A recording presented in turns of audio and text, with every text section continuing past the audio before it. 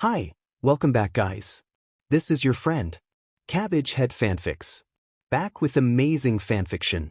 This is the series of What if Deku had energy control quirk?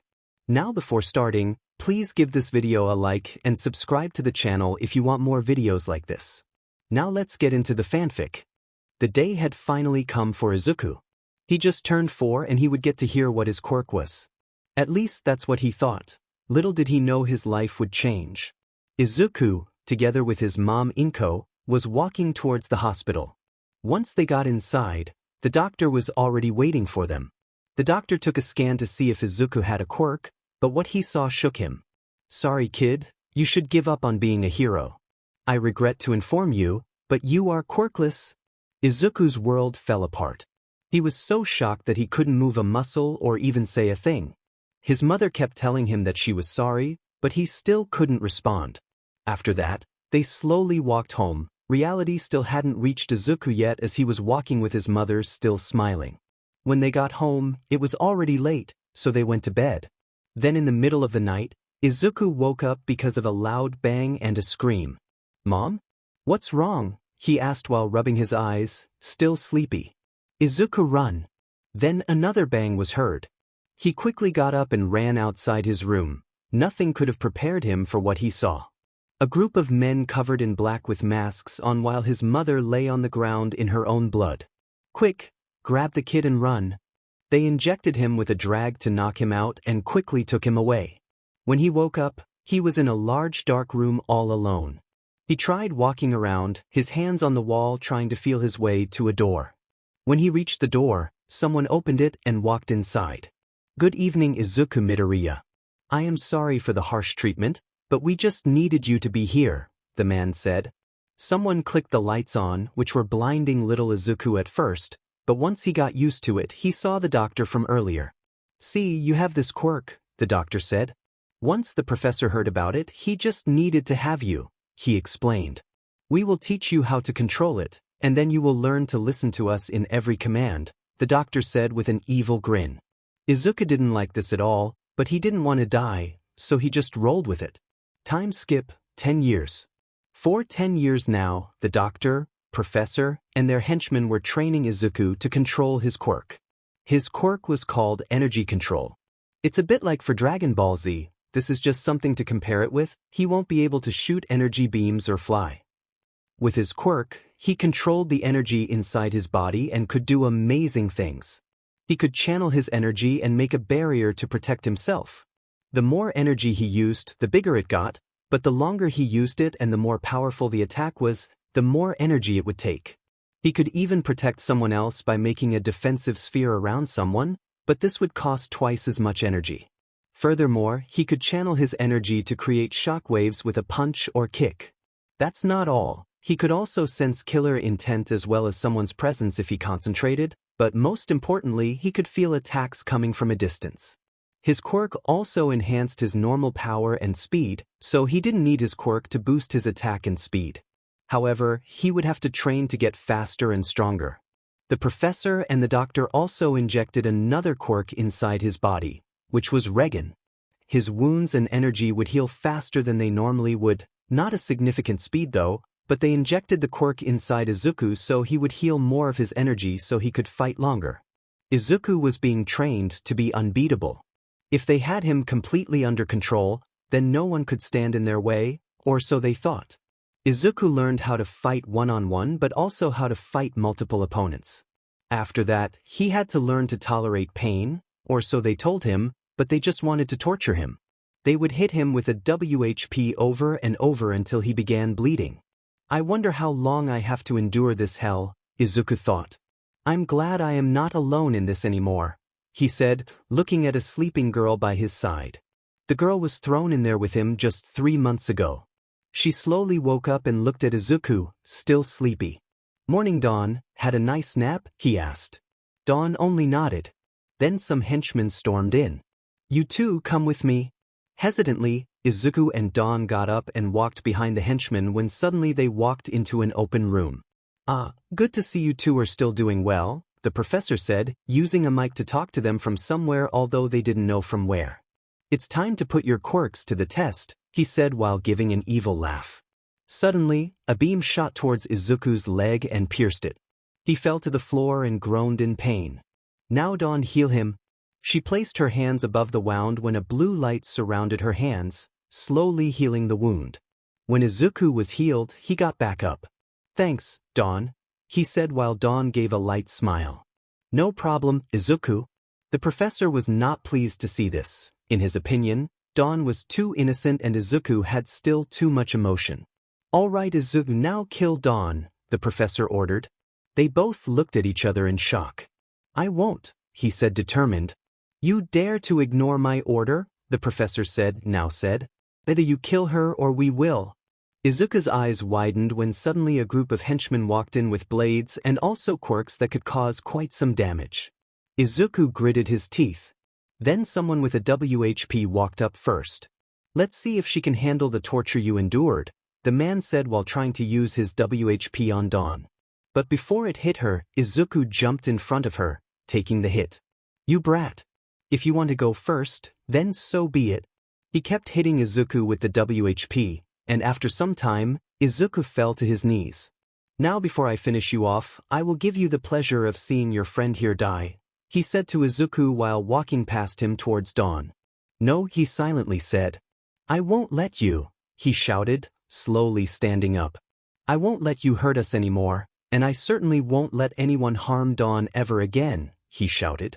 He quickly ran towards Dawn, placed his arms around her, and channeled as much energy as he could in his body. The edge. He began screaming when all of a sudden a shockwave shot from Izuku, hitting everyone but him and Dawn back. It was so powerful that the walls were broken, the tiny windows at the roof shattered, and a few henchmen were unconscious as they crashed into the wall by the force. Izuku, now breathing, still held on to Dawn. She was so scared she only held him and froze. We have to get out of here, Izuku breathed. He wanted to walk away when he felt murderous intent from behind him. There were still some henchmen standing. When Izuku fully turned around, the henchmen attacked him. A woman with long claws charged first, cutting the left part of his chest. Izuku wouldn't let that beat him as he quickly countered it with a powerful punch to the face. That's one down. For to go, he thought. He knocked the second henchman out with a roundhouse kick to the gut and an uppercut to the jaw. Then quickly shot towards number 3, jabbing him between the ribs. For the fourth and fifth, he used a shockwave from his quirk to knock them out. After he made sure they were all unconscious, he quickly ran towards Dawn, who was still in shock. He kneeled before her.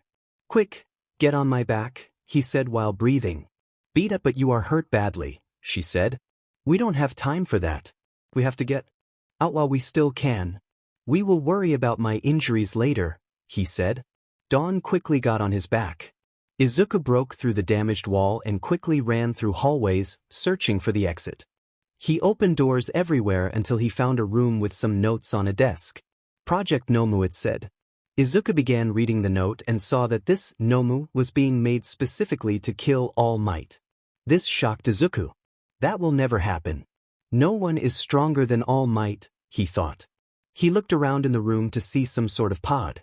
In it, he saw a black creature with a strange beak and a brain on the top of its head. This has to be that Nomu thing, he thought. He wanted to investigate more but heard noise in the hallway. He felt a lot of murderous intent from them. He quickly hid, waiting for them to pass. Once they did, he quickly ran out of the room back to the hall and tried to find the exit. He quickly found a staircase. Luckily, there were also windows. He quickly ran towards the window to see where he was but was shocked to see that they were at the top floor of a skyscraper. We have to go downstairs fast, he said silently to Dawn. But then he noticed she passed out. She was so scared of everything that happened that she just passed out. After seeing Dawn passed out on his back, Izuku quickly sprinted down the stairs. He was fast enough to avoid running into anyone until there was a large amount of villains standing in front of him. Sheet, I am almost at the ground floor. I can't be stopped here, he thought. I have to keep Dawn safe. He looked out the window and saw other buildings close to him, which gave him an idea. I can either risk it and have a chance at dying, then staying here and definitely die, he thought. He used his quirk on his leg with his superhuman strength to break the wall and window. After that, the villain started to run towards Izuku to try and stop them from escaping, but Izuku wasn't waiting for them as he quickly jumped outside. Sadly, he just barely missed the roof of the next building and started falling down. Izuku quickly made a barrier to prevent them from falling to their deaths. When they landed, the shield just disappeared. Sheet, I can't use my quirk for now anymore. Guess I have to run with my own power even though I am low on energy, he thought. He quickly stood up and began running through the city. Everywhere, people were looking at him and Dawn, mostly because Izuku was still bleeding from his left side of the chest. His shirt was ripped away from his left side, so the damage was clearly visible. Izuku didn't stop and ran out of the city into the woods. He felt that they were being followed. 3 people, but I don't sense any murderous intent from them. Still, I can't trust anyone, he thought. After all the experiments they did and after all the torture and such, Izuku and Dawn only trusted each other and no one else. I think I lost them, he thought as he hid in a bush while laying Dawn down next to him. He sat down while heavily breathing. He really needed to take a break. He was so weak he couldn't even feel presences anymore. After a few minutes, he thought it was okay to leave. When he got up to look around, he heard Dawn slowly regaining consciousness. When she opened her eyes, she was shocked to see that they were outside. What happened? Where are we? Are you okay? She started barraging him with questions until he placed his hand on her mouth. We barely got out, but after we made it out, I ran out of the city towards a forest, but we were being followed by 3 people. That's why we are now here hiding, he whispered. Dawn nodded as she understood the situation. She looked at Izuku and saw that his wound was still bleeding. Let me heal you. You will die of blood loss if you keep this up, she said, worried. Izuku nodded. Sorry for worrying you, he said while she slowly started to heal him. After a few minutes, the wound was closed so he wouldn't lose any more blood, but she was exhausted. After everything that had happened, it just drained her. Thanks, I will be fine now. We should go. We have to find shelter and some clothes to cover up, he said. Yeah, especially you, she said, giggling a bit. You almost don't even have a shirt. You also need to wash that blood off too, she said. They slowly walked off, not knowing their destination, when they found a waterfall. All right, I am going to wash up, he said, walking towards the waterfall. He quickly stripped down to his underwear and jumped into the water. When he quickly got up from underwater, all the blood on his body was gone, only leaving a big scar on his left side of his chest. Oh well, just another scar. Nothing to do about it now, he thought. He then quickly got out of the water, clothed himself, and saw Dawn waiting for him. She heard him walking up to her. She turned around happy he got back but then saw the scar on his chest and looked at him with guilty eyes. Don't, he said, taking the girl by surprise. This is not your fault. And besides, I would rather have this than losing you, he said with a smile. They could only show emotion towards each other when suddenly Izuku took a fighting stance. What's wrong? She quickly asked. The 3 people found us, he said while seeing 3 people walking up to them. When looking closer, he saw a blonde guy with a cartoonish face, together with a girl with long blue hair which curled around her middle, and the last guy had black hair but kind of looked like a coward. Who are you and what do you want from us? Midoriya said, holding his stance and keeping Dawn behind him. We saw you guys falling from a building. When we came to see if everything was all right, we saw you running away covered in blood with that girl behind you on your back, the blonde said. Care to tell us what that was about? The black-haired guy said in a hostile way while activating his quirk, making his arms tentacles. Izuku gritted his teeth and fell to his knees for a moment, which flinched the 3. He's hurt, the blue-haired girl thought. Tamaki, stop this. He is hurt, she quickly said. Stop being so naive, Nijire. For all we know, he could be a villain kidnapping that girl, Tamaki said. We can't jump to conclusions, but we won't know anything until he tells us, and he can once we take him back with us, the blonde said while getting into a fighting stance. Mario, not you too, she said. Nijire stepped towards them to stop them. Izuku saw this as his chance. He grabbed on and quickly ran away.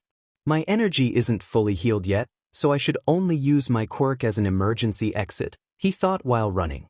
Stop right there. Mirio shouted. Izuku, I'm scared. What will they do to us if they catch us? Dawn asked. I don't know, but I am not going to find out. I won't let them take you, he said. After a while, they were stopped by a huge stone blocking the way.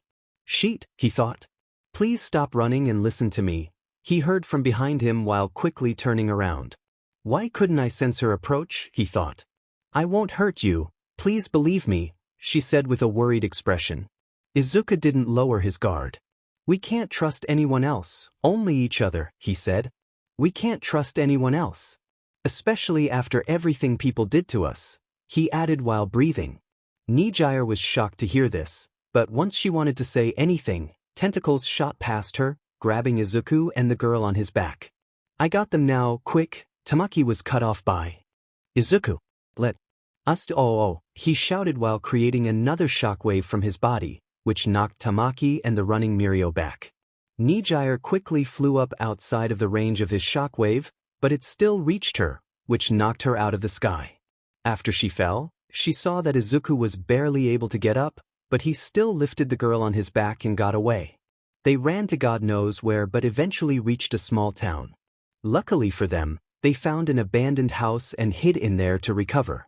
While they were inside, they walked around inside the house and eventually found a closet and found 2 cloaks, which he took. Strange to leave a house and leave cloaks behind, but oh well, it will help us for now, he thought. He put on his cloak and brought the other to Dawn, who also put the cloak on. Let's get some rest, he said to her as she nodded. They just lay on the ground, and Dawn snuggled up to Izuku. She looked into his eyes with some tears but then lightly smiled. She then closed her eyes while silently crying as she laid her head against his chest. Thank you for keeping me safe and that you made us escape. Thank you for freeing us from that hell, she said as she then slowly fell asleep. Izuku faintly smiled as he heard that, then placed an arm around her and then fell asleep as well. Izuku looked around himself. He was in a very dark place. Everywhere he looked, he saw people hurting him, experimenting on him. But then all of a sudden, all that darkness was blown away by a blinding light, and he saw Dawn coming towards him. She held out her hand to Izuku, which he grabbed. Then Izuku woke up and looked around. It was all a dream, he thought. Then he heard someone's light breathing. He looked beside him and saw Dawn sleeping against him. Luckily you weren't just a dream. Izuku and Dawn didn't know each other that long. Just a few months, but they got very close in those months, especially because of the hardships they have been through. After everything that happened, they got scared of other people. But even so, Izuku still wanted to be a hero and save others. He didn't want others to die or suffer like they did. I have to get stronger. I need to get stronger to save others, but most importantly, I need to get stronger to save Dawn, he thought while staring at her.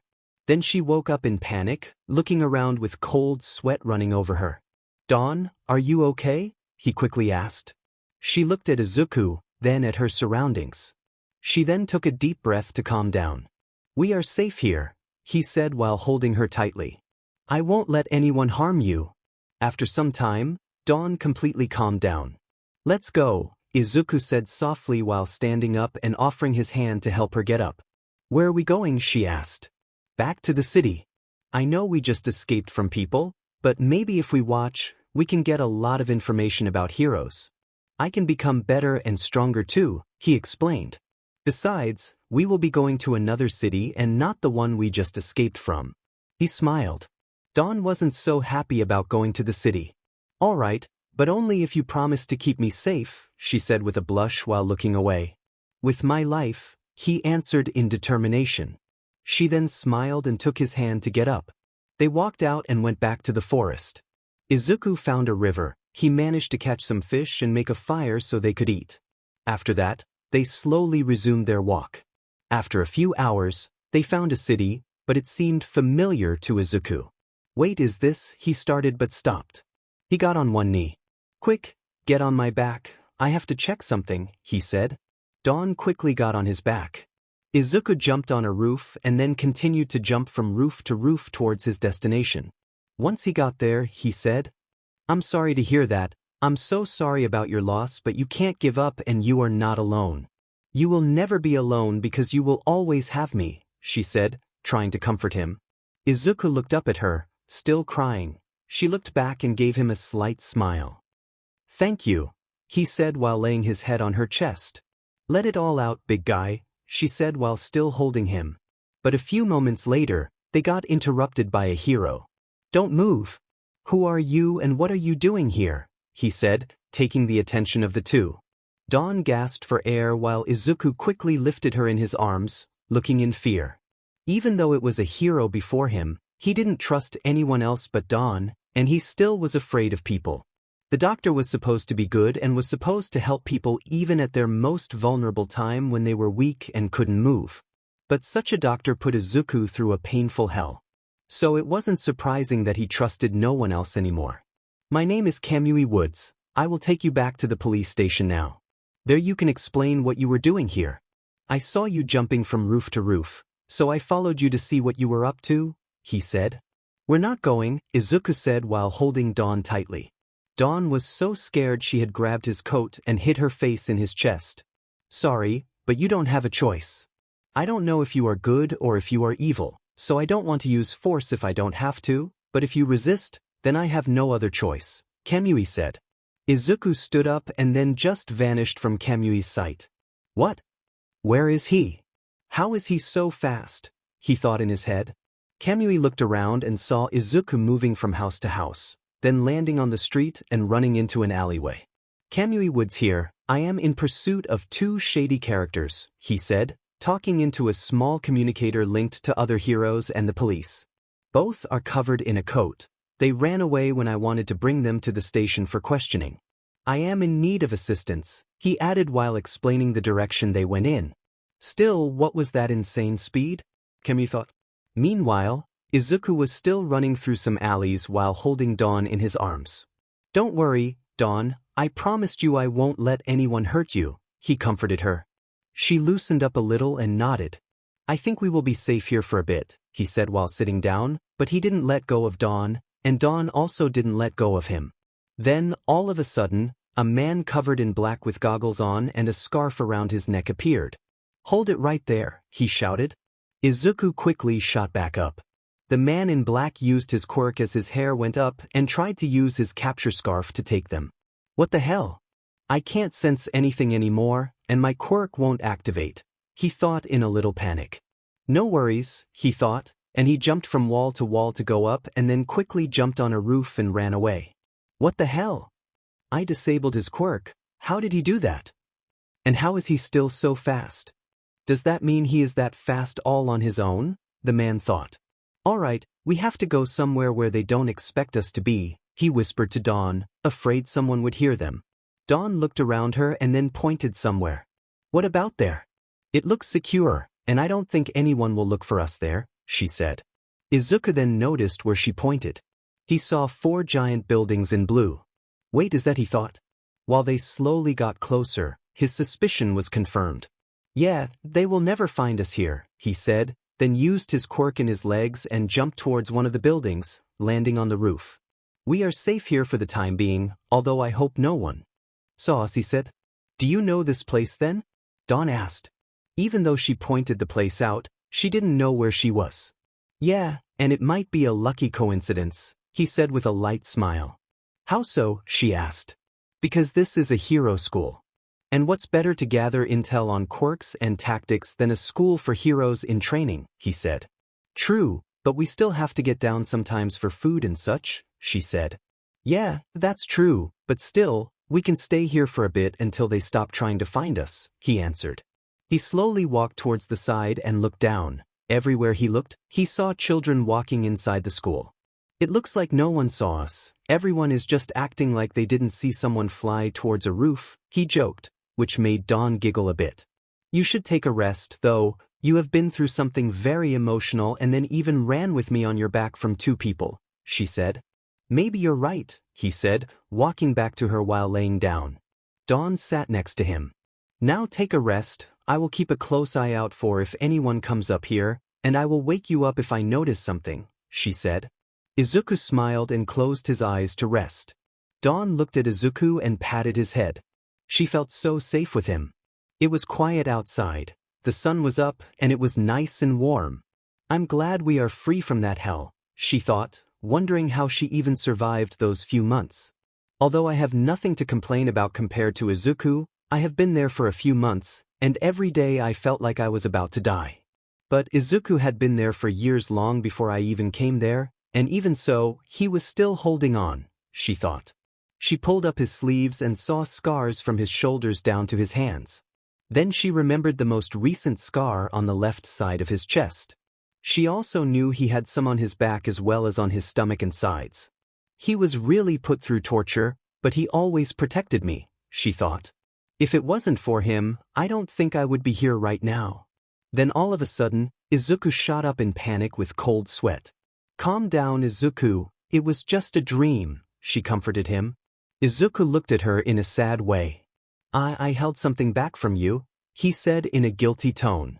Tell me, she said in a soft tone, which took Izuku by surprise. He thought she would be mad at him, but she wasn't. It's my fault you were also taken to that place, he said. What do you mean? Dawn asked in confusion. I was trained to be ruthless, but I never killed anyone. When I got mad enough at villains, I placed them near death but never actually killed them, and this angered the professor. I still had too much emotion, he explained. Then you came, he looked at her. Even though they experimented on you and put you through all that hell, it was all so we would get closer. Eventually, they wanted me to kill you to see if I had lost my emotion and killed someone innocent. As you know, I couldn't do it. The professor's plan was for you to die all along, he explained, which took Dawn by surprise. She looked terrified. He thought that if he killed the person closest to me after all those years of torture, then I would break, lose my emotion, and be ready to kill. He was right about that, but I would rather die protecting you than lose you, he said. So me being there was all for you to become emotionless and to make you a killing machine to their orders? She asked. Izuku nodded. She then hugged Izuku, which took him by surprise. Aren't you mad at me? It's my fault you got taken there, he asked. I'm not mad. Even though I was put through all that, I met you, and you protected me. I was all alone before they got me, no friends or family. I lived on the streets barely surviving, but even so, I met you, and even after that hell, I still gained something good. I have you in my life, she explained. Izuku hugged her back, and both of them dropped some tears.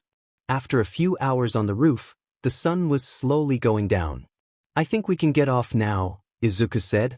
Dawn nodded. She got on his back again as he shot himself to a smaller building and from there to a smaller one, slowly getting down like that. But they stopped around a shopping district when they heard explosions coming. He quickly ran towards the side, placed Dawn down, and looked over the edge. He saw a giant sludge monster holding someone. When Izuku looked around, he saw that the heroes weren't able to save the kid. I have to help him. I still want to be a hero, and even though humans can't be trusted, I can't let them die, he whispered. Dawn placed her hand on his. Save him, but don't get hurt and come back quickly, she said. Izuku got up, launched himself down, landed, quickly grabbed the kid, punched the villain, dropped the kid, and jumped back up, all in the blink of an eye. Wow, Dawn said while seeing Izuku behind her while the kid was being treated and the sludge villain being taken away. Strangely, Dawn was able to see Izuku move at that speed. Little did they know someone else saw this as well. Let's go quickly, Izuku said. He lifted her on his back again and quickly jumped away. That's strange, he said. What is? She asked. I could be imagining things, but someone is coming at the same way as us at high speed. I didn't think anyone other than you was able to follow my movements, he said. He then quickly landed on the street and ran inside an alleyway, hiding with Dawn. Suddenly, a big muscled man with yellow hair landed where he did as well, checking his surroundings. Please come out, I have no reason to hurt you, I just want to talk, the man said. When Izuku looked, he saw the person standing there. All Might was standing there, and to his surprise, Dawn also knew the man, but even though he was the #1 hero and the symbol of peace, they didn't trust him. What do you think? Do you feel anything from him? Dawn asked. I don't feel any murderous intent or anything even close to that. It's up to you. Do you want to hear what he has to say? He asked her. He followed us all this way without any bad intentions. Let's hear it, but once he does anything suspicious, we should get out of here, she said.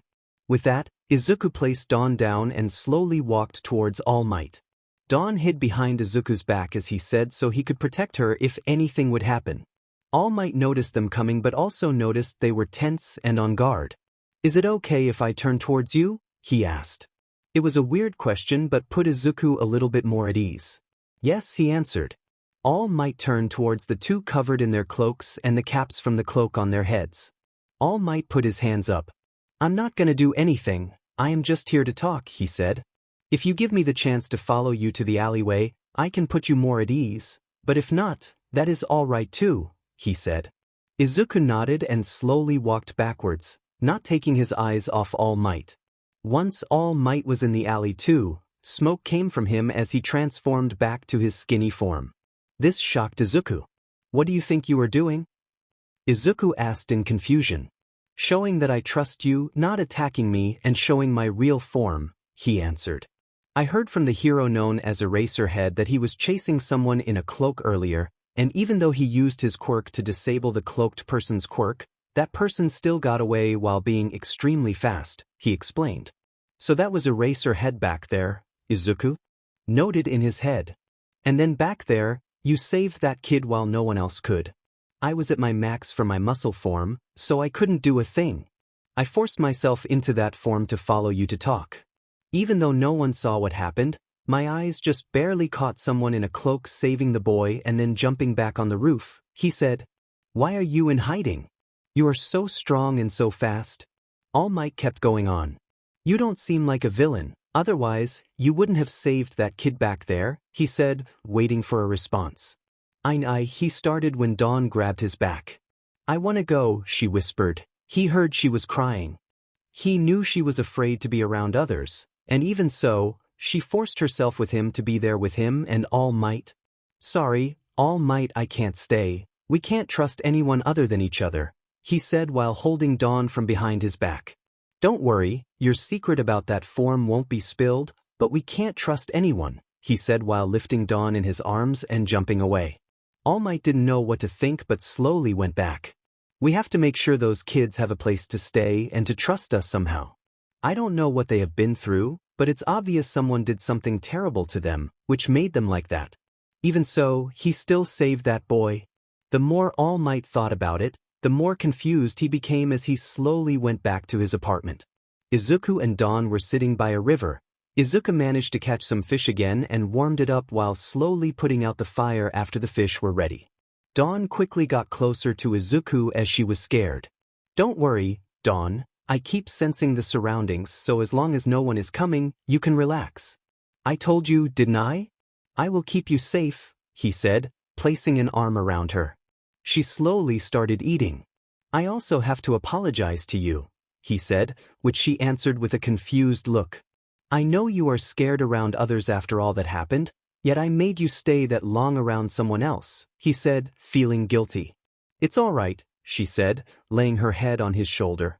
"I have you with me." She smiled softly as Izuku smiled back but also felt warm because of her and her smile. "I'm glad I got you with me," he said. "Same for me," she answered. "I'm tired after today. Is it okay for you if I take a nap now?" she asked. "Sure. Get on my back. I will find a place to hide for the night. You just sleep on my back." And so, while Dawn slept on his back, Izuku wandered the city to find a place to sleep. He eventually ended up in his old apartment. He took off his cloak, placed it on the ground, and slowly laid Dawn on it so she could rest while Izuku kept watch in his torn clothes. A few months had passed since Izuku and Dawn started to wander around the city.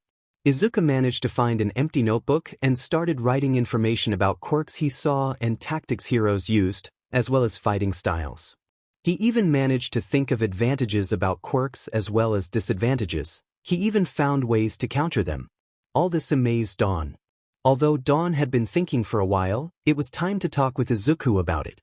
"Hey, Izuku," she said, taking his attention. "What's up, Dawn?" he asked. "You want to be a hero, right?" she asked. Izuku nodded. "Well, since you will become a hero, I will become your partner.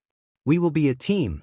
I know I can only heal using my own energy, but that doesn't mean I can't help you," she quickly said. Izuku looked up with a confused look. "To be honest, Dawn, I have been thinking of us as a team for a while now, he said, awkwardly scratching the back of his head with a smile. Dawn had a sparkle in her eyes when she heard this and launched at him to hug him. After some time, Izuku broke the hug with regret. Let's go, he said, helping her stand up. She nodded with a bright smile. They slowly made their way to UA again. They had been watching a certain class for a while now. The class was interesting to Izuku but even to Dawn. It was a class that just started, but even they saw that they had potential, so they kept watching their training to see how they would grow to become heroes. However, earlier they saw that the man called Eraserhead expelled a small diaper guy with ball on his head for having no potential. He also knew that there would be some kind of battle training today at UA, and that would be the perfect moment to see their fighting styles and also more of the quirks. Izuku and Dawn were still walking in hoods with their heads covered so no one would see them or even recognize them for that matter.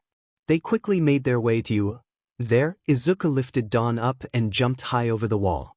Once landed, he quickly made his way to the training grounds and jumped from roof to roof until he saw the class and All Might. He heard it would be some kind of hero versus villain test, which made him even more excited. Dawn saw this and giggled. He saw that two groups of two were slowly walking towards a building. Guess those are the first two teams to start, he said to her as she nodded. They quickly got to the roof opposite from the building the exercise would take place in. They could see through the windows what was happening inside. The rest of the class was inside the spectators' room. All Might had seen the two in cloaks but let it be. He trusted that they wouldn't interfere in any way. They also didn't attack him when he showed them his true form. All Might was actually kind of interested in them. He wanted to know what had happened to the two of them and what made them like how they are now, but even more, why they still want to be heroes even after becoming like that. All Might just allowed them to watch and acted like he hadn't seen them and let the training begin. Izuku was quickly taking notes in his notebook from what he saw. How they used their quirks to gather information and how they used their quirks to fight.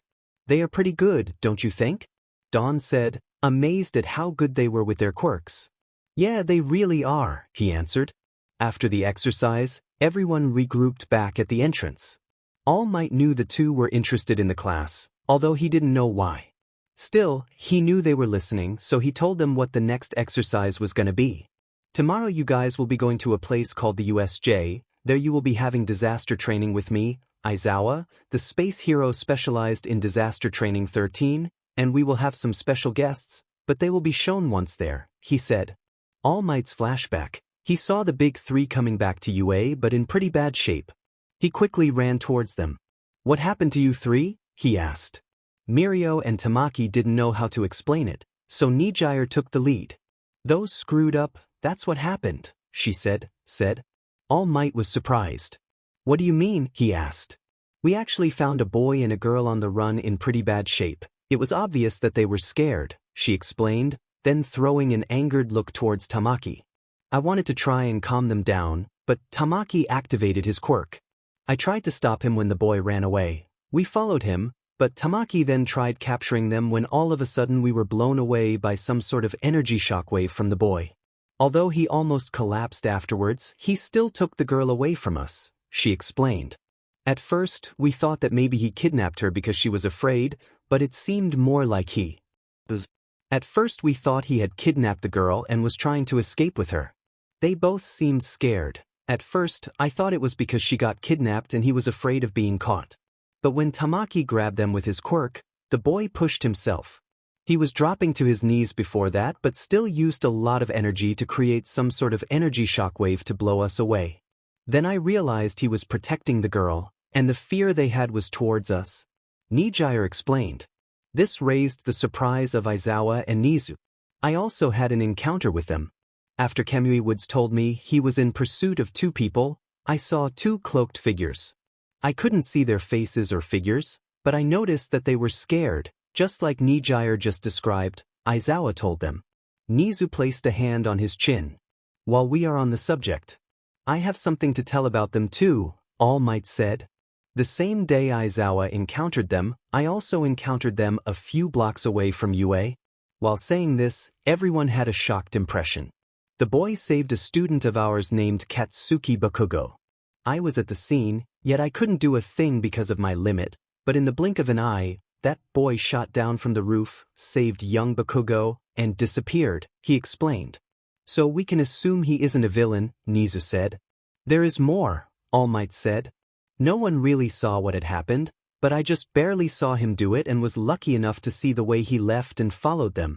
Izawa and Nizu got wide-eyed as the big three were silently listening. I told them that I just wanted to talk with them, and as proof of that, I showed them my true form, he explained. Are you insane? What if they attacked you? Izawa shouted. They didn't. They tried to give me trust, even if it was a tiny bit. They were hiding, and they could have stayed away. Instead, they revealed themselves to hear what I had to say. To show them my respect and to show them I trusted them, I showed my form. But after some time, the girl whispered something, and he told me in a worried tone that he had to leave and that they couldn't trust anyone but each other, he said. This means they have been through something horrible. But I think there is still hope. They have shown interest in something, he said. And what might that be? Nizu asked. Class 1A, he answered. All Might, what do you mean by that? Izawa asked a bit angrily. It seems even though they went through something horrible, they still want to save people, otherwise, he would have never saved young Bakugo back there even when he doesn't trust people. So there is no doubt he wants to be a hero, he said. What does that have to do with Class 1A? Nizu asked. For some time now, they snuck into UA and have been watching Class 1A grow, All Might explained. This shocked Nizu. How long has this been? He asked. I don't know. I noticed when Izawa was giving them their first fitness test. They were watching. When I tried to secretly watch too, they hadn't noticed me there, but they just sat there watching, All Might explained. How did I not notice them? Izawa shouted. It's because they didn't have bad intentions, All Might explained. Even today, with my battle training, they were watching at the training grounds. I noticed them sitting on the roof opposite from where the training was being held. They just sat there watching, he explained. Why didn't you capture them? Nizu asked. They are still afraid of people, and yet they didn't show any hostility towards them. Maybe if they watch the class long enough, they feel like they can trust them a bit more. If I had shot over there, they would defend themselves and fight back. Seeing how one shockwave from his energy at a weakened state knocked out the big three. I don't think we want that fight happening at UA. Also, if I had rushed them, they would fear people even more. That is true, Nizu said. Now I have something to ask, All Might said. Tomorrow we will be going to USJ. Will it be all right for the big three to come along? This took Nizu by surprise. Their first encounter with the big three was immediately after what happened to the kids, so they didn't know if they were enemies or heroes. Maybe if they see the big three working with the class they have been watching, it gives them a little comfort around them, Nizu said. It might be a good idea. We have to try and help those kids to find the courage to at least trust us. We have to find a way to help them, and if they really want to become heroes, UA really is the best place, Nizu added.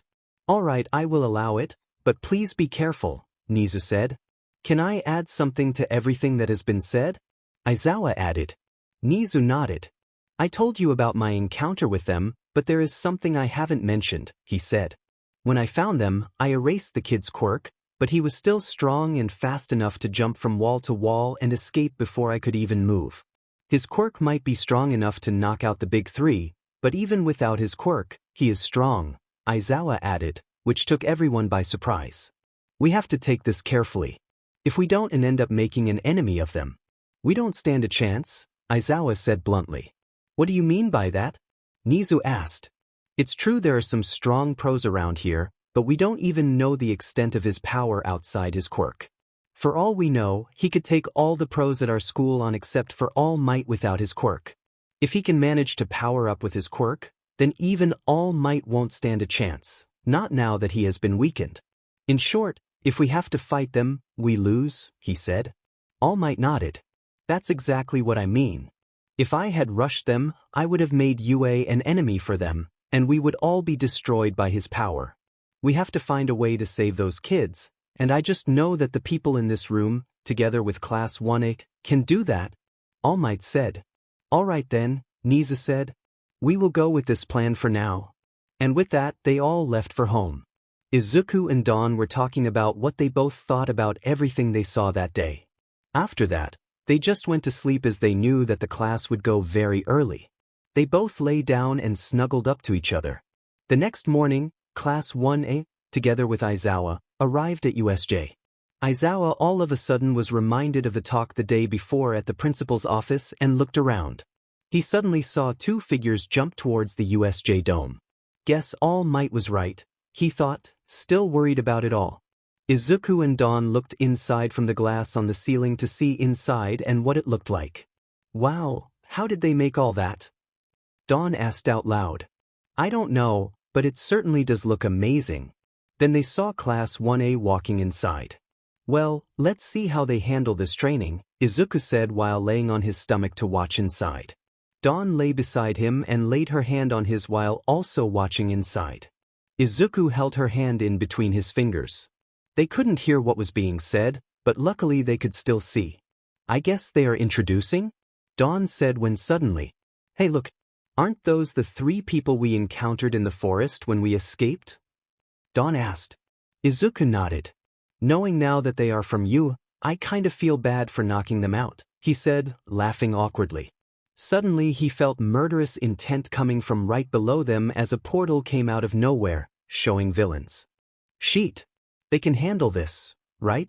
Those three don't seem weak, and they have two pros there. They should be all right, Izuku said. Dawn nodded. But right after that thought got overshadowed. They are gonna die, he said worriedly. This took Dawn by surprise. Wait, what do you mean? Dawn asked in worry and shock. Look at the portal, he said. Once she looked, she saw three figures. A man made of mist, a man covered in hands, and a black muscled figure with a strange beak with brains on top. The last one scared her and gave her a bad feeling. That monster was designed to kill All Might, he told her as she gasped for air. Then they saw Aizawa rushing for the villains with the three other heroes behind him. The man covered in hands looked up with laughter but then noticed them there. Sheet, he saw us? Izuku shouted.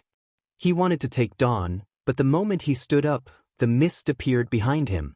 I will be taking her now, it said, then disappeared back to the square and threw her between the group of villains. Izuku saw the villains going for her. He quickly broke the glass and jumped down, creating a crater in the ground. Aizawa, the big three, and all villains' eyes were taken towards the crater as they saw the cloaked figure standing there when all of a sudden he vanished from their sight and appeared at the other one that was surrounded by villains.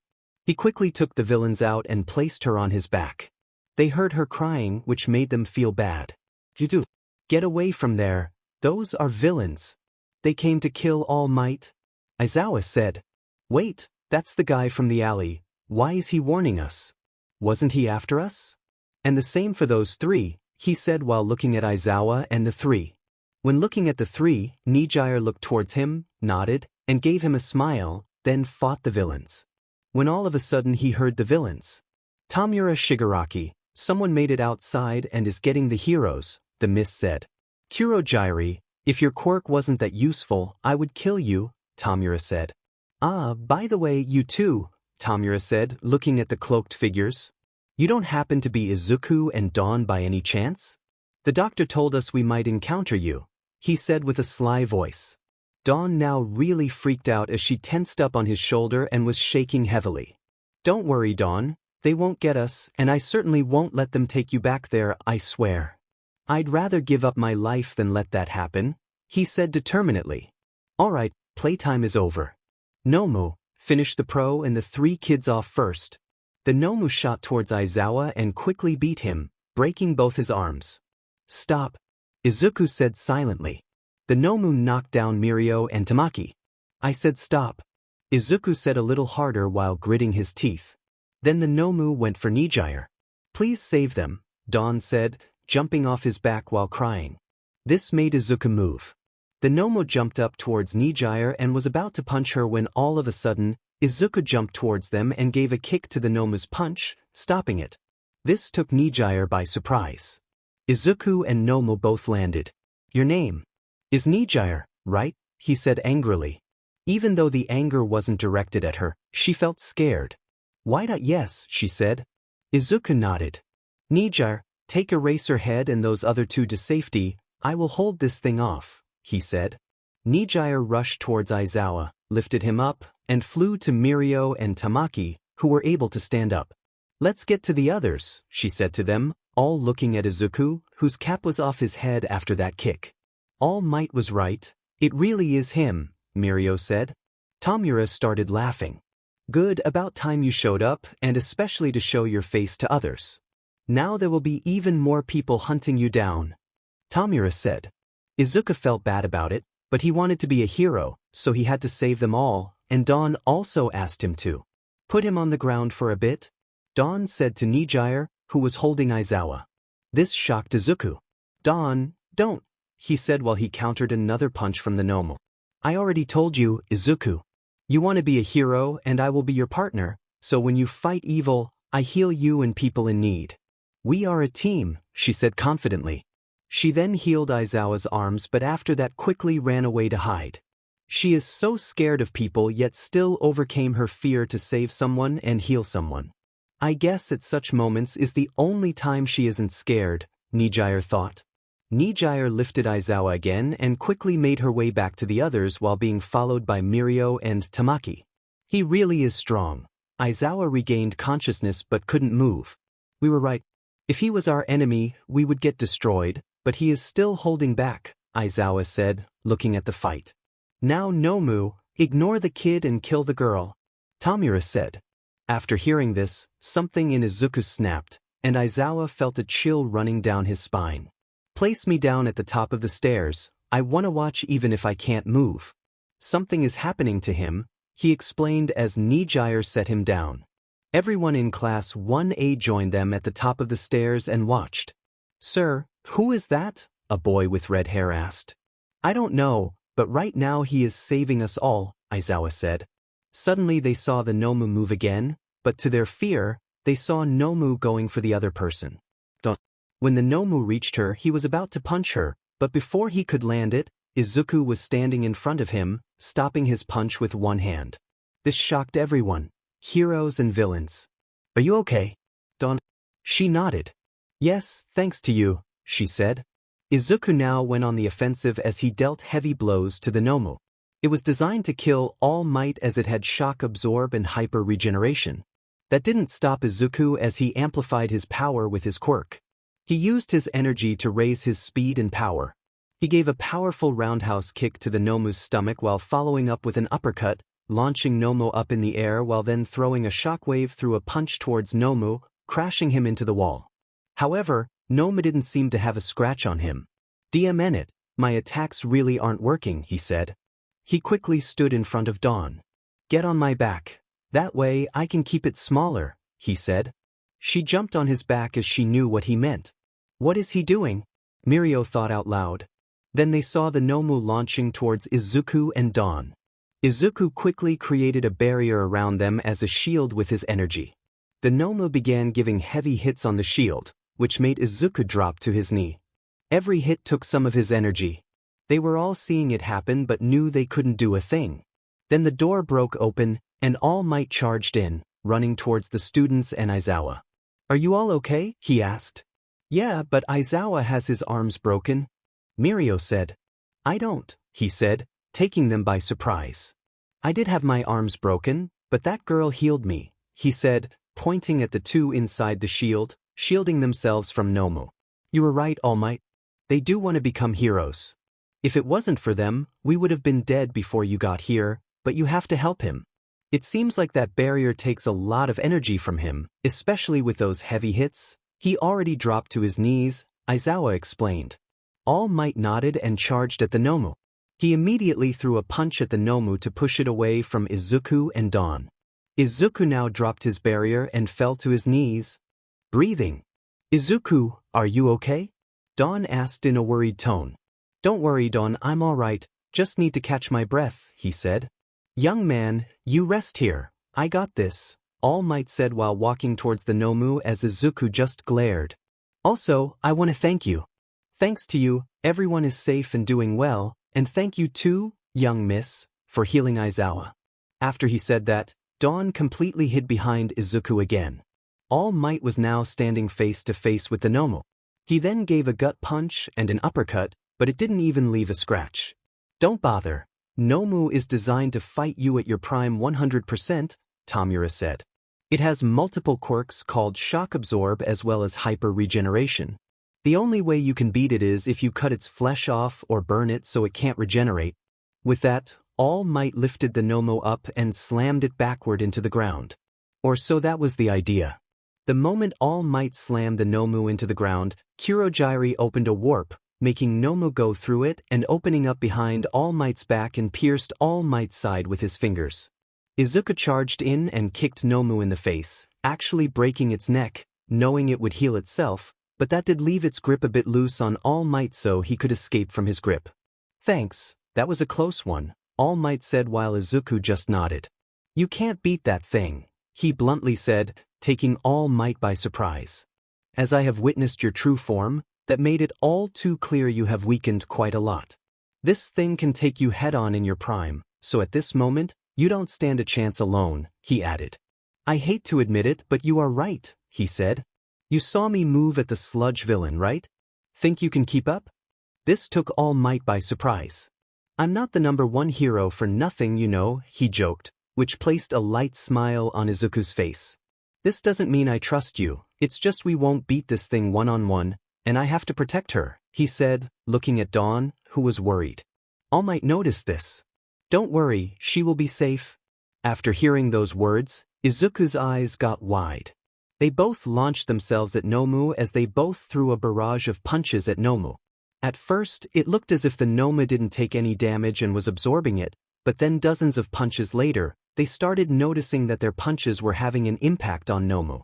But Nomu didn't go down without a fight. He pushed them both away, then hit Izuku up in the air. He quickly jumped up and threw Izuku into the ground. Nomu tried to punch him again to finish it, but All Might threw a punch on the brain of the Nomu, making it howl in pain. All Might went over 100% and threw an insane barrage of punches at Nomu. Tell me, villain, have you ever heard of those words? Go beyond, he said while backing up his right arm. Plus Ultra. He threw his punch at the Nomu, launching it through the roof miles away. While All Might did finish the Nomu, he was at his limit. Just standing in his buff form was all he could do. The villains noticed this. This is the day you will die.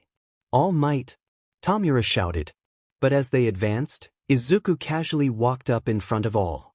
Those kids helped me. The girl healed my wound at the same time that boy gave me his energy to stay in my muscle form for a few hours, he explained. She also healed you, didn't she? Looking at Aizawa. Yes, my arms were crushed, but she healed it. I heard her saying something like the boy. Izuku, I think, wanting to be a hero and that she would help him by healing him and others in need and that they were a team, Aizawa said. Well, it seems you two made the first positive encounter with him, Nizu said with a smile. I dare even say he trusts you a little, All Might, he added, looking at All Might. I hope so, he said. Nijire joined in on the conversation. He also trusted me enough with Aizawa. He told me to grab him and Mirio and Tamaki and join the others, she said. That's good to hear, Nizu said. To be blunt about it, if he hadn't shown up, we would have all been dead before All Might would have shown up, and then he would have been killed too. He really saved us. That kid really is strong. He held his own against that Nomu thing, but it drained his energy fast, Aizawa explained. Suddenly, they heard an explosion 3 streets away from the USJ when they suddenly saw a body of someone flying their way. Landing on the ground at their feet was Bakugo. Young Bakugo, what happened? He asked. Bakugo extended his hand. Wait, come back. Izuku, he said while passing out. All Might quickly went towards the place where the explosion was. When he got there, Izuku was down on the ground while Dawn was healing him. What happened here? He asked, worried. Stay away, she said in tears. Someone just rushed at us. I got scared. And Izuku tried protecting me using the last of his energy to push the guy away, she said, crying. Izuku tried to get up but could barely move. Do you trust me for this once? All Might asked the girl. I don't know, she said. Just breathe for breathe this once, Izuku said. Are you sure, Izuku? She asked. Yeah, if he wanted us dead or captured, he would have done it earlier, so for just this once, I will trust him, he said, grabbing her hand. If you don't, then he has to stay away, "And I will protect you," he said, comforting her. All Might didn't move until they both agreed. "Alright, just this once." "For Izuku's sake," she said. All Might walked towards them. "Alright, I am gonna pick you guys up now and bring you home," he said. Izuku didn't let go of Dawn as he held her in a hug. She was shaking like crazy out of fear. Poor kids, they really had it rough, he thought. Izuku patted her head. "It's alright, Dawn, I'm here, and I will never leave you," he said. This made her calm down a bit. Izuku told them where their house was, as it was an apartment without anything in it. "So they have been staying like this for so long?" he asked himself, remembering the first encounter Aizawa had with them. He opened the door and laid them inside. They saw him leave, and then they both fell asleep. When they woke up, however, they saw a large bag in front of them with a card. "Here are some clothes so you two can get changed. There are also some blankets to keep you warm while sleeping. It's not much, but I hope it helps." "All Might," it said. "Thank you," they both said, even when they knew All Might wouldn't hear it. All Might quickly got back to school. He heard Bakugo was taken to Recovery Girl's office. He had no real injuries, just knocked out from a powerful energy shockwave. "So, Aizawa, care to tell us what happened?" All Might asked when all the teachers were in the same room. Then the big three walked in. "Why are you guys here?" All Might asked. "Because I have also been unconscious for some time, and they were still awake," Aizawa said. He then explained how some villains raided the USJ, and all of a sudden, the villain called Kurogiri disappeared while reappearing with a child in a coat. "Her name was Dawn, I think. At least that boy called her that when she got closer to us. He knew how scared she was of people, yet she still healed Aizawa," Nijire said. "The boy is called Izuku," All Might said as they nodded. They had heard that name as well. They then explained how Izuku was holding his own against Nomu, blow after blow, and even pushing it back when he got serious. "Wait, he is that strong?" I guessed what? Ectoplasm and Midnight were shocked to hear that, as they knew All Might didn't really stand a chance against it. So our suspicion is true then. The boy can really generate power exceeding All Might, even if it is for a little bit, as it took a lot of energy out of him, I heard, Nizu stated. "It's a miracle he could move at all," Nizu said. After hearing how worn out he was after producing such strength and then keeping up a barrier to shield from that Nomu's barrage of attacks, then even fought Nomu together with All Might just to give All Might his energy to keep his secret, Nizu said. "We owe a lot to Izuku now, he really saved us," Nizu added. "Also, All Might, sir, it looks like they trust you a little bit now, don't they?" Nijire said. "Nijire? How do you? I was following you after the boy fell down and saw you talking with them and how they said they trusted you for this once," she quickly explained. "Is that true, All Might?" Aizawa asked while Nizu looked at All Might in a serious way. All Might nodded. "It's true, they did allow me to help them this once, as Izuku wasn't able to even get up anymore." Although the girl was very scared, the boy just comforted her, and she calmed down a little. "I took them to their place so they could rest up." "That's good, now let's go get the kids then," Mike stated. "No, we don't," Aizawa said. "Why not? We now know where they are staying, why not talk to them?" Mike asked. "If we go there now, we betray the trust they placed in All Might, and if we do, we also make ourselves their enemies," Aizawa explained. "I'm sure they will be watching us again, and our class, and I have no doubt we will interact with them again," he added. "You're right, at least the first step now has been made. They trusted one of us and went through something major with some of our students and teachers that will create a slight bond," Nizu said. "It would be nice if we could get them into UA and make them legal heroes," Midnight said. "Let's hope that becomes the case. For now, we should all go home and take a rest," Nizu said, and with that, they all left for home. After the USJ incident, UA gave the classes 2 days off to rest up and calm down after what had happened. Many of Class 1A were still wondering who the two people were protecting them while others were just glad it had ended. After those 2 days off, school went on like normal again, and Izuku and Dawn kept watching them every day like normal. Now a week had passed, and it was time for the sports festival. They had all been training like crazy to compete in it. Everyone was really hyped up while everyone slowly gathered at the arena. Izuku and Dawn made it on top of the roof of the stadium to watch from above. This should be fun to watch, Izuku said while Dawn just laid her head on his shoulder with a smile. They felt so safe around each other. They also felt good being close to each other. They would both rather die than lose each other. All of the first years were now standing in the stadium while the hero Midnight announced the first trial. Basically, it was just a race with 3 real obstacles. That's gonna be interesting to see how they are going to use their quirks to gain speed advantages, Izuku said, placing his hand on his chin with a slight grin. You are cute when you are like that, Dawn giggled, which made Izuku blush. But instead of feeling awkward, he felt good and warm because of her. Then she lost herself in a stare at him.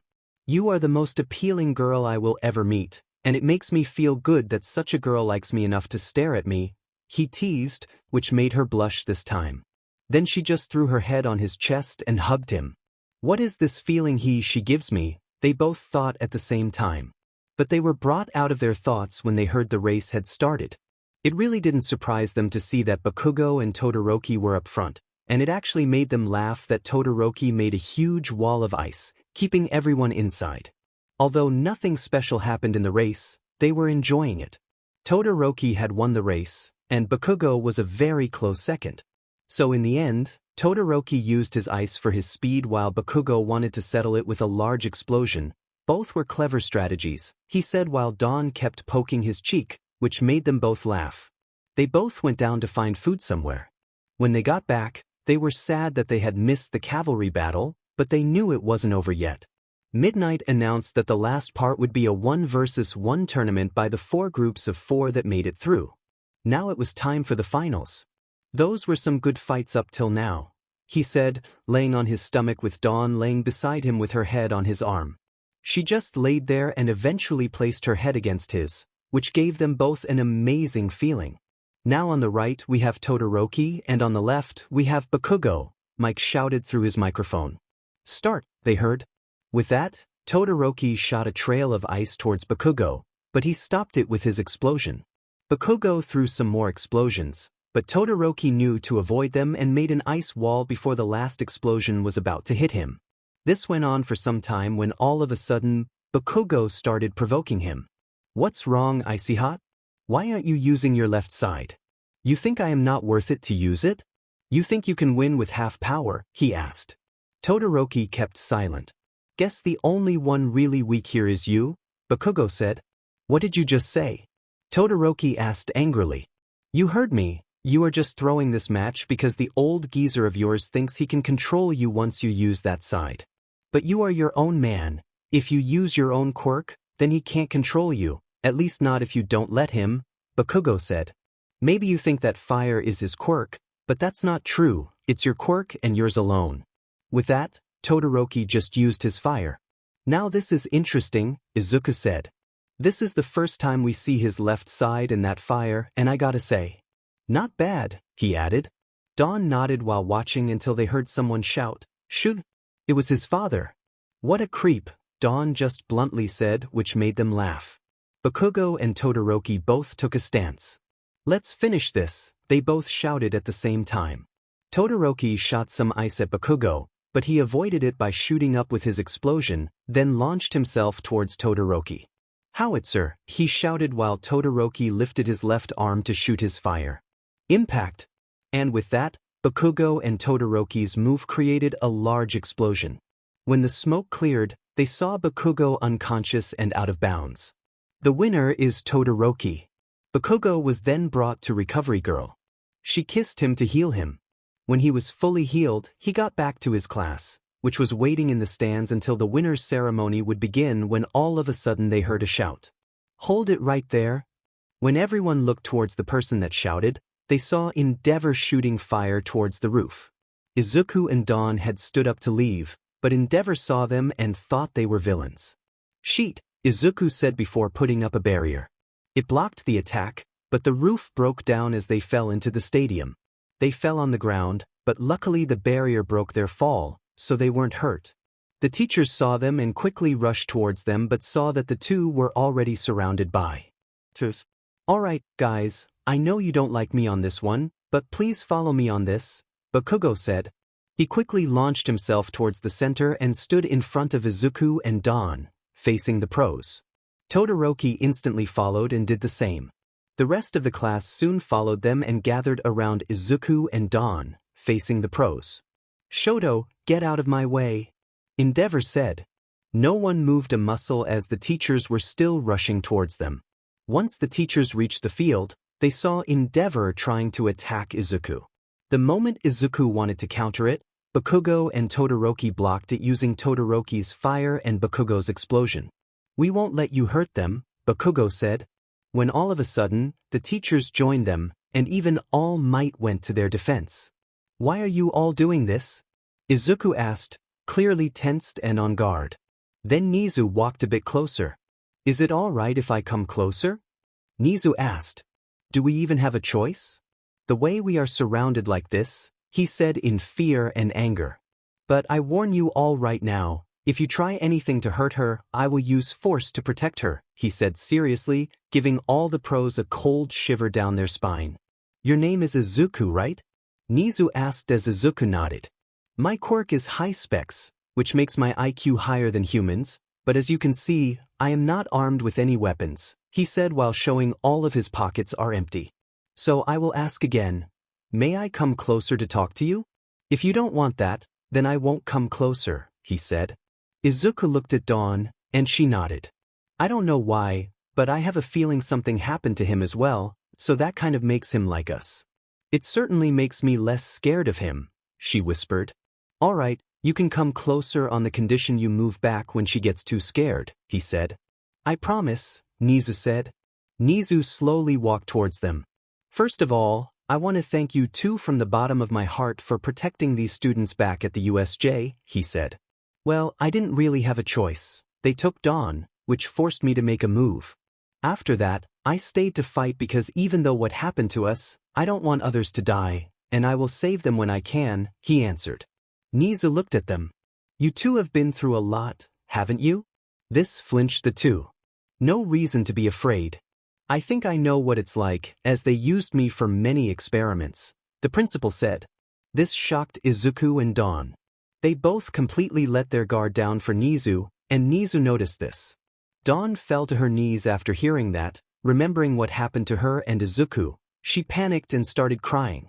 Izuku quickly held her tight and tried to comfort her. Nizu looked at him as if he asked if he could come closer, and Izuku nodded. Nizu now stood directly beside them. It's okay, you both are safe now, he said, trying to comfort them. Both had a lot of fear in their eyes, especially since they were surrounded by so many people. You can leave now, we won't let you near them. Bakugo told the heroes in determination. We will protect them like they protected us, Uraraka added. Even Aizawa took a stance for if he needed to, and then even All Might did, which shook everyone in the stadium but also at home, where people were watching it on TV. The heroes quickly backed away when they saw that even the symbol of peace was ready to fight them if they made a move. Bakugo wanted to walk closer to Izuku, but Aizawa stopped him. Just wait here for now, he only said. We are never safe, Izuku whispered. What do you mean? Nizu asked. Izuku looked around. Is there somewhere we can talk away from people? We can't trust people, not after everything that happened. I am willing to tell you since you have been through something similar. I bet you must have been the same as us, which made us trust you a little. Dawn nodded. But we won't talk about it here with so many people, he added. All right, that seems fair, Nizu answered. We will go to my office if that's all right with both of you, he asked. Actually, is there a place where we can talk with a bed? So she can rest, he said while holding Dawn tight. We have a nursery here where we can go. There is a small lady who is our nurse, she is recovery girl. She has some beds there, would that be all right? Izuku nodded. Nizu asked everyone to make way as Izuku lifted up Dawn in his arms and followed Nizu. But when they almost reached the side of the field, Izuku felt murderous intent, and when he looked, he saw Endeavor charging his fire to throw at Izuku. But the moment he shot his fire, Izuku quickly got there and kicked him in the gut, which launched him into a wall. Everyone was shocked by seeing how Izuku just defeated the number 2 hero in one hit. He quickly got back to Nizu. I'm sorry, I could just sense his murderous intent, and he was about to hurt Dawn, he said while looking at the girl. Don't you worry, he had it coming for attacking you, it was self-defense, Nizu said with a smile. They then continued their walk towards the nursery. When they got inside, they saw a small woman standing in front of them. Nizu walked in first, Izuku followed. Once inside, he laid Dawn on a bed so she could rest. He sat on the side of the bed and kept holding her hand when she slowly fell asleep. "Who might you be, young man?" the woman asked. "It's all right, I brought him here to talk," Nizu quickly said. "Those kids have been through a lot. They are also the people who saved the class at the USJ. He wanted to talk here so the girl could rest on a bed while we talk," Nizu explained. "All right then, I will leave the room to you for now," she said. "Actually," Izuku started, "you can stay. I don't have a bad feeling about you, and you seem harmless, although we don't like doctors," he said. She nodded. "All right then, you can call me Recovery Girl," she said. "My name is Izuku, and this is Dawn," he said, still holding her hand and looking towards her to check on her every few minutes. "So, Izuku, sorry to interrupt, but what happened to you too?" Nizu asked. "Well, that's gonna be a long story. You sure you are up for it?" he asked. Nizu nodded. "Well, when I was 4, I was told that I didn't have a quirk by a doctor, but that evening someone broke into our house. My mother was killed and I was taken away. The people who took me away were working with the doctor that told me I was quirkless, but he told me he lied. I do have a quirk that lets me use my energy inside my body to make me stronger and faster. I can also create barriers as a shield. The bigger the shield, the more energy I use. The same is for holding out that shield. The harder the hits, the more energy it takes. I can also create some sort of force field around others. I'm sorry for attacking those students, but we couldn't trust anyone," he said. "Doctors who are supposed to take care of you at your weakest, people who should be able to trust our lives to, did horrible things to us," he explained. "I understand what you mean, and yet that didn't stop you. Even if you trust no one else but her, you still save people. You are a hero and so is she," Nizu said with a smile, looking at Dawn sleeping peacefully. "To be honest, this is the first time she is sleeping so peacefully because we normally always have nightmares about what happened to us. You are also the second person we trusted, but the first to know the story. Well, together with Recovery Girl, that is," Izuku said with a small smile. Recovery Girl got curious. "Who is the first one you trusted?" she asked. "First being All Might. After I gave him my energy and used the last of my remaining energy, I couldn't even stand up anymore. At that point, he could do anything to us. Take us away, even kill us, but instead he asked if he could come closer and didn't do so until we approved," Izuku explained. "That made me place my trust in him for a moment. Well, that and the death battle we had with the gnome. Talking about that, why are you so interested in Class 1A? Nizu asked. How do you? Izuku asked, confused. All Might saw you watching the class a few times but decided to let you since you meant no harm, he said. Makes sense, Izuku chuckled. Could you get those 3 students for me? Who are you talking about? Nizu asked. I only know the girl's name. Nijire, I think? I want to apologize for knocking them out, he said with a sad tone. When suddenly, Dawn woke up. Hey, are you all right now? Izuku asked softly. Dawn nodded. Listen, I told Mr. Nizu everything that happened to us, and this woman knows as well, he said, showing Recovery Girl, and to his amazement, she just gave her a hand. My name is Dawn, she said. Izuku smiled at this. We know we can trust Mr. Nizu, so if she was allowed to stay in this room by you too, then I know she can be trusted as well, Dawn said while still being scared. You don't have to force yourself, Izuku said, patting her head. I want to be able to trust others like Nizu and Recovery Girl, she said. Well, I guess now is your chance. The 3 people we encountered when we got out are coming here. This took Dawn by surprise as she got afraid and started shaking. Don't worry, I asked for them to come. They meant good, but by being in a panic, we attacked them, and I want to apologize for that, he said while hugging her. She quickly calmed down. All right, but I will stay very close to you, she said, still afraid. Nizu saw all this and noticed pieces of scars on Izuku's arm and left side of his chest. Izuku, before they come, can I ask you something? Nizu asked. Sure, Izuku said. I see you got some scars. Is it all right for us to see it? Nizu asked. If you don't want that, we can understand that too. Izuku now looked towards Dawn, who looked sad. I am gonna show them. If you don't want to see, I can close the curtains if you want. Izuku told her. No, it's all right, she said with a slight smile. Izuku stood up and took off his shirt, revealing his scarred body. He had scars over his arms from shoulder to hands, his back was even more full of scars that seemed to be from a WHP, his front had fewer scars, just a really big one on the left side of his chest and a few smaller ones on his stomach. Those at the front are from Quirk's, he pointed at his chest. This one is from when we were escaping, and those on my stomach are from when they trained me. My back is from a WHP from torture, and those on my arms are a mixture of both, he said. When all of a sudden, the big three walked in and saw the scars.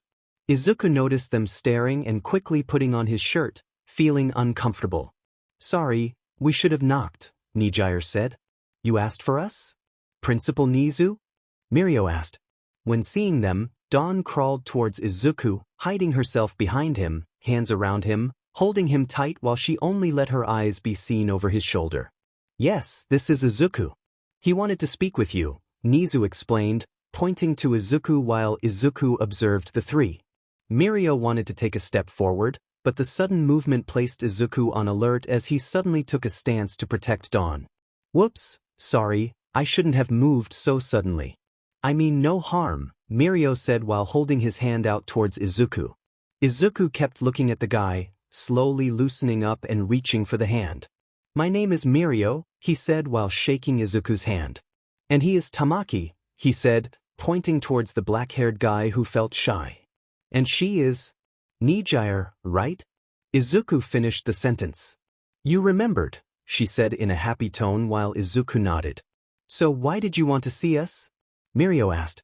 I wanted to apologize to you guys.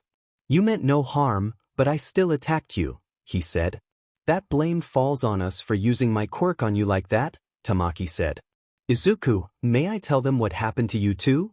If not, then I won't, he said. I'd rather not want them to know, not yet at least. It's true I wanted to apologize for back there, but we can't trust them yet. We trust you because we heard your story is similar, and Recovery Girl. Well, I don't know, she felt safe I think, he said. I mean no offense, but I just can't trust you guys yet. That's alright, we understand. If you ever do want to talk about it, we are always here, Nijire said in a sweet tone. Izuku smiled and nodded. Suddenly, Izuku fell to his knees as he felt drained all of a sudden. Dawn quickly jumped from the bed down to Izuku, holding him with worry. Sorry to worry you.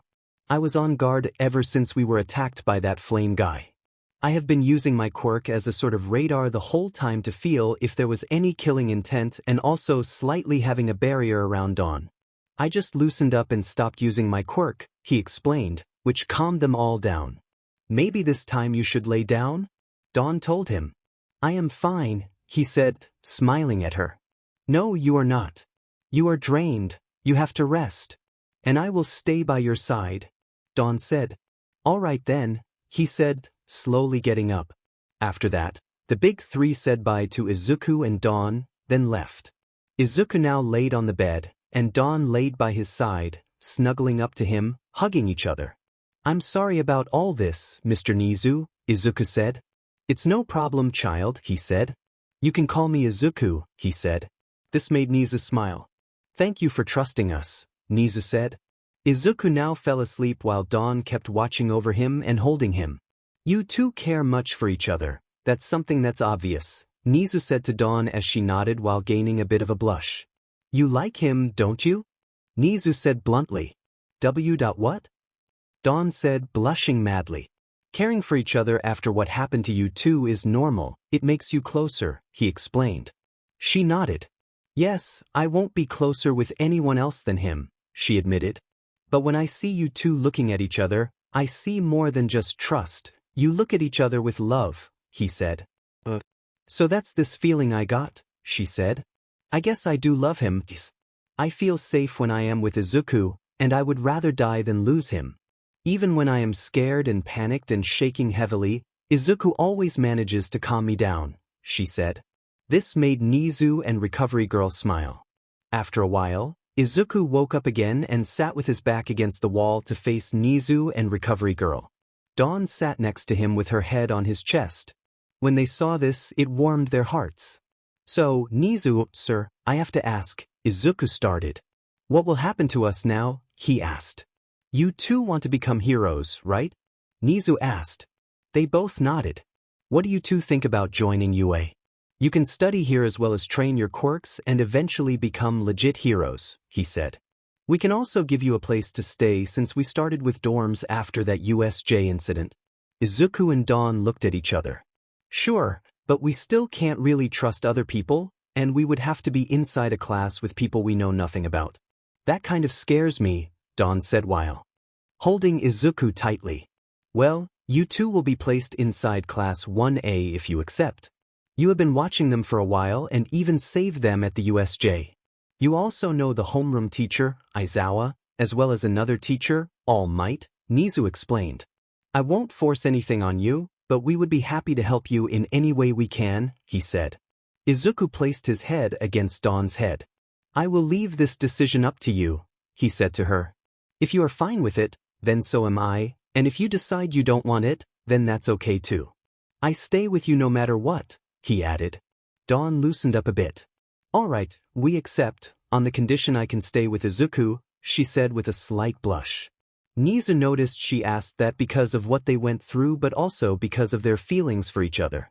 All right, you two will share a room. As for the class, of course, you will stay in the same class, Nizu comforted them. They both looked happy and hugged each other. We are going to become heroes, Dawn said with tears in her eyes.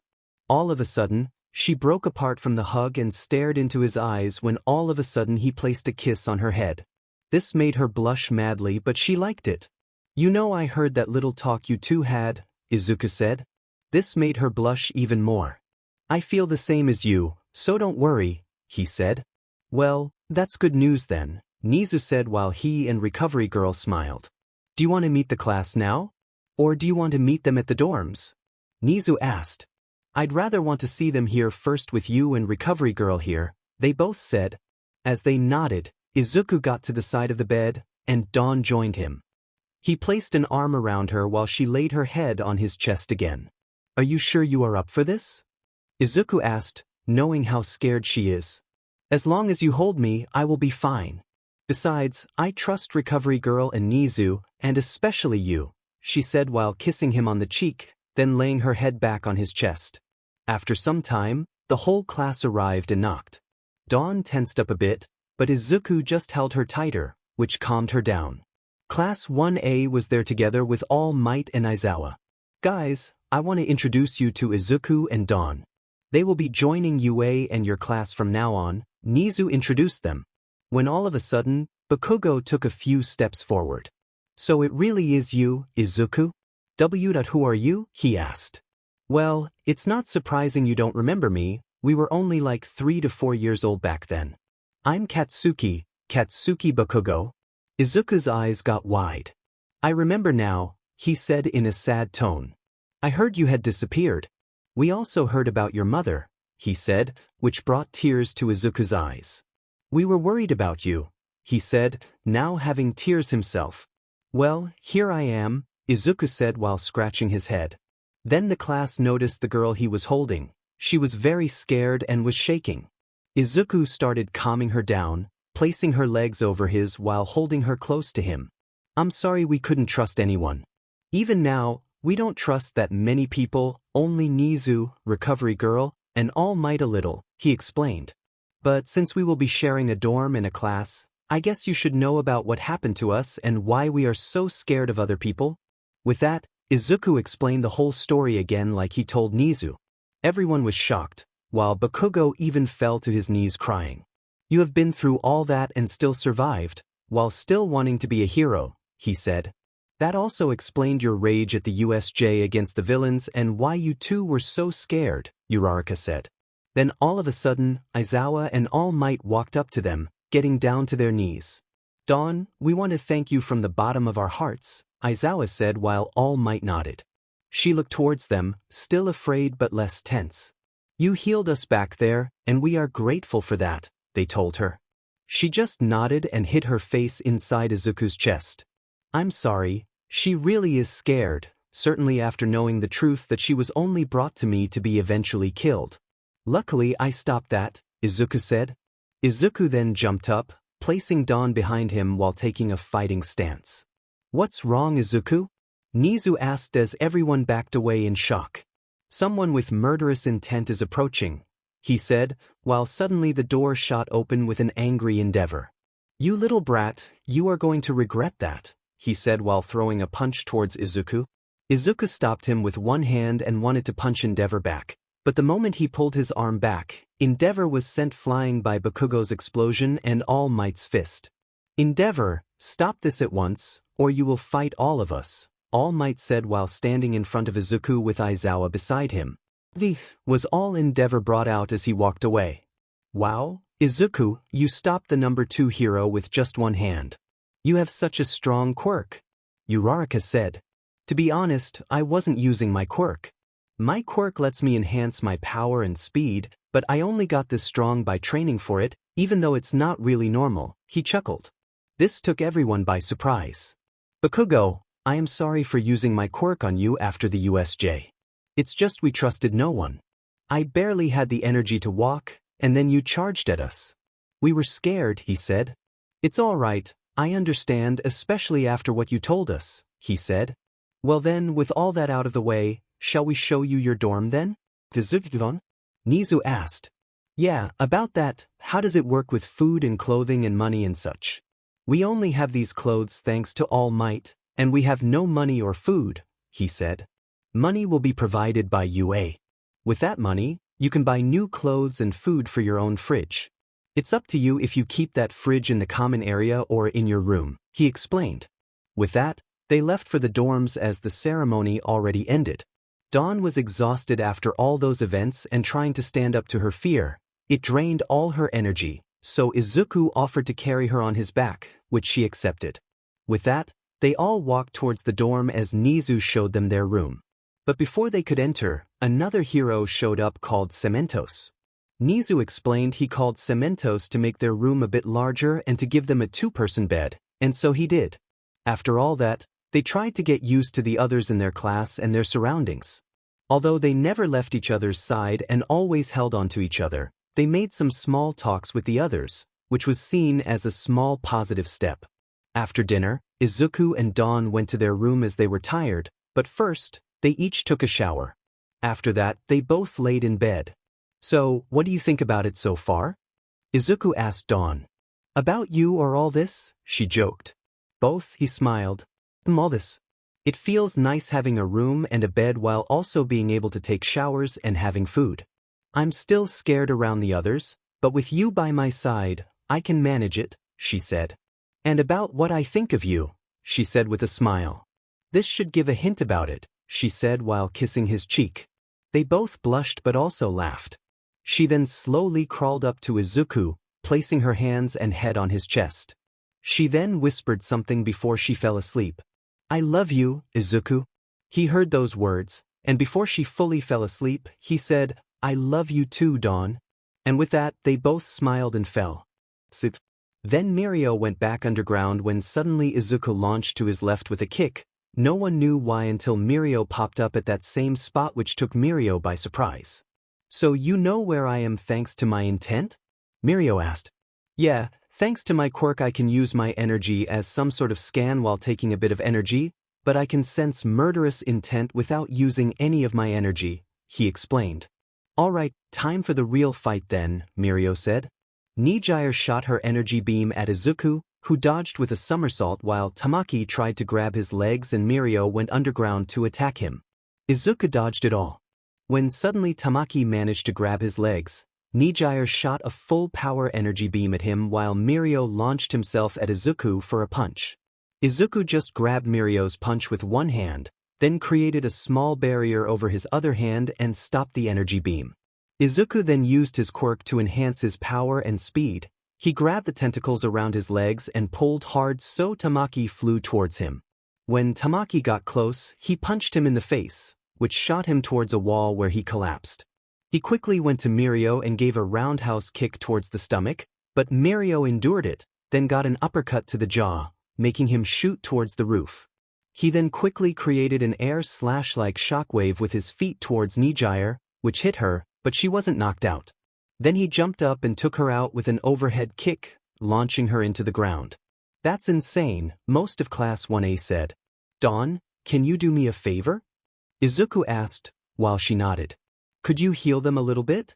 I went pretty rough on them, I think, he said awkwardly, scratching the back of his head. Dawn giggled.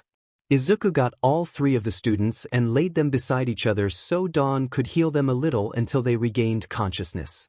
When they woke up, man, you are strong, Mirio said. It felt like being hit by a bomb, he said, laughing. Sorry if I went a bit rough on you, Izuku said with an innocent smile. Now I guess that's it then, Aizawa said. Not really, Izuku said, taking everyone's attention. He turned towards All Might. You are the #1 hero, right? He asked in a serious tone. All Might nodded. Then this time it's my time to test someone. When Izuku said this, Aizawa's mouth just fell a bit open in amazement. Are you sure about this, young man? All Might asked. If you are the #1 hero, then you are the best person to test my strength on. Meanwhile, I want to see just how strong you are. Then he got closer. I also want to know to which extent you have been weakened with that injury to see if you can still keep Dawn and the others safe when the time comes, he whispered, which made All Might gasp. If you can't do it alone anymore, then I will stand by you. I will become a great hero and protect everyone, especially Dawn, he said determinedly. All right then, challenge accepted, All Might spoke up. They both got to the field and took a stance. I will be using my quirk right from the start, Izuku said. I advise you to not go easy on me and use your 100% right from the start, he said. Izuku, please be careful. Don't push yourself please, Dawn said worried. What's wrong, child? Nizu asked. He has been using his quirk for some time now with the barriers and especially when he fought those three, she pointed at the big three who looked at her. He already used up a good amount of energy, she admitted. Then All Might rushed at Izuku at full power while Izuku countered with a punch of equal force, which created a gust of wind through the gym. Everyone had their mouths open and wide eyes except for Dawn, Nizu, and Aizawa. They expected as much. All Might, is this really your 100%? Izuku asked while his hair covered his eyes. Yes, young Izuku it is, All Might admitted. Izuku gritted his teeth. He's been weakened more than I thought. He thought. Izuku sighed. All right then, it would be rude of me to hold back then, he said. What? You are still holding back. All Might took a step back. Child, is that true? Nizu asked Dawn. Dawn looked in a worried way at Izuku, not listening to Nizu. It seems he is right, but seeing her reaction means he will use up a lot of his energy in the process, Nizu thought. Aizawa saw this as well and walked towards Dawn, then got himself a little lower and laid his hand on her shoulder. Make sure you are ready to heal him once this is over, okay? Aizawa said. Dawn nodded. Izuku powered up more with his quirk. Everyone felt the surge in power and in his presence while suddenly Izuku launched at All Might, giving 3 heavy blows to the gut before All Might could even move. All Might shot towards a wall but used the wall to jump back towards Izuku. He tried punching Izuku, but he made a backflip, dodging All Might and kicking All Might in the back, which made All Might crash into the ground. Both were now breathing heavily. Izuku, stop please. You have shown enough. Don't push yourself like that, Dawn said in a sad way. Izuku heard her and stopped his quirk. He slowly walked towards her, but halfway he collapsed. Dawn quickly ran towards him and started healing him. All Might was hurt pretty badly, but he was good enough to walk around. He certainly is a strong one. If this was a real fight to the death, then I wouldn't be here anymore, All Might admitted. Izuku awoke again after being healed and saw Dawn sitting next to him, looking at him with a worried expression. Thanks for the healing. I'm sorry for worrying you, he said with a small smile. Dawn started hitting his chest. You reckless idiot. You were just to show how strong you are, not push you till you collapse, she said while still hitting. Hey ow. That hurts, you know, he joked, making everyone, including her, laugh. But yeah, you are right. Guess I got carried away, he admitted. Izuku, I just want to say that I am glad we got you on the hero side, Izawa said. I wouldn't want to be anything else, he said with a smile. And besides, I can't leave my partner behind and be a hero without me, now can I? He said, patting Dawn on the head. She just pouted with a blush, making everyone else laugh again. Well, you can all go for lunch, and we will see you all in class later, Izawa explained, and so everyone left the gym. So All Might, Principal Nizu, what do you think? Izawa asked. I have to agree that I am very happy that Izuku is so motivated for becoming a hero, Nizu said. That just leaves me with one question though. Nizu turned to All Might. What did he whisper to you before the match? He asked. All Might looked down. He wanted to know to which extent I have been weakened due to my injury and if I was still strong enough to protect everyone, especially Dawn, he answered. He also told me that if I wasn't, then he would fight by my side to protect her and everyone else, he said. Seems he placed himself with a heavy burden already, Nizu said, while the other two nodded. Seeing his last bit of power, I don't think he liked it, All Might added. What do you mean? Nizu asked. He asked me if my punch really was a 100%, he said. When I told him this was the case, he started trembling a little and gritted his teeth. I couldn't see his eyes, but the power he displayed after. If I had to explain it in terms of percent, it would be 150% if not higher, even though he can't maintain it for long, All Might explained, taking Nizu and Izawa by surprise. He's really that strong. Nizu said. One thing is for sure, Izawa said, no matter what happens, we must keep Dawn safe. Sure, the others too, but if Izuku is fighting someone, we have to protect her, he added. Nizu nodded. If we don't and something happens to her, or if he even loses her, I don't think anyone could stop him anymore, Nizu said. Izuku and Dawn were making their way for lunch, sitting alone at a table. Class 1A had their groups they were sitting with until Uraraka, Todoroki, and Ida came towards them, asking if they could sit with them. They both nodded. You guys feeling all right now? Izuku asked. Yeah, those were some heavy blows, but we will be fine, Ida said, with Uraraka and Todoroki agreeing with a nod. Suddenly, a group of third years came up. So what are outside scum like you doing here? The leader of the group said towards Izuku and Dawn. They just ignored him. Don't you freaking ignore me, he said. That's no way for a hero in training to act. You should be ashamed, Ida stated. Shut up, for eyes, he said. All of Class 1A's attention was now on the group standing at the table. I asked you what scum like you are doing here, the man shouted, throwing his fist at Dawn. But halfway his fist stopped. When he saw who grabbed it, he saw Izuku standing there, his eyes covered by his hair. Listened, pal. You can insult me however you want. But if you try attacking her one more time, you will see how this scum can destroy your sorry butt, he said in a way everyone got cold shivers down their spine. You dare threaten me?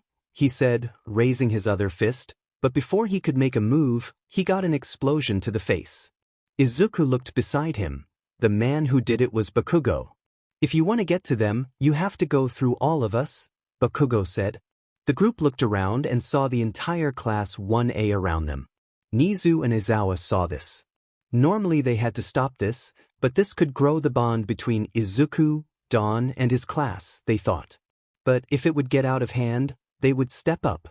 Then suddenly, the third year clicked his fingers, and his entire class walked up. They all took a fighting stance. Sheet, Izawa thought while wanting to run in. Wait a second, Izawa, Nizu said. Don't jump in yet, something might happen, he explained.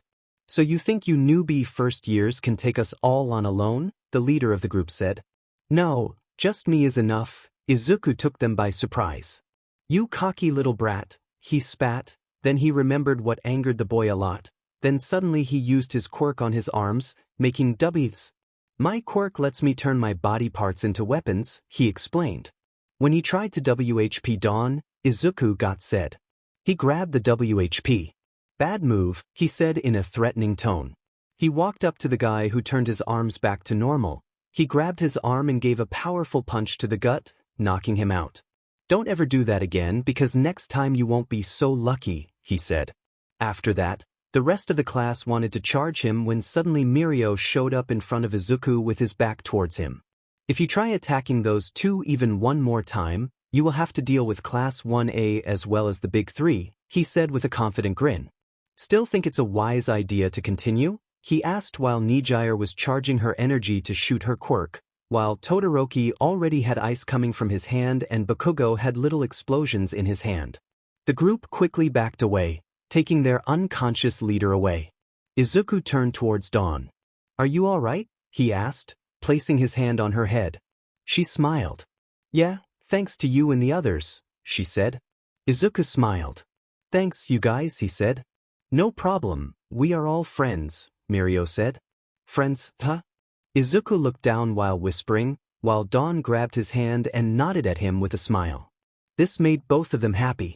After that, class continued like normal. Izuku and Dawn slowly opened up to the class and the Big Three, but they still never left each other's side. School was over, and everyone went to the dorms. Everyone from Class 1A was sitting in the common area. Izuku sat on the couch with Dawn on his lap, her head on his shoulder while having her eyes closed, resting and enjoying the moment while everyone was talking with each other. "So, Izuku, what's the deal between you two anyways?" Bakugo asked. Bakugo normally swore a lot, except for against Izuku and Dawn. He was pretty nice to them. "What do you mean by that, Bakugo?" he asked. "Well, the way you two are right now and how you went into attack mode at lunch," Bakugo explained. "Well, after everything that happened, we cared a lot for each other, and we have had some kind of feeling for each other, which made us feel good around each other and safe. After the talk at the nursery we had with Nizu, we found out that the thing we felt was love, so I guess you could say we are a couple," Izuku just explained bluntly. Dawn had a big blush on her cheeks with a big smile. "I guess someone agrees with you," Momo said, pointing towards Dawn, making everyone laugh. "Still, you got really scary when someone made a move towards her. That's because the place we were at wanted to kill Dawn to make me an emotionless killing machine, so whenever someone attacks her, I kinda jump into defense mode, I guess," he explained. "I'd rather die protecting her than lose her," he explained. "I won't let that happen," Dawn said. "We live together or die together," she said, creating a giant from the class as all the girls and most guys found it cute.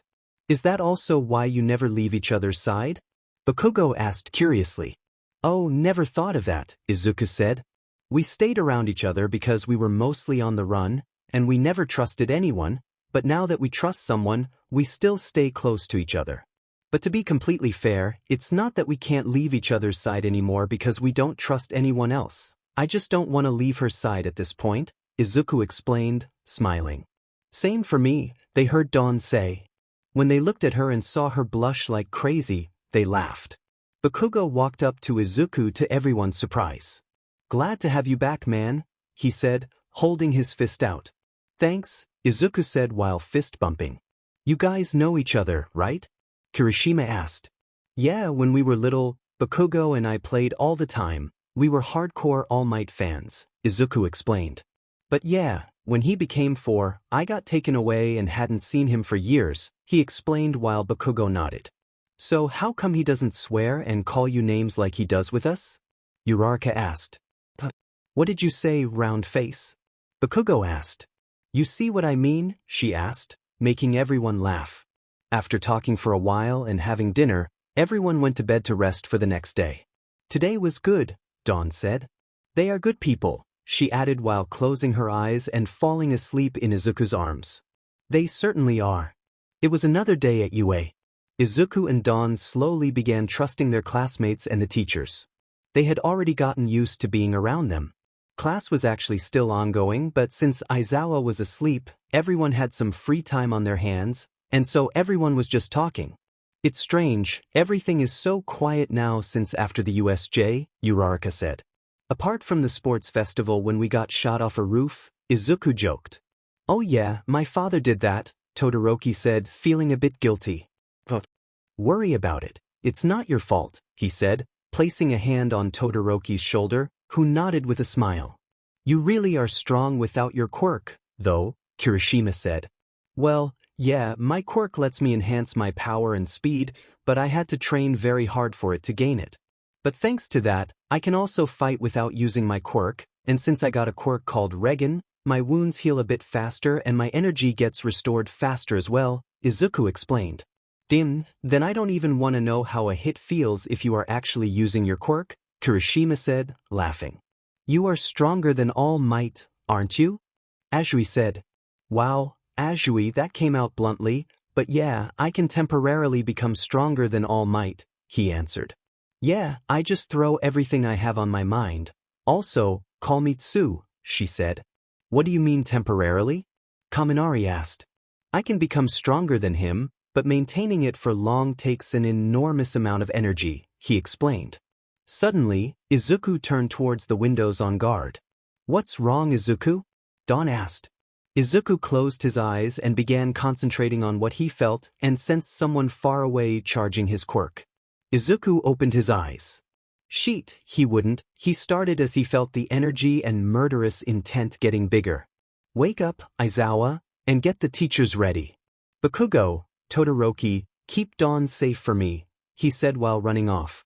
Uraraka quickly woke up Aizawa, who was asking angrily what was going on when they quickly explained about Izuku. Aizawa quickly got up and ran to other classes together with Ida as Aizawa went left and Ida right to notify all the teachers. In the meantime, Izuku got outside and felt an enormous amount of energy being charged, then he felt it coming closer. He saw a huge fireball coming their way. This is similar to Endeavor and Todoroki's quirk, yet different. Although they can use fire, they can't do it to this extent. Izuku noticed the fireball going straight for the building. That's where the third years are. They want to take the stronger ones out first. Izuku used his quirk to jump up to the same height as where the fireball was aimed. He found a spot to hold himself so he wouldn't fall. Once he looked inside, he saw it was the class for the big three. They all looked at Izuku in confusion as they saw Izuku at their window. At the same time, Aizawa barged in and saw Izuku there while also seeing a giant fireball fastly approaching. Aizawa quickly warned Snipe about it as they both ran out of the class to go outside. However, the students hadn't moved yet as they were too confused. Then Izuku jumped without the power of his quirk and created a giant barrier to protect him and the school. Class 1A was standing outside and was joined by the teachers as they saw the barriers surrounding the school. It's too big, Dawn said in worry. What do you mean? Bakugo asked. Izuku noticed the big fireball, but he also sensed a few smaller ones coming up. That's why he jumped. It will take most of his energy holding the shield up to stop the big fireball, but after that, the shield will break due to the lack of energy. That fireball is too strong to hold the barrier any longer since the barrier itself protects the entire school, she explained. After she explained it, they saw the impact of the giant fireball crashing into the barrier and the shield quickly fading while Izuku's arms lowered. Then all of a sudden, 5 more smaller fireballs reached him as they placed solid hits on Izuku instead of the school. Izuku quickly fell to the ground, but once he did, he collapsed to the ground and the barrier broke down. They quickly rushed towards him but were stopped by the remaining villains. Kurogiri wanted to take this chance to take Izuku, but once he got close, Mirio shot out of the ground, hitting the metal plate that could hurt Kurogiri, knocking him back. When Kurogiri got back up, he saw that the big three were standing around Izuku, protecting him. Izuku's quirk Regan healed him enough to regain consciousness and have a bit of energy back, so he tried to get back up. I can't lose here, he said while being in terrible pain. The class and teachers were relieved that the big three were now shielding Izuku, so they quickly took care of the remaining villains. Kurogiri quickly warped the big muscled villain and the Nomu away. This won't be the last you see of us, Kurogiri said while leaving. They quickly ran towards Izuku, who fell to his knees. Dawn arrived first and quickly fell to her knees and hugged him. You protected everyone, she said in a worried tone. Isn't over yet, he said and stood up. This shocked everyone. Heal my energy as much as you can. Ignore my condition for now. Just please heal my energy for now, he quickly said. I would need someone else's energy too since mine alone won't be enough, she said. Then All Might held out his hand. Give him mine, he said with a smile. With that, Dawn began transferring All Might and her own energy towards Izuku when suddenly Izuku made them stop halfway. This should be enough to protect everyone, he whispered. Dawn heard this and wanted to stop him. Izuku, don't do it. You are already hurt, she said in worry. Then she saw an even bigger fireball than before at a roof aiming at them. That's too big. It could kill us all, she thought. Please stop that thing, she said silently. But don't you dare die on me, she shouted. Izuku gave her a quick glance with a smile before he jumped to create a barrier at the moment the fireball was shot at them. Those fireballs take a huge amount of energy, and since he already shot a big one with 5 smaller ones, that means this is his last one, Izuku thought. Then the fireball clashed with the barrier, but it didn't explode. This one is sturdy compared to the other one, he thought. It must be the user using his remaining energy to keep the fireball together. At that moment, he felt his energy drain extremely fast. Dawn was right, I am too hurt, so my energy drains even faster. At this rate, I won't be able to stop it completely, but that means they will get hurt, he thought. He then aimed one hand at the group, slowly creating a barrier around them. He wouldn't, Aizawa started.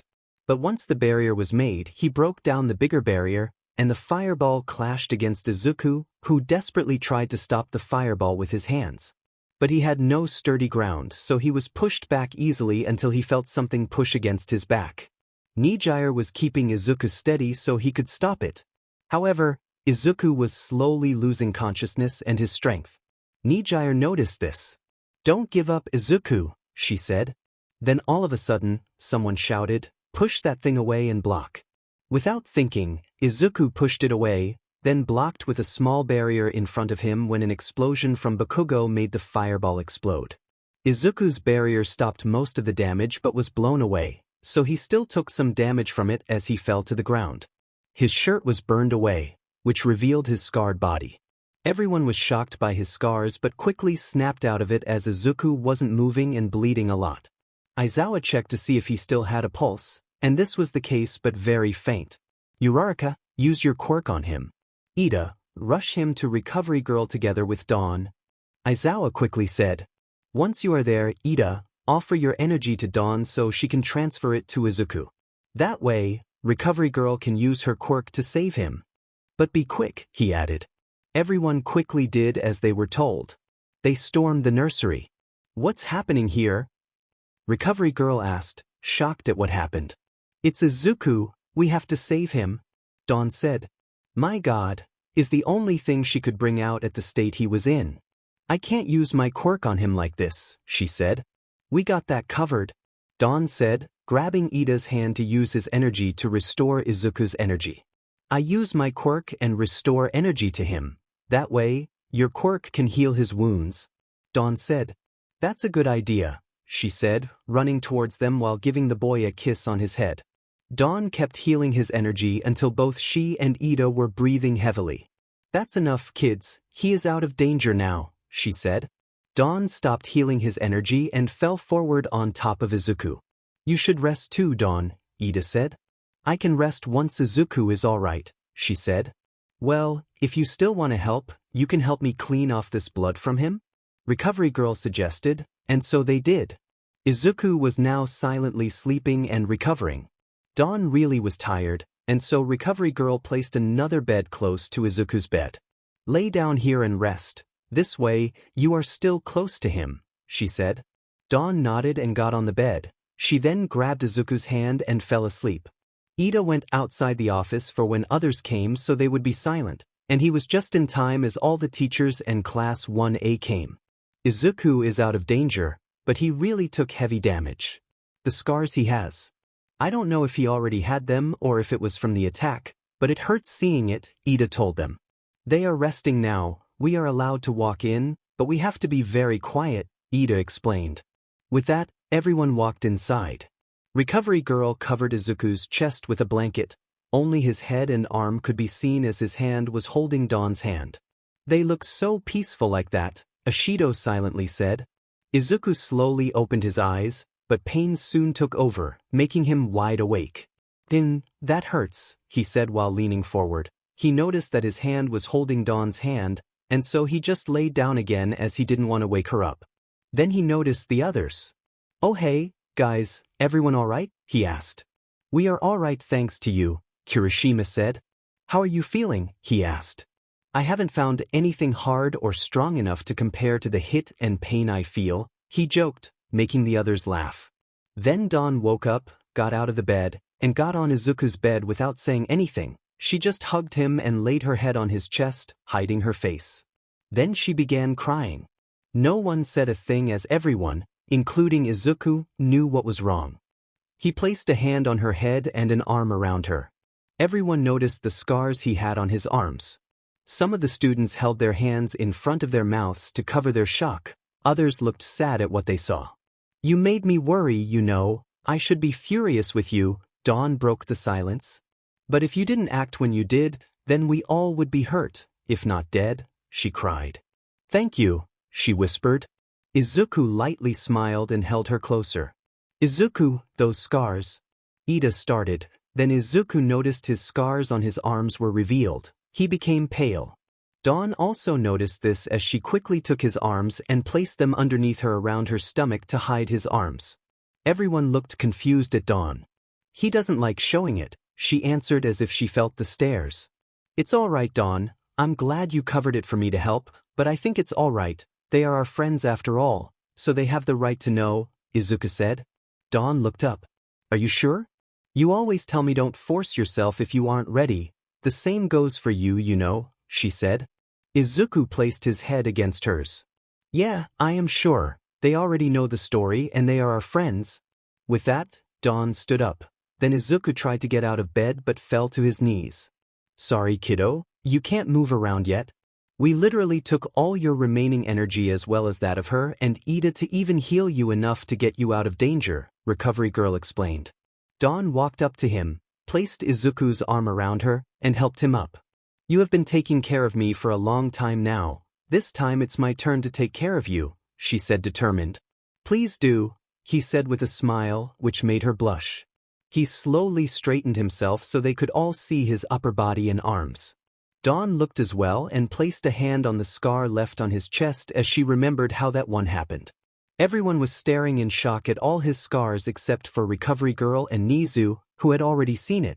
If you are wondering, that's not all, he said. This shocked them all, even Bakugo's face was turned to shock. If you think the front is too much, then please turn around and don't look, he said. But everyone kept looking. Suddenly, Izuku turned around, making everyone gasp for air when they saw his back. Those are all from the torture I went through. On my stomach and chest are from quirks, he said while turning back. These on my stomach are from during training, and my chest from the escape. My arms are a mixture of both torture and quirks, he explained. All right, that's enough, Dawn said while covering Izuku's body with a blanket and hugging him from behind with her head in his back. Izuku laid his hand on her arm that was around him. I'm sorry, that must have been hard for both of you, Ida apologized. Izuku didn't say a thing as Dawn just held him closer. The big three also had seen the scars since they were also in the room. What happened to you? Mirio managed to bring out.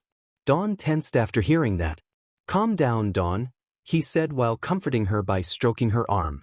Sorry, Mirio, I can't tell you at this moment. It's just too much to bring that up now, he said. Mirio nodded in understanding. If it's all right with you, I can inform them about it later? Nizu suggested. Is that all right with you too, Dawn? Izuku asked as she nodded in his back. Please do, he answered Nizu. All right, I will, but I want to thank you again, Izuku. This time you didn't just save a class. This time you saved us all? Nizu said while everyone bowed their heads towards Izuku. This made Izuku feel uncomfortable and heat up. Really, now you get embarrassed? Dawn teased him, making everyone laugh. I will get you back for teasing me, he threatened playfully. Oh yeah? And how are you gonna do that? She said with a sly grin. Then Izuku kissed her on the lips. Everyone's face went wide-eyed and open-mouthed. Sure, they knew they were close and a couple as they told 1A, but he never thought that Izuku would kiss her like that in front of everyone. Dawn herself didn't expect that either. She enjoyed it, but soon after, she turned red and hid her face in her hands. Told you I would get you back for teasing me, he said, making everyone laugh. Seeing her reaction, that was your first real kiss, right? Nijire just bluntly asked, increasing the shock from everyone. Yeah, that's right, he just bluntly answered the question. This really broke the tension as everyone fully laughed now. Then Dawn kissed Izuku on the lips out of the blue. To answer yours, she said with a giant blush. Izuku hugged her tight. Recovery girl, is it all right if I rest at the dorm for the rest of the time? He asked. She agreed as long as he didn't move around too much. Don't worry, I will take care of him moving. Too much? Bakugo said with small explosions coming from his hands. If I let you handle that, then I think I will be back here way too soon, Izuku joked. I already told you, you have been taking care of me for so long, so this time I will be taking care of you, Dawn said. The hottest girl I will ever meet taking care of me? I can live with that, he teased, making her blush madly. Everyone laughed at the two. They really feel comfortable around us now, Nizu thought while looking at how they acted. After that, everyone went to the dorm to sit and talk further there. Izuku sat down on the couch when suddenly Dawn jumped on his lap with her back against his chest, placing his arms around her. This way you won't be able to move around too much, and I feel comfortable like this. I feel good being so close to you, she explained her actions. Izuku just laughed a bit and placed his head on her shoulders. You two really are amusing to watch, you know, Ashido said with a big smile on her face. You are so cute together, she added while all the girls nodded in agreement. Izuku and Dawn just smiled. Todoroki, Kirishima, I want to thank you too, he started. What for? Todoroki asked. At the fight, I noticed you two stayed around Dawn to protect her. I want to thank you for that, he said. Bakugo, Nijire, he added as the big three had joined them there. I want to thank you too as well for helping with that last fireball, he said, creating a smile on Nijire's face. Bakugo wasn't used to being thanked and felt uncomfortable, which made everyone laugh. Then all of a sudden, Izuku just fell asleep. Did he just? Kaminari asked. Yep, he fell asleep, Dawn said. No surprise there, though, we barely healed him enough to be out of danger, and he is still in a lot of pain, she admitted, looking a bit sad. Yeah, and then you just jumped on his lap like that, Azui teased. Oh, don't you worry about that, he loves it when I sit on his lap, she said proudly. This made everyone burst into laughter. Suddenly, All Might came inside. Ah, I see everyone is here, and young Izuku is sleeping, I see, he said. This is actually better then, he added. This took everyone by surprise. I have to tell all of you something, maybe even show you, All Might admitted. The big three and Dawn instantly knew what he was on about. After the fight between Izuku and all of us here, Tezawa, Nizu, and I had a talk and we came up with two things, he said. First of all, if Izuku is fighting someone, we have to support him and at the same time make sure nothing happens to Dawn, he said, looking at Dawn with a serious face. Dawn knew what he meant and nodded. Yeah, he also told me about it. If he had lost me that day, he would have become the emotionless killing machine the professor wanted to create. Dawn filled in. Yes, and that's exactly why we have to keep you safe at all times, and thus we make no problem of it for staying with Izuku like you do. Actually, we all enjoy looking at the two of you. You brighten everything up like that. He smiled softly. This made her blush. The second thing we came up with is Izuku himself. This made them all tense up, including Dawn. We have to make sure we help Izuku fight. Sure, he is strong, but not invincible. We all witnessed that earlier today, he said bluntly. Well, we have you and Izuku, so what could go wrong? Kaminari said. A lot, All Might said. What I am about to show you has to stay in this room and can never be shared with anyone else. You understand? Everyone nodded. Then steam was coming from All Might as he went into his skinny form. This shocked everyone but the big three and Dawn. I am no longer the unbeatable All Might I have been. Izuku noticed this in our fight, he stated.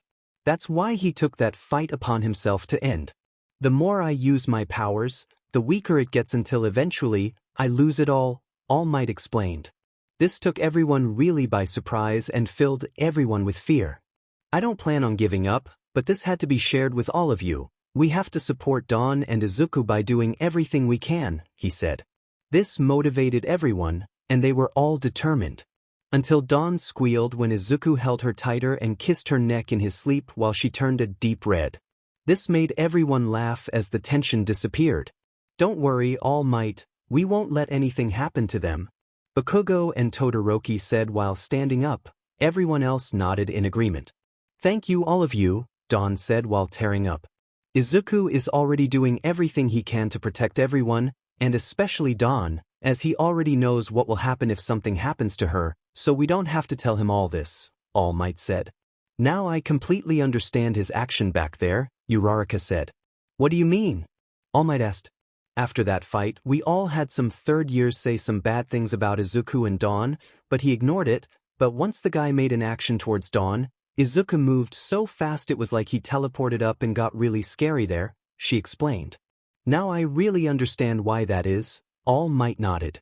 Yeah, I heard about it from Nizu and Aizawa, and I'm proud of all of you for backing them up, he said. With that he left the dorm and went back to his own dorm for teachers. Everyone else just kept talking a bit longer while Izuku was still holding Dawn in his sleep. So yeah, Izuku risked his life to save everyone and succeeded. All Might showed his real form and his secret to the class. A month has passed since the villains attacked UA. Alright class, starting tomorrow we will be going to a training camp in a forest, Aizawa told his class. Most of them were excited while others just shrugged it off. They had the rest of the day off to make themselves ready for the training camp. However, everyone noticed that Izuku had been more silent ever since Aizawa made the announcement about the training camp. Hey Izuku, what's wrong? Uraraka asked. Oh, nothing, he lied. Just slept a little bad. He tried lying his way out. Oh really? Because it looked to me like you slept really good with me in your arms, Dawn said with a sly grin. Damn it, he thought. Izuku just left while Dawn followed him. When they were alone and a distance away from everyone, Dawn spoke up. You have a bad feeling about the camp, don't you? She said. Is it that obvious? He awkwardly smiled. To me it is, she said. I have a feeling something will happen there, he admitted while laying down in the grass to stare at the clear blue sky. We'll be all right. Everyone got really strong and you are there too, Dawn said. I guess you are right, I will protect you no matter what happens, he said. Good, because if you don't, then I will kick your butt, she said teasing. Now that's a scary thought, he joked. The day went by quickly, and before they knew it, they went to bed early because the next day would be an early morning. The next morning arrived, and everyone slowly went on the bus when suddenly Mirio showed up. Hey, Aizawa, could I talk with Izuku for a moment? He asked. Sure, but make it fast, he answered. Izuku walked towards Mirio. Thanks for coming, man, Izuku said silently. Sure, but what's this about? He asked. I have a bad feeling about this. And to All Might's exact words he used around 150% at All Might, comparing it to his own quirk, that is. Mandalay's jaw almost broke after hearing that. I will be waiting at the camp then, Izuku said, then jumped off. With Dawn and just ran at her speed towards the camp. I am thinking it also has a connection to that girl? Mandalay asked. Then Aizawa explained how Dawn came into his life and for what purpose, also the torture they went through. That's horrible, and yet they still want to be heroes and seem so happy, she said. Aizawa nodded. After a few hours, everyone made it to camp. They were all beat after all those monsters in the forest. They went for dinner after that, and everyone was assigned to the rooms. Dawn asked for permission to stay with Izuku, and it was granted since they knew about everything. Day 1 of the 7 was done as everyone went to bed. You still got a bad feeling about all this? Dawn asked Izuku. Yes, I don't know why, but I have a feeling something is about to happen, Izuku said with worry in his eyes. Can you hold me? Dawn asked. Izuku looked confused at her and saw a smile on her face. He smiled back and placed his arms around her. How do you feel now? She asked as she snuggled into his chest. Safe, amazing and warm, he answered. I feel the same. But what I meant to say with that is don't worry, she said. She looked up and saw the big scar on his chest again. Her smile turned into a frown as she let her fingers go over his scar. Are you still feeling guilty about that? He asked. Yes, if it wasn't for me, then you wouldn't have that scar, she said in a sad tone. If it weren't for you, I wouldn't even be who I am today, and I wouldn't even be here. This scar is nothing because I am happy to have you by my side, he said. Besides, if I didn't have you, I would have become an emotionless killing machine, he said. That's true, And I am glad to have you too, she said. With that, they fell asleep. The next day, everyone was training their quirks while Class 1B joined in, and Monoma began making fun of them again before Kendo struck him down with a karate chop to the neck. The training went well for everyone. They were so tired no one could move after all that. You all did good today, but you should all rest up as you will be pushed to your limit every day, Izawa explained. Everyone was slowly going to bed after a few hours, but Izuku's bad feeling just got way worse. Everyone was still talking but were about to sleep, same for Dawn, until Izuku jumped out of bed and ran outside. Something is happening, Dawn said. Someone get the pros, Dawn said while running outside. Izuku was standing in front of the front door. After a few seconds, Izawa and the PP cats ran outside. What's wrong, Izuku? Izawa asked. Izuku looked around. I had a bad feeling and I was right, he said. Wait, what does that mean? Mandalay asked. Before we came here, I had a bad feeling about this. At first, I thought I was overthinking things, but sadly I wasn't, he said. Why is that? Pixie Bob asked. However, she didn't have to wait for an answer as the villain with a muscle fiber quirk shot out of the woods, and Izuku countered him. Villains? Tiger said. Everyone from 1A came outside when all of a sudden, Kurogyri showed up and took Dawn away. You will know where to find us, he said before leaving. No, he said silently. Damn it. He then felt murderous intent coming from the forest. Izawa, you all take care of him, I have to save her, he said, then jumped with insane power and speed towards the place. Damn it, they wanted to separate them from us. There is no way we could have stopped Izuku now that they have Dawn, Izawa said in worry. Bakugo, Todoroki, Kirishima, go after him. You three should be good help for him with your quirks, hurry, Izawa ordered as they quickly went the same way as Izuku. Izuku landed at the place with a lot of force, creating a crater in the ground. Give her back, he said with a deathly glare. Sure, you can have her, a villain said. My name is Dabi, by the way, remember it, he added while pushing Dawn towards him. Dawn, are you all right? They haven't hurt you, did they? He asked worriedly. No, they didn't touch me after taking me, she said. We didn't hurt her, we just wanted to separate you from the others, he said. After he said it, more villains appeared named Spinner, Magna, Twice, Toga, Muscular, Moonfish, and Anomo. They got us surrounded, Dawn said in worry. Suddenly they all rushed for them.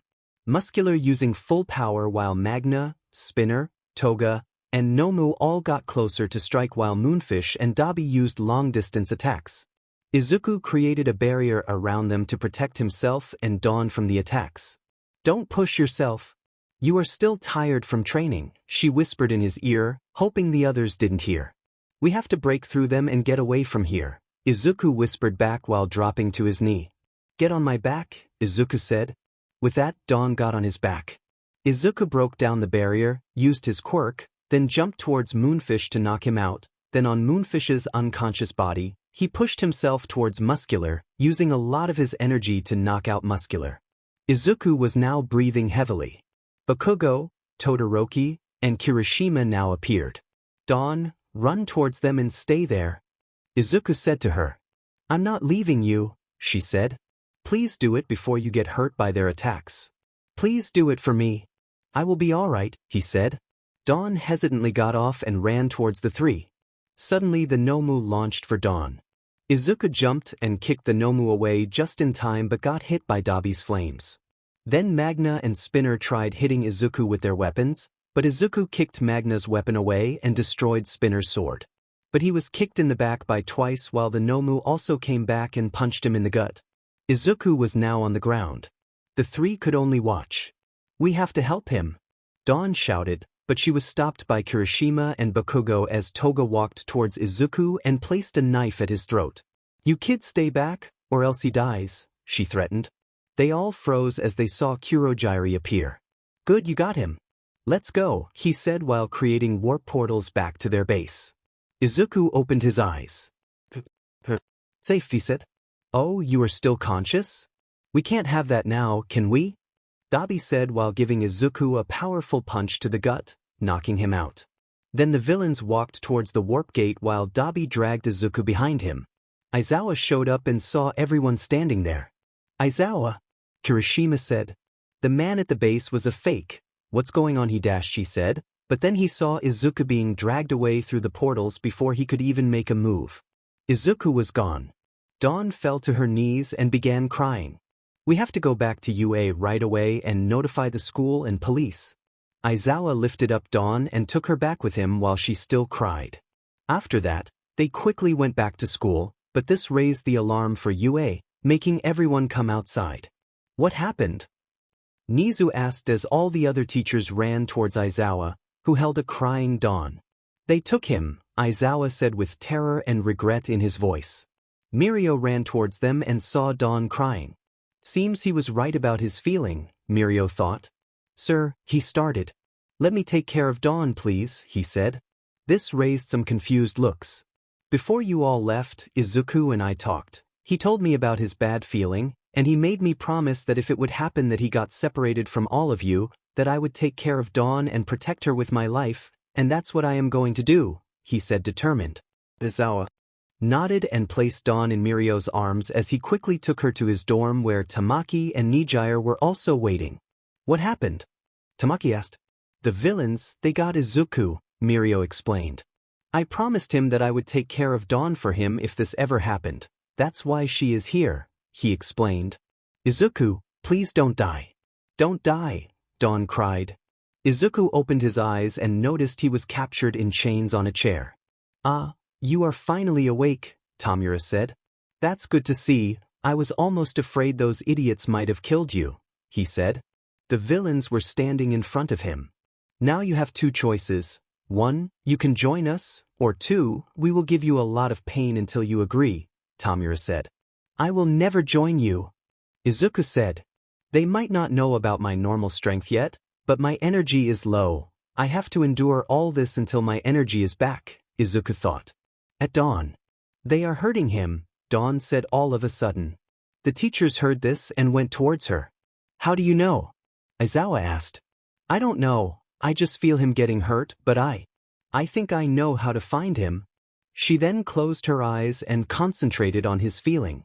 And all of a sudden, she saw him in her head being hit repeatedly, and she also heard his thoughts. "Endure it a little longer, I almost have enough energy," she heard. Suddenly she opened her eyes.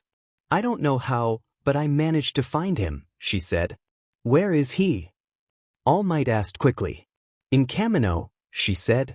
"I could see him and hear his thoughts. He is planning to escape. They were beating him up, but I heard his thoughts, and it said, 'I almost got enough energy, I just have to endure a little longer,'" she explained. All Might quickly called the police to gather as many heroes as possible towards Kamino and told them he would be heading there fast. "We have to help him," she said. "I will, but you stay here. It's too dangerous," All Might said. "You will be bringing me with you if you like it or not," she said in an angry tone. "The way I saw it, he needs healing. And I can provide him that," she insisted.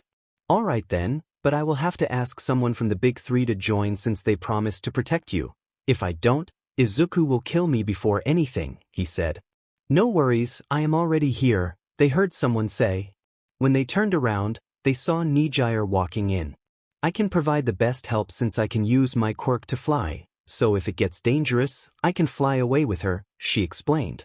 "All right, let's go." At Izuku. Izuku had a lot of cuts and bruises from the beating he just received. He was also bleeding on the head, and his shirt was ripped off his left shoulder. "I think I have recovered enough energy, so I might be able to escape. The problem is keeping them all off without innocent people getting involved. Guess I should just make a run for it towards an open spot," Izuku thought. "So have you reconsidered your options?" Tamura asked. "Actually I have," Izuku said. "Ah, how wonderful," Tamura said. "Dabi, take the chains off of our newest member," he ordered. As Dabi took it off, Izuku kicked Dabi through a wall. "I told you I reconsidered my options. I never said I would actually join you," he said, then broke down a wall and fled outside. He quickly jumped towards a roof, then ran and jumped towards another roof. There was a lot of smoke coming from the building, which attracted a helicopter when all of a sudden they also saw blue flames shooting towards some houses. Dabi had recovered from the hit and joined the chase. He kept shooting flames at Izuku, but he easily dodged them as he felt his murderous intent. The helicopter was sending out live news. They showed how a kid with ripped clothes was running from a group of people from whom one shot blew fire at him. Nizu was looking at the TV and quickly called All Might. He escaped, but he is on the run and followed by the villains. You have to hurry. Nizu told All Might in worry. All Might then gave his information to Dawn and Nijire, who were surprisingly keeping up with his speed. Then we have to hurry, Dawn said. Izuku reached a big warehouse and ran inside trying to hide, but it soon shot in blue flames as Dabi used his quirk on it. Izuku quickly jumped outside and found himself surrounded when all of a sudden black matter showed up, which summoned Nomus. Sheet, I don't think I can handle this, Izuku thought, gritting his teeth. Everyone at the dorms could see Izuku cornered by villains and Nomus and were terrified. The same was for all the teachers. Dawn closed her eyes and tried to connect with Izuku again, how she did earlier, then she heard this thought and got scared. Can we go faster? She asked. Why, what's going on? Nijire asked. I don't know how, but I am able to connect with Izuku even this far away, but I just heard his thought, she explained. What did you just hear? All Might asked. I don't think I can handle this, she said. This gave Nijire and All Might wide eyes. Suddenly Nizu called again. All Might, you really have to hurry. Izuku is cornered, and Nomus have shown up as well. Nizu said in worry. We are almost there. We see a helicopter close. I think they are there since you can see them, All Might answered. He put his phone away and quickly rushed towards the scene when all of a sudden they saw explosions from a battle. Izuku was trying to hold them off.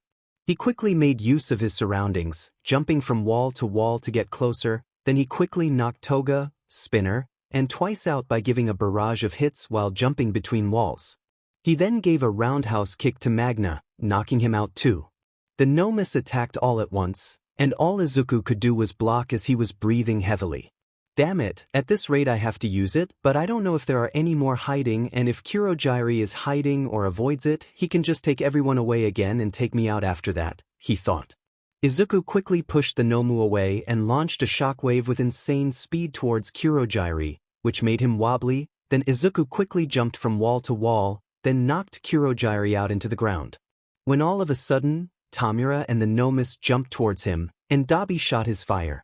I got no other choice, I have to use it, he thought. He quickly charged his energy in his chest, then when they were all close enough, he released it, making a giant shockwave to knock them all out. Even everyone looking at the TV saw the giant shockwave knocking the others out. All Izuku could do now was stand on his feet, and even that was hard at this point. They'd better let me rest for a week after this, he thought before he fell down, unable to move. My, you are quite the monster it seems, a voice said. Please don't be a villain, he thought. As he looked up, he saw a man floating in the air in a black suit with a mask on. You really did a number on my comrades there, didn't you, Izuku? He said. How? Do you know my name? He asked. You still haven't figured it out? He asked. I thought you should have noticed around the USJ who we were by now, he said. What do you mean? Izuku asked. You recognize the Nomus, right? He said. Then Izuku got wide eyes. You are with that doctor? Izuku asked, gritting his teeth. Yes, now you remember. I suppose you remember me as the professor, the man said. But you can call me All for One, he said. That means... It was your idea to make me an emotionless killing machine, he asked. You put me through that torture? Izuku now getting angry. Yes, but it seems the experiment failed because you gained more emotions thanks to that girl, All for One said. Izuku tried to get up but was barely able to move. All for One aimed his hand at Izuku. Well, it's time I finish you off, he said while powering an air cannon in his arm. And oh, you won't. They heard as All Might shot at All for One. Then Nijire flew towards Izuku, bringing him towards Dawn. Thanks, girls. For saving me, he said. You idiot, Dawn said. You scared me, I thought you were gonna die, she cried. I thought I told you that I wouldn't die, Izuku said with a weak smile. Then Nijire hit him on the head. You made us all worry. You dummy, she said. Haven't I been hurt enough? He asked in pain. Honestly, you really will have to make it up to me when we get back, Dawn said while starting to heal him. I know and I will, he said. I know I don't have any right to say this, especially now, Izuku started. But I am gonna do it anyways. I'm glad you two are here, he said. This made Dawn cry a bit. Izuku saw this and placed his hand on her cheek, giving her a smile, and she answered with her own. By the way, how did you guys find me anyways? He asked. Dawn was able to sense you somehow. She felt you were getting beaten up, and she also heard your thoughts a few times, and with that connection, we found you, Nijire explained. So that's what I felt. I know that I tried using a little bit of my energy to try and somehow send my location somewhere. I guess it worked because of the bond we have, he said. Then they heard an explosion. Dawn, I'm sorry, I have to worry you again, he said slowly standing up. What do you mean? Before she could finish, she saw All Might in his skinny form bleeding. All Might was about to lose. I have to help him or we all die, he said. All right, save him, save us all, but you will be coming back to me safely. And once you do, you will take a long rest and stay with me, she ordered. Sure, I was planning on that anyways, he said with a grin. He is so strong. Even in a situation like this, he was near death, and he still goes into battle. I am so terrified I can barely move, and yet he does things without hesitation, Nijire said. My Izuku is a real hero, Dawn said with a sparkle in her eyes. He makes me worry, but that's because I love him. We all worry because we care about him, she continued. Nijire nodded. Their faces turned to fear when All for One moved again, creating a giant arm with spear-like things coming out of it. This combination of quirks were all gathered to kill you. All Might, FO said. All Might charged his remaining power inside his right arm. All for One charged towards All Might. This is it then. I hope these kids made it out all right, he thought as he saw All for One getting closer. Suddenly a powerful blow launched AFO away. When All Might looked up, he saw Izuku use a powerful kick to make AFO back away. That won't save.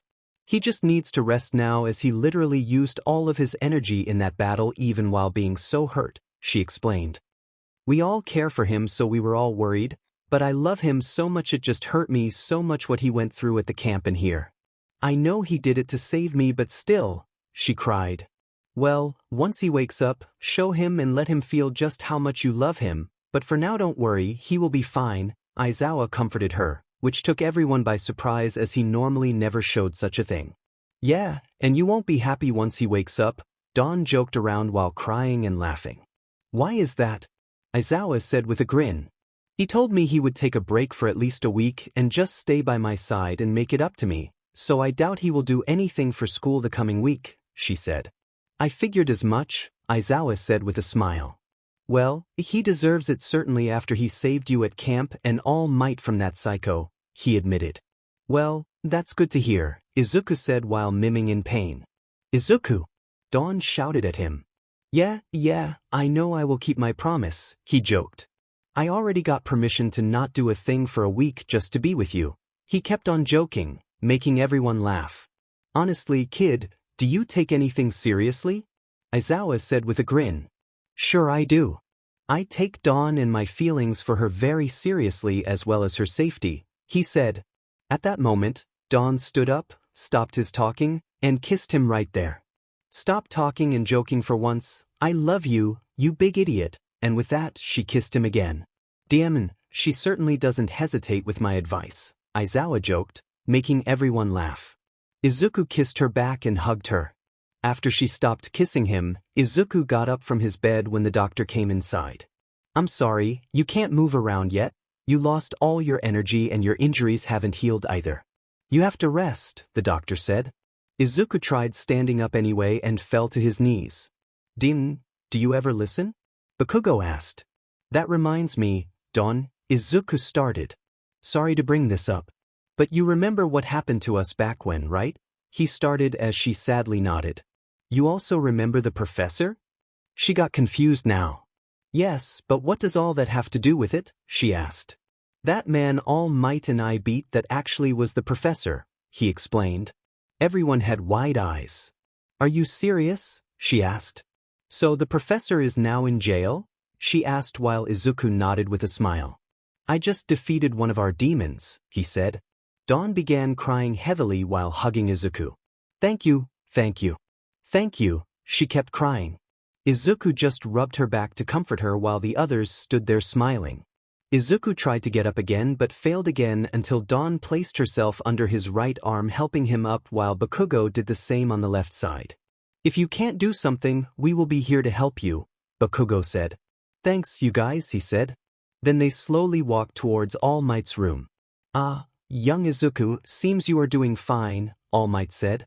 Well, I don't know about my condition, but I do know that I am feeling great, he admitted.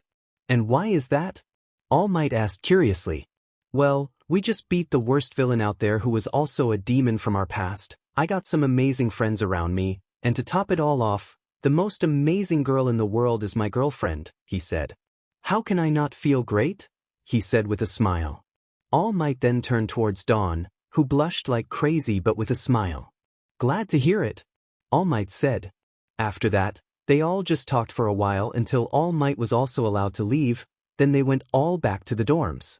Once in the dorm, Izuku sat on the one-seat couch while Dawn jumped on his lap again to cuddle with him. Oh, that reminds me, Nijire said. You know, Izuku, Dawn really thinks highly of you, she said with a sly grin. When you went to help All Might, we were frozen in fear, but you just rushed to All Might to help him. Do you know what Dawn said? She said chuckling. Nijire, don't, she said as she wanted to get up, but Izuku had his arms around Dawn. Sorry, Dawn, my arms feel really heavy all of a sudden, Izuku joked. No, please let me go. Let me stop her, she said, blushing. She said, my Izuku is a hero. How sweet is that? Nijire said. This made Dawn so embarrassed she hit her face into Izuku's chest, which made everyone laugh. Glad that my Dawn thinks of me that way, he said. This made her look up. She then gave him an NTMT kiss filled with love. Get a room, you two, there are more people sitting here, Bakugo said teasingly. I would, but I can't really move yet, Izuku said. Everyone was still laughing. Glad to have you back with us, man, Bakugo said while holding his fist towards Izuku. Glad to be back and sorry that I worried all of you, he said, fist bumping. You sure as hell did, Bakugo quickly added. Which reminds me, Dawn whispered in a flirting way in Izuku's ear. You will be staying with me this week without leaving my side, and you have to make it up to me, she said with a big smile, which made Izuku blush madly. You shouldn't tease me like that, he said. And why shouldn't I? She asked.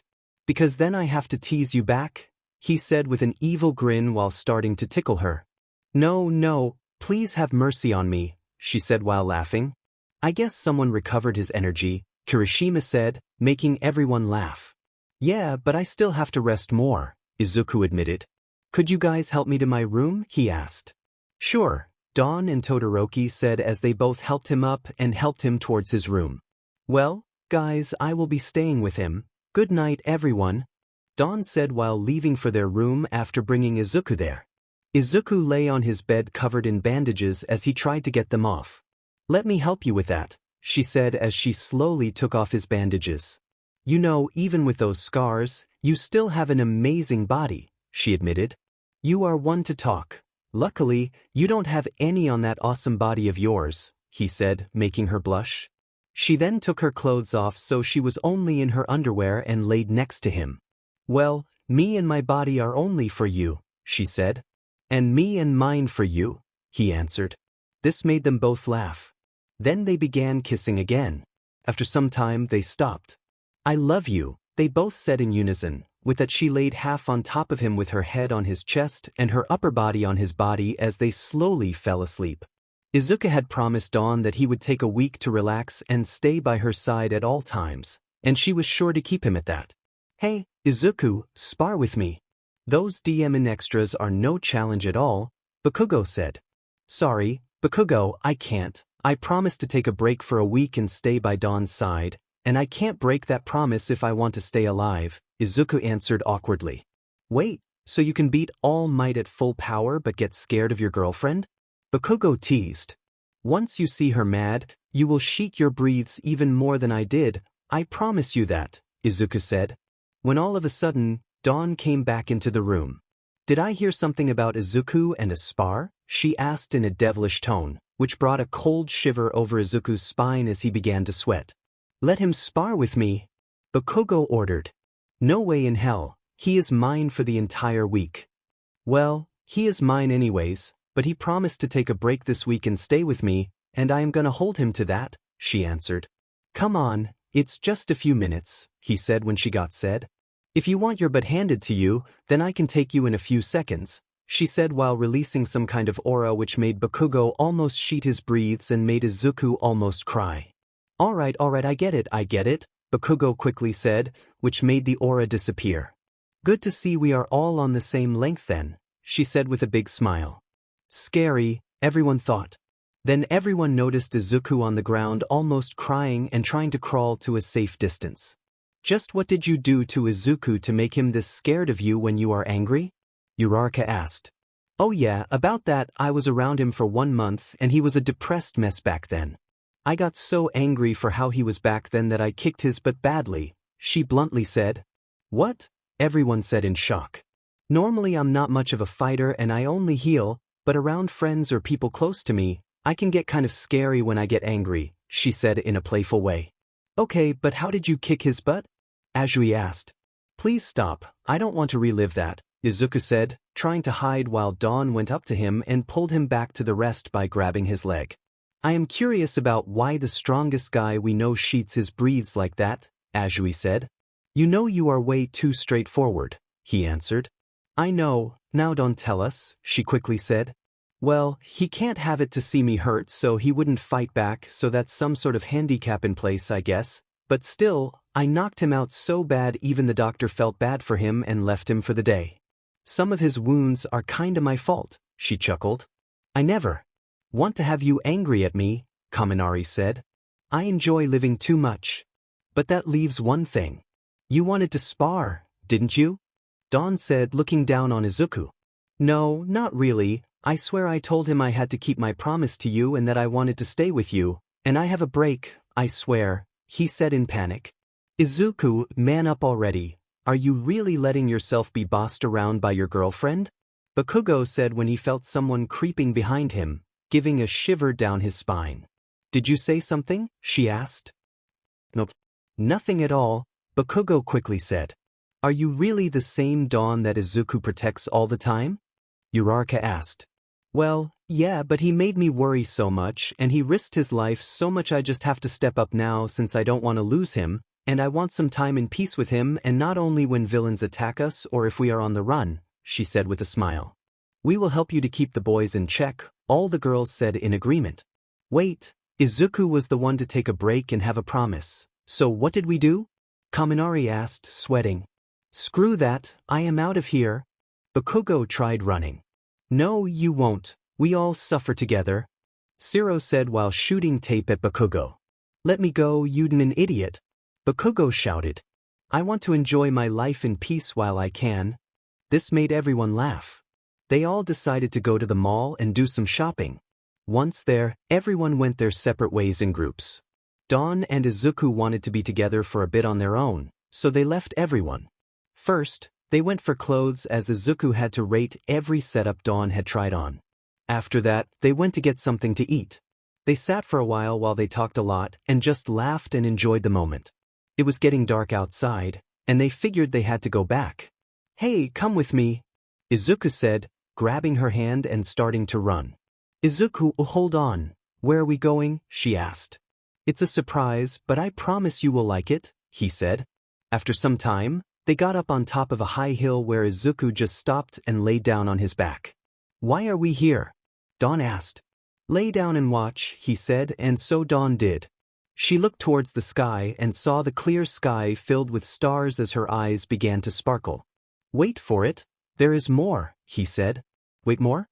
Really? She asked as he nodded. Just watch, he said with a smile. After some time, she saw what he meant as she was watching a bunch of falling stars.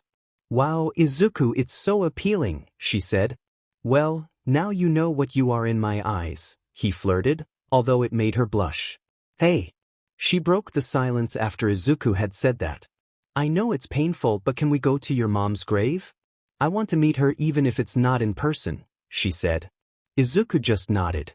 Dawn slowly got cold as Izuku handed her his jacket to warm her up. Slowly they walked towards Inko's grave.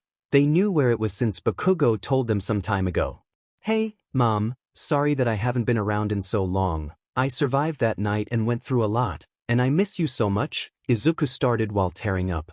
But I found someone really special who keeps me alive and keeps me fighting, he said, looking at Dawn. Hello, Inko, my name is Dawn. I met your son in that hell we were in, but thanks to your son, we made it out and are living happily now. I am also kind of his girlfriend, she winked at the grave. I hope you would have liked me if you were still alive, but I promise I will keep him alive and safe, she said determined. Izuku placed his arm around Dawn as they stood there for a while. After some time, they slowly walked back to Yue.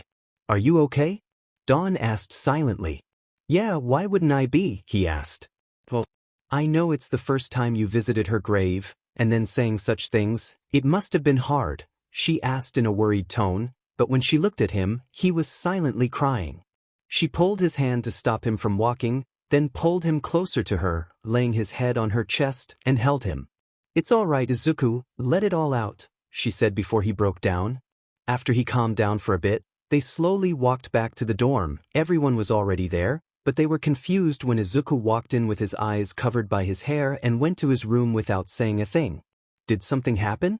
Todoroki asked Dawn when she walked in. Well, we had an amazing evening and all, we saw a lot of shooting stars and all, but I think I kinda ruined it, she said, feeling guilty. Why, what happened? Momo asked. I asked him to see his mother's grave as I wanted to meet her even if not in person. And it seemed like it was his first time visiting her grave. We are back so late because he completely broke down. Not your fault, Izuku said, taking everyone's attention since they all thought he was in his room. When suddenly Bakugo got up and walked towards him, eyes covered by his hair. Then they stood in front of each other. Dawn knew Bakugo's exploding behavior around others, so she was on guard as she never saw him act like this. Bakugo, if you dare do anything to him the way he is now, I swear to God. She started but stopped as Bakugo cried as well and hugged Izuku. This shocked everyone, but no one said a thing. It's not your fault what happened, Izuku, he said, crying. This took everyone by surprise, especially Dawn. What do you mean, Bakugo? He didn't even say anything like that, she said in confusion. Izuku blames himself for what happened that night. He doesn't show it, but he feels pain and sadness for it every day, living with the guilt, and I know he is thinking things like, why do I have this quirk? If I didn't, I wouldn't be taken away and Mom wouldn't be killed, and things like, why didn't I use my quirk? Then I could have saved her, Bakugo explained. I know how he is from way back when we were kids, and I watched him closely, and he especially tries his best to hide it around you, Dawn, he said. Wait, why around me?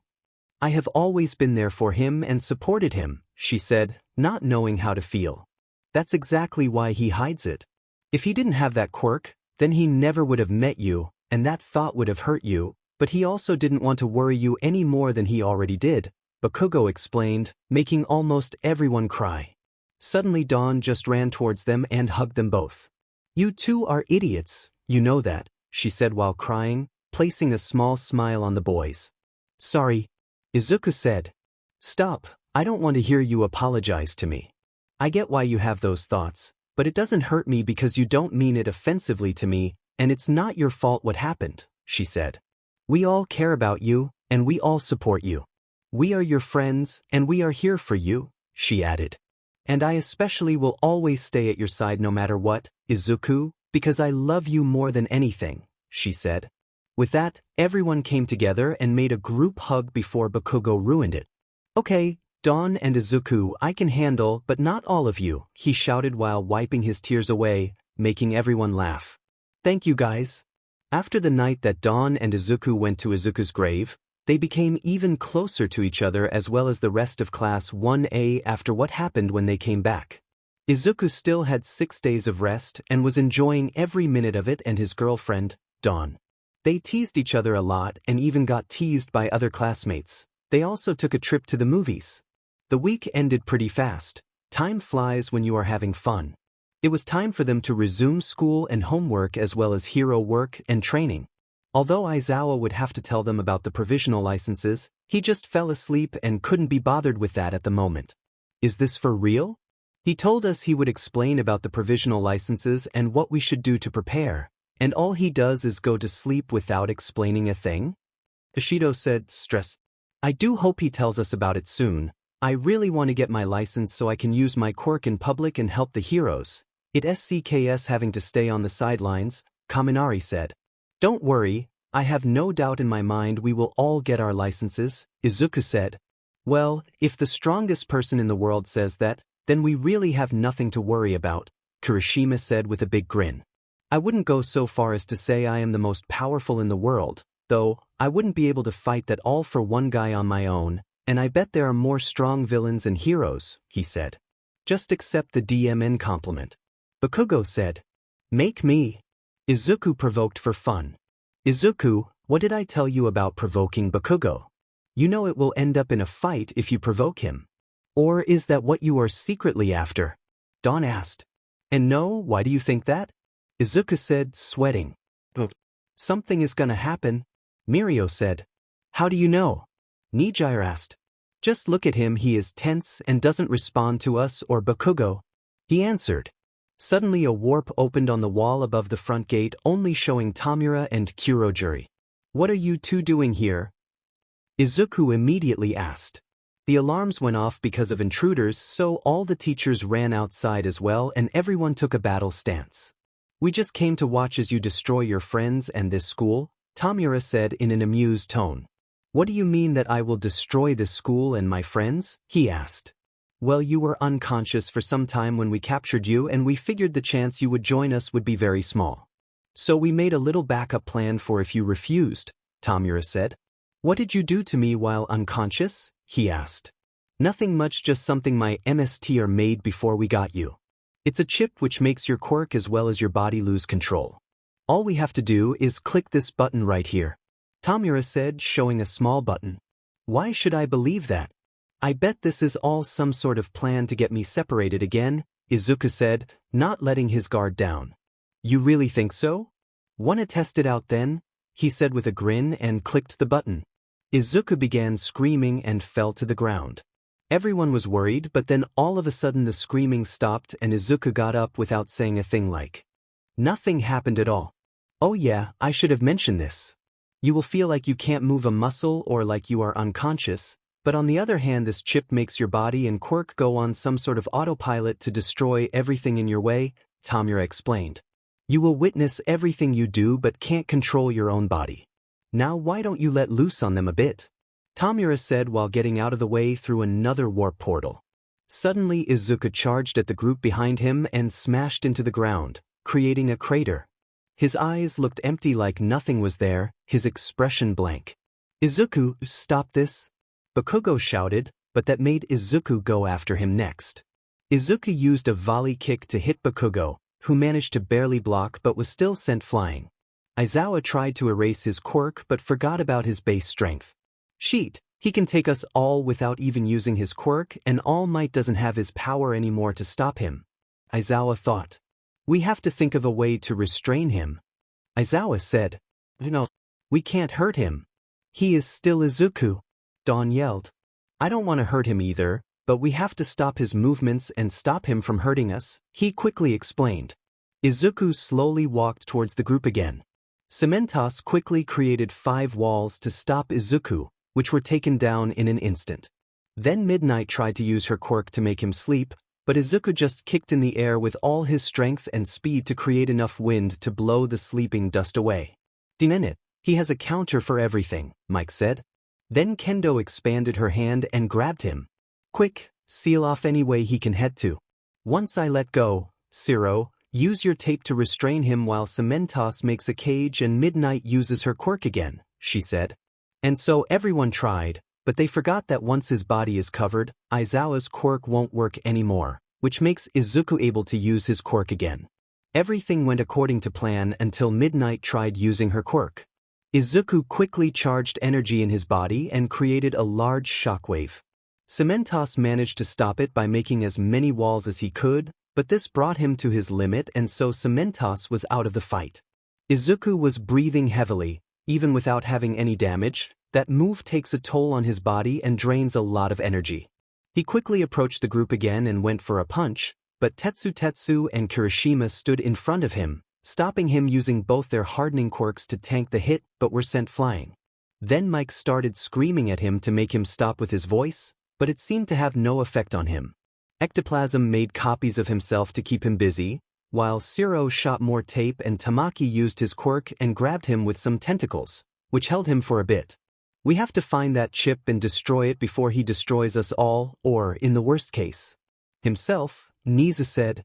Izuku was trying to break free, but Aizawa used his quirk on Izuku again while Azui shot her tongue at him to further restrain him, while Tokoyami made Dark Shadow grab him as well. After some time, Aizawa just had to blink, which gave Izuku the slight opening to use his quirk and break free. Then Izuku launched himself again, but this time was countered by Mirio's fist and after that being sent flying by Bakugo's explosion. "Don't hurt him," Dawn said in a worried tone. "We don't have a choice at this point," Bakugo said. "We can hold him for a few seconds but only as long as Eraserhead can use his quirk, and the longer he uses it, the less time we have. So we have to save that for the best moment. Until then we have to cancel his attacks and counter him," Mirio explained. Izuku slowly stood up and tried to kick Bakugo but was shot back as Nijire shot her quirk at him. She saw Dawn looking at her with worry. "I don't like this either, but if we don't then we all get hurt." Todoroki used his ice to trap Izuku, but he instantly shattered it with brute strength. Then Todoroki used his fire. "What are you doing?" Dawn asked. Then she saw that he was holding back in his fire. It reached Izuku, burning off his shirt. "Dawn, Bakugo, you two know best which scars he already had. If they implanted that chip then it must have left another scar even if it's a small one. Try to find it.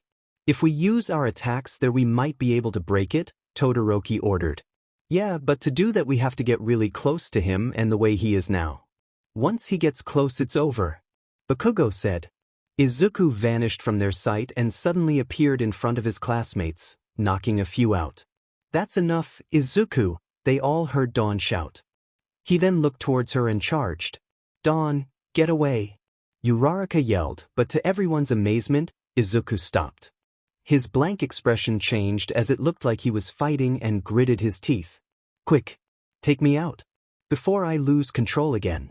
I can't stop it for long." Izuku breathed. Then Dawn saw a small scar in the middle of his chest. "It has to be there, that's the only one I don't know about," she thought. "All right then, try to fight it for as long as you can," she said. "Guys, I found where it is," she said a bit hesitant. "Great! Where is it?" they asked as Dawn placed her hand in the middle of his chest. This made everyone freeze. "That's a really dangerous spot," Nizu said. "One wrong move and we don't just destroy the chip but kill him as well," he explained, which made everyone gasp. Todoroki froze Izuku's body to stop his movements so they would have more time to react if he couldn't control it any longer. "Guys, please destroy this thing," he almost begged. Bakugo, Nijire, and Mirio looked at each other and nodded. "Kirishima, Tetsu, stand behind him and use your quirks to block out moves but keep him in place," Mirio said. "No, wait guys, don't. It could kill him," Dawn cried out. "Izuku would rather die than hurt his friends or rather you, so we have to take the risk. If we don't do it he will destroy us as well as himself, and we all know he would never forgive himself if he hurt his friends or his girlfriend," Bakugo explained. Dawn wanted to protest until Izuku spoke up. "Thank you guys. Hurry up, I can't hold it back for much longer," he said. "Don't worry, I won't die." With that, Kirishima and Tetsu went behind him with also the help of Kendo and her quirk while Todoroki made a big ice wall behind them to keep them in place. Then Mirio launched at Izuku and punched right in the middle of his chest, but it wasn't enough. Then Bakugo used AP shot autocannon, but that also wasn't enough. "We have to create one big strong attack," Mirio said. Nijire flew up and began charging her energy to shoot a shockwave from her quirk. At the same time, Bakugo took a weird stance. "No, Bakugo, don't use that," they said. Then Bakugo shot himself up with his explosions. "Shoot it, Nijire," he said while launching himself at Izuku. "Howitzer! Impact!" he shouted before he hit Izuku's chest at the same time as Nijire's attack landed. The force was so strong that the ice broke, making Kendo, Kirishima, and Tetsu fly together with Izuku. Izuku was unconscious and his chest was cut open from the force. They saw the chip still intact. "That's some sturdy material," Bakugo walked up.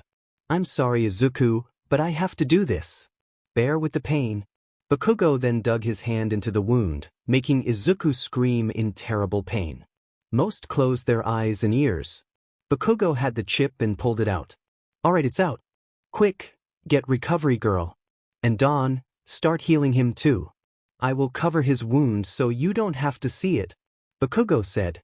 Ida went to get Recovery Girl as he was the fastest person there. Bakugo ripped off his shirt and placed it on the wound while Dawn ran towards them and started to heal him. "I know you are angry at us after all this, but we had to do this for all of us but also for Izuku himself," he said silently, but Dawn ignored him. Recovery Girl arrived with help from Ida and began stitching the wound at the spot, then gave him a kiss to heal. "This will also take his energy so he won't be able to use his quirk for a while," she explained as Dawn kept healing him. "He certainly is in bad shape. That was a very horrific wound," she said. "We had to because of this," Bakugo said while showing the chip. "It made him go out of control and attack everything and everyone in his path. He managed to take his control back for a little because of Dawn, but we still had to get the chip out.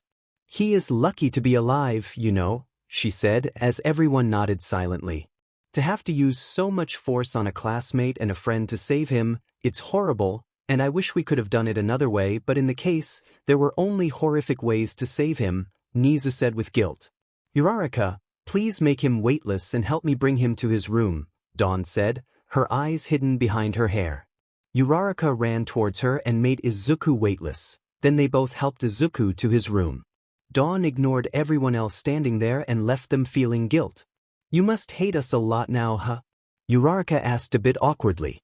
Dawn kept quiet for a bit. "I don't hate you, at least you didn't hurt him. I get that it had to be done, but it could have been another way and not hurting him like that," she said. Once they reached his room, they laid him on the bed and Uraraka released her quirk. "Do you want me to leave or do you want me to stay?" Uraraka asked, not knowing how to feel. "Please stay, I need you right now," Dawn said, sobbing. "Please close the door though." Uraraka locked the door and sat beside Dawn on the side of the bed. Izuku was unconscious after losing that much energy and because of the pain. Dawn began crying and Uraraka hugged her. After a few hours, Izuku regained consciousness and shot up, forgetting what had happened but quickly fell down due to the pain. Uraraka and Dawn jumped up at that sudden action when Dawn jumped towards him, arms around his neck, sobbing in his neck. "You know that hurt a lot if you jump on me like that," Izuku said. Suddenly, Uraraka joined at the other side of Izuku and hugged the two as well. "I guess you two must have been really worried there?" he asked while both of them were crying now. "I thought I had promised you that I wouldn't die," Izuku said silently, trying to comfort the girls. "We know, but still, who wouldn't worry? We care about you and we don't like to see you get hurt and definitely not the way we just witnessed. Everyone that cared about you just attacked you. They even used their strongest move knowing they had to hit a place that could kill you, and it created a big cut. Then Bakugo even dug his hand in there. I know it was for the chip, but it was way too brutal to watch and it hurt so much looking at what happened," Uraraka cried while Dawn only nodded in agreement while crying. Izuku placed his arms around the girls to try and comfort them. Then all three of them fell asleep like that. "I have some good friends. They knew I wanted this myself. I didn't want to hurt anyone else, so they respected my wish and attacked with all they had to save me. Even though it hurt Uraraka and Dawn, I am lucky to have them as my friends, especially those two. Even now they are protecting me and taking care of me. I am very thankful for all that," he thought. "I love all of you, and especially you, Dawn." Then he fell asleep. Izuku's body had healed and was now at Recovery Girl's office for the last checkup. Your body healed quite nicely, although it left a scar again, she said. Oh well, one scar more won't change much, I have a lot of those anyways, Izuku chuckled awkwardly. Even though your body has healed, I want to ask you to not use your quirk if it's possible. It's true your physical wounds have healed, but your body isn't recovered enough to use your quirk for a while, so try to avoid using it if you can. If you do use it, then it may make you very weak, that is if it doesn't make you collapse, she explained. Alright then, we have the license exam coming up, so I kinda thought I would need my quirk, but if I should try to avoid using it, then I will try and only use it as a last resort, he answered. Sorry kid, but you just haven't healed enough yet. But even without your quirk, you should be good enough to pass the test. Strength is not everything to becoming a hero, you know, she encouraged him. You're right, Recovery Girl, thanks, he said with a smile and then left for his class. So what did Recovery Girl say? Dawn asked while everyone was listening in, even Izawa. Well, my wounds have healed, but my body isn't healed enough to use my quirk yet. I can use it, but that may make me weak or even collapse, he explained. But I should be all right. Strength isn't everything, he smiled. After that, class went on as normal. After class, Dawn and Izuku were talking a bit until their classmates joined them. Once they got there, Dawn got up and walked away without looking at them or saying a word. Dawn, what's wrong? Izuku asked. Then Uraraka went up to him. Go after her and talk to her, she said in a soft tone. Izuku nodded and walked off. He quickly caught up to her. Dawn, what's wrong? He asked again. What do you mean? Nothing is wrong, she said, trying to hide it. Dawn, I can tell that something is wrong. Izuku said. Why would you think that? She asked, looking away. For instance, the way you act right now, as well as acting as if our classmates didn't exist, he explained while looking worried. So tell me what's wrong? He asked. I hate them, she bluntly said. Why do you hate them? He asked more calmly than she would have thought. Because they hurt you, especially Bakugo. He hurt you the worst, she said, gritting her teeth. I know you couldn't control your body and your quirk and we had to stop you from moving and hurting others and yourself, but I am sure there was another solution than what they did. They almost killed you, she explained while starting to cry midway. Izuku walked towards her, placed one hand on the back of her head while placing the other on her back, then pulled her close to him and hugged her. I know even though I couldn't control my body, I heard and saw everything. I regret my own weakness, I regret hurting everyone, and most I regret worrying you, he said. But I am still here, all thanks to you. If you hadn't healed me together with Recovery Girl, I would have died back there, so you saved my life, and I want to thank you for that, he said. Izuku. I have to thank you, you dummy. You are the one always saving me. Even when we ran away and you were in bad condition, you always protected me, and even now you still do, she said, still crying. Apart from Dawn's crying, it was silent until Izuku broke it. I'm not gonna tell you to stop hating them or to forgive them, that's up to you. But I do hope you will give them another chance. Sure, they hurt me and I almost died, but they wanted to stop me before destroying everyone and everything including myself. They meant good even though it went wrong, he said. I know, but I am not ready yet to forgive them. They hurt my reason for living, she said while blushing. That's sweet of you to say. I love you, Dawn, he said. I love you too. After that, they went back to their class. Everyone gave her a guilty look. They wanted to make it up to her but didn't know how. Alright class, that's it for today.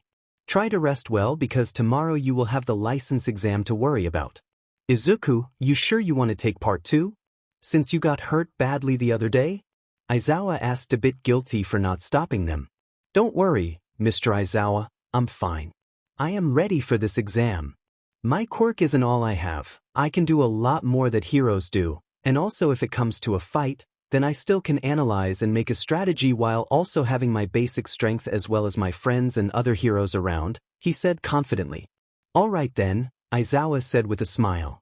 I'm glad he doesn't hold a grudge against the others and the teachers after everything that happened, he thought. Sadly she does, looking at Dawn, who only looked in a worried way towards Izuku. Alright class dismissed. Dawn, can I talk to you for a bit? Aizawa asked her as she just nodded, not taking her gaze off Izuku. Everyone slowly walked out. What did you want with me? Dawn asked. I know you hold a grudge towards the other students that were there, and also against the teachers for not stopping them. You were right thinking that we should have looked for another way instead of what we did, but we were afraid that his quirk would destroy all of us as well as himself. I regret not stopping them, and I want to say on behalf of everyone that we are truly sorry, he explained while bowing down. Mr. Aizawa, please raise your head. I know why it all happened. It doesn't mean I approved of it, and I certainly didn't like it. In fact, I hated it, but seeing as Izuku doesn't hold a grudge, I won't either, but I haven't forgiven anyone yet and I have to rebuild my trust, she explained. I can totally understand that, he answered. Was that all? If so, then I would like to leave now. As she said that, Aizawa nodded. As she walked out, she saw Izuku waiting for her. She then explained the conversation she had with Aizawa. After that, they went to their dorm. Shindo, we have to make a line and stop them here, Izuku said while Shindo nodded. While we hold them off, everyone else quick take the wounded to a safe place, Shindo said while getting ready to use his quirk. Shindo made tremors to make the henchman fall down, but was quickly taken out by Gang Orca. Oh dang, he's going all out, Ms. Joke said. I don't know, he is acting strange however, Aizawa pointed out. Suddenly, Gang Orca looked at his arms and saw weights to slow him down. He grabbed them and took them off. This is not good, Izuku said, taking a fighting stance. He is acting like I did, but how? Did they take him as well? Or did they find a quick way to insert a chip? Or maybe it's a quirk? Izuku thought. Suddenly, Todoroki and Inesa showed up. Todoroki shot ice, but Gang Orca quickly countered that with sound waves from his quirk. After that, Todoroki used his fire but got stopped by Inesa's quirk. They noticed that they could also work together, and so they made a fire cyclone around Gang Orca. Think, Izuku. We have to find a way to stop Gang Orca another way than they did with me. We also have to find the reason he is acting like this, but we also shouldn't forget about the test, he thought. Dawn, Uraraka, Bakugo, Tokoyami, and Kirishima had joined them, but when they did, Izuku felt murderous intent from above the stadium they were in and saw a few fireballs flying towards the flaming cyclone and destroyed it. Damn it, not him again, Izuku said. Not only did they have to take on the pro Gang Orca, but also a villain that shoots fireballs. Izuku, stay back. You can't rely on your quirk right now, leave this to us, Bakugo said while the students surrounded Izuku, being pincered by Gang Orca and the villain. I have to think of a plan to help them. We don't know the strength of the villain, although it took all my energy to stop his attacks last time. On top of that, Gang Orca is also very strong, and since he acts like I did back then, that makes him very dangerous. Guys, be careful. We don't know just how strong the villain is, and Gang Orca is a strong pro on his own, but the thing that makes him dangerous right now is because he is not himself at the moment. I don't know if it's like how I was or if it's a quirk, Izuku stated.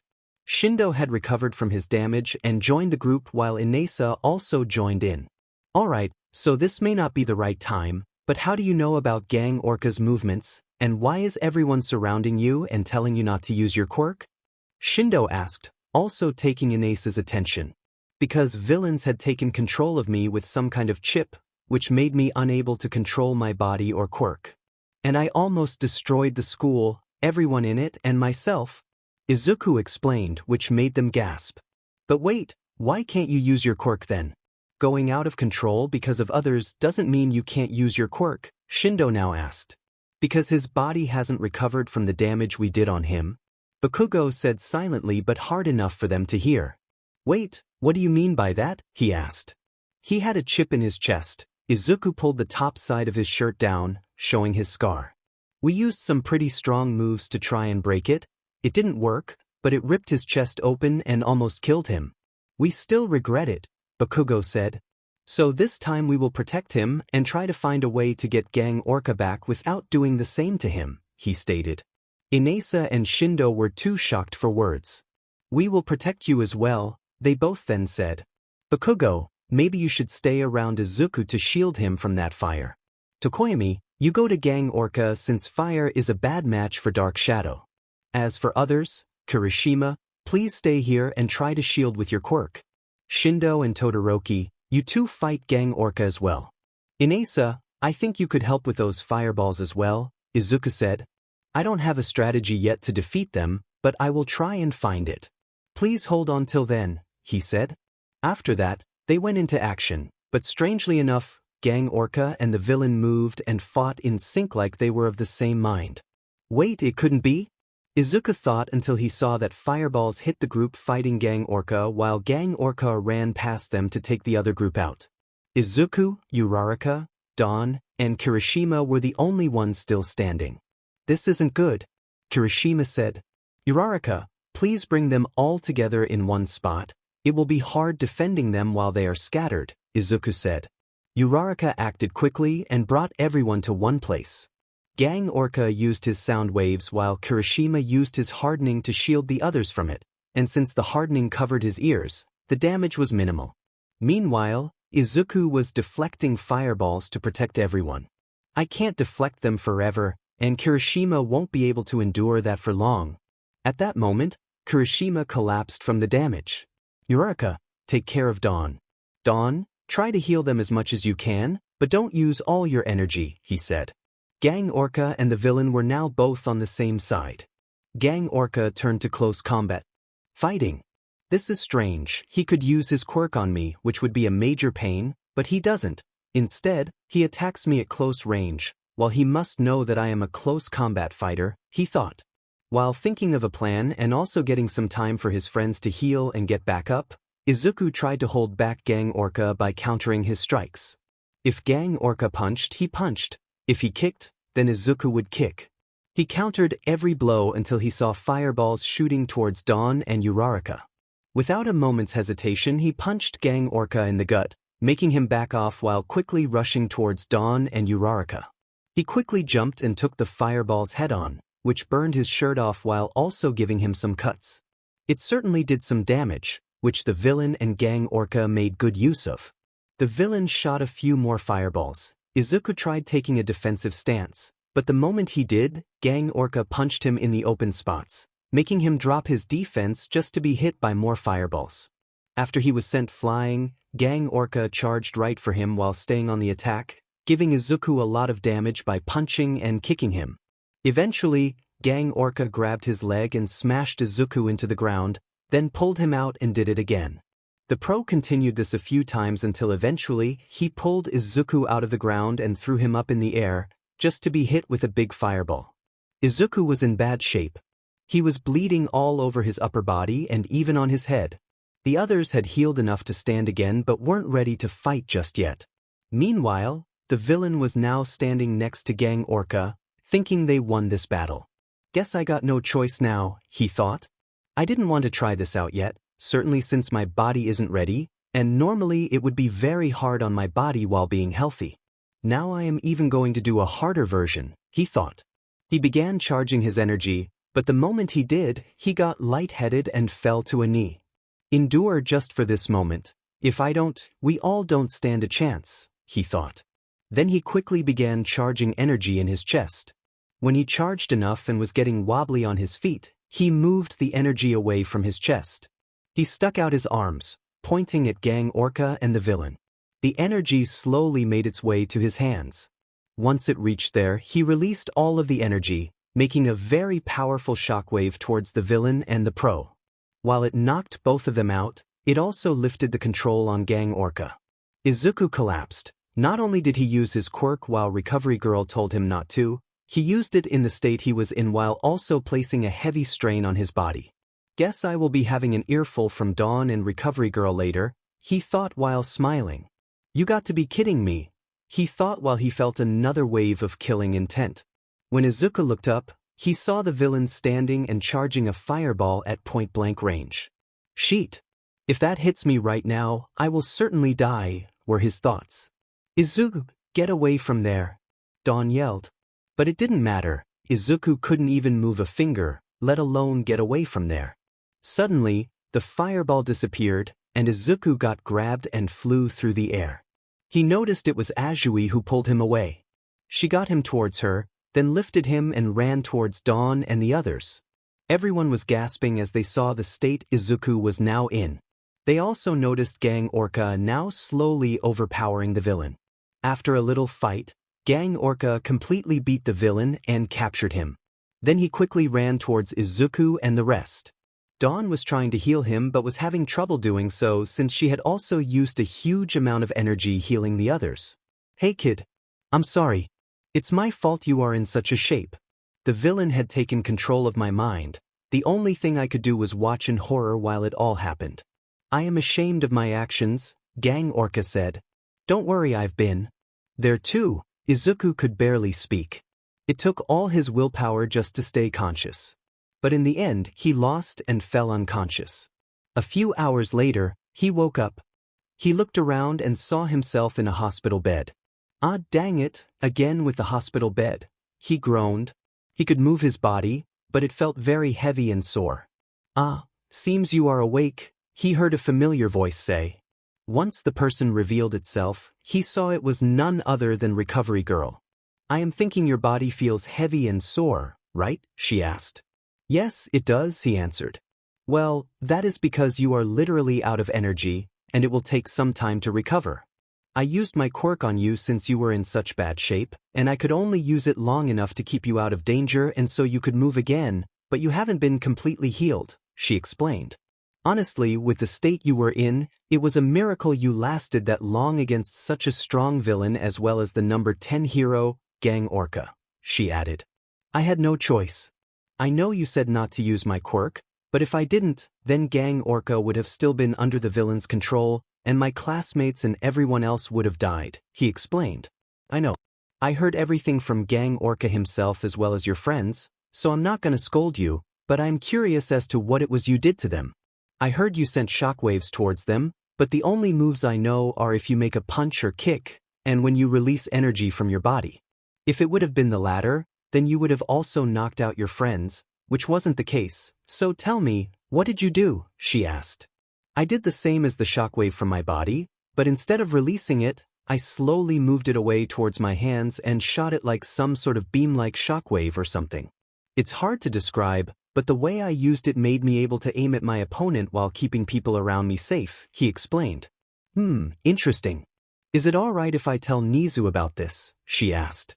"Sure, go ahead," he said with a smile, when suddenly Dawn ran inside and jumped on top of him, then sat on top of his lap and hugged him without saying a word. Izuku didn't say a word either, he just held her like there was no tomorrow. Suddenly, he broke the silence. "Guess you will be angry with me after the stunt I pulled, huh?" he said a bit awkwardly. Dawn shook her head. "No, I'm not mad, just glad you are safe," she said. "I know you are a hero and protect others and me, so I will get worried, I know that, but I will try and heal you," she added. "As long as you are alive and with me, that's enough for me. I know I can't stop you from getting hurt while protecting others or me, but I will try and take the pain and injuries away, and live my life with you to the fullest," she explained. "Izuku, you are my reason for living." Dawn was sent out of the hospital room because Izuku hadn't rested and healed enough. But things took a turn for the worst. After Dawn left, Izuku felt the pain in his body growing until it was almost unbearable when suddenly he felt a shock in his head, making him fall unconscious again. Just a little after Dawn had left, she saw doctors running towards Izuku's room and got worried, so she went back. Once there, she noticed the door was closed. Something isn't right, she thought. After a while, the door was unlocked, and Recovery Girl walked out. "Recovery Girl, what happened? How is Izuku?" she immediately asked, but Recovery Girl stayed silent. "Follow me to another room," she said, breaking the silence, and so Dawn followed Recovery Girl. "At this point, no one is able to see Izuku," Recovery Girl stated bluntly. "What? Why is that? Wasn't he recovering?" she asked. "After you left, his pain came back, but after that, he collapsed. We examined him from head to toe and noticed some brain damage. It's nothing too serious, it's not lasting, but I think he lost most of his memories. I can't say if the memories will stay lost or even how much of his memory is gone. Who knows where he is once he awakes," Recovery Girl explained. "So you mean it could be that he doesn't remember any of us?" she asked. Yes, and we don't know how much of his memory is gone, so we won't know how he will react, Recovery Girl said. After that, the other students and teachers arrived but were stopped by Recovery Girl while given the same explanation. Furthermore, this isn't from one attack. This is the combination of what happened back at UA as well as today. The biggest issue would have been that chip the villains used on him, that might have made his memories fuzzy and hazy, but the damage he sustained today while using his quirk in such a state made it much, much worse, she explained. Suddenly, a loud explosion was heard. They all ran towards the source and noticed it was Izuku's room. The door was broken down while some pro-heroes lay unconscious on the floor. Dawn ran inside, afraid it was a villain attack. Nothing could have prepared them for what they saw. It wasn't a villain attack. The person that caused the explosion and the unconscious pros was Izuku himself. "Stay back," he shouted. "Izuku, don't you remember me?" "It's me, Dawn," she said while slowly walking closer. "I said stay back. You are one of the professor's henchmen, aren't you?" "Well, you won't have your way with me anymore," he yelled. Recovery Girl walked in on the group and heard Izuku's yells. "I was afraid that it would have been a possibility, but it's really true as I feared," she said. "What do you mean?" Aizawa asked. "I told you he has memory loss and that we didn't know how much he lost. It seems that he lost a lot of his memory and is back at the place he was tortured before Dawn arrived," she stated. "I've had enough of this torture. And I won't stay here any longer," he shouted while taking a fighting stance. "Izuku, calm down. We aren't your enemy." Dawn tried. "Shut up. I won't be fooled by you henchmen anymore. You tried to make me kill her, and sent me through hell when I didn't. Get out of my way," he shouted while he launched himself towards the door. Todoroki quickly made a wall of ice while Kirishima used his hardening to make a wall behind the ice, but Izuku broke through it easily. Once he was past them, he fell down to his knees. "We have to restrain him. He is in no state to push himself like that," Recovery Girl stated. But Izuku got up and ran away towards the stairs. Aizawa and the class ran after him while Aizawa also called some pros specialized in restraining. Izuku ran down the stairs at high speed, but when he got downstairs, he was confronted by two pros. Before him stood Best Jeanist and Kamui Woods. "Wait, him again?" Kamui said. "Seems like you had to restrain him before? How did that work out?" Best Jeanist asked. "Not good. He easily broke free without even using his quirk," Kamui explained. "I see. We have to work together and hope he doesn't use his quirk and hope we get back up fast," Best Jeanist said while using his quirk to restrain Izuku. Kamui quickly followed by using every branch he made to surround Izuku. Aizawa and the class made it out too. "Quick, Siro, use as much tape on his remaining parts that Kamui hasn't got covered. Tokoyami, you use dark shadow to hold him down. Todoroki, freeze his legs," he ordered. "Isn't that a bit too much?" Best Jeanist asked. "It might not even be enough," Aizawa stated, which shocked Best Jeanist. "So he's that strong," he said. "Let go." Izuku shouted while slowly breaking free until he was completely free. "I told you that I won't let you take me again." Izuku shouted while focusing his quirk on his arms, then slammed the ground, creating a crater. Izuku collapsed for a bit but quickly got up, even though his body was shaking. Then he quickly jumped away before anyone had time to react. "Damn it, he got away. Could you please inform me what happened?" Best Jeanist asked.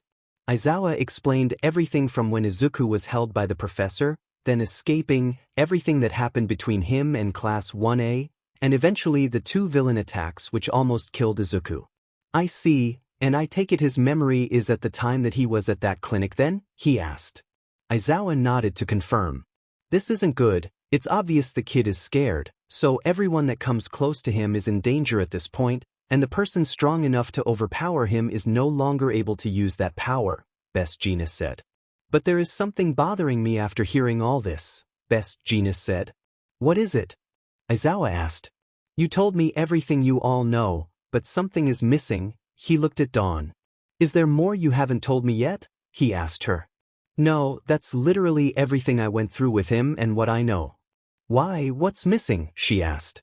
"You never mentioned that he had to kill a girl, and yet he shouted to you all that. You tried to make me kill her and sent me through hell when I didn't, but I haven't heard anything about that from your story, Best Jeanist explained. Wine, you're right, I don't know what that is about. To be honest, I never really asked because I thought his past there would be too painful to repeat, she explained. Then she remembered something. He did tell me something that he didn't really talk about but did mention, she stated.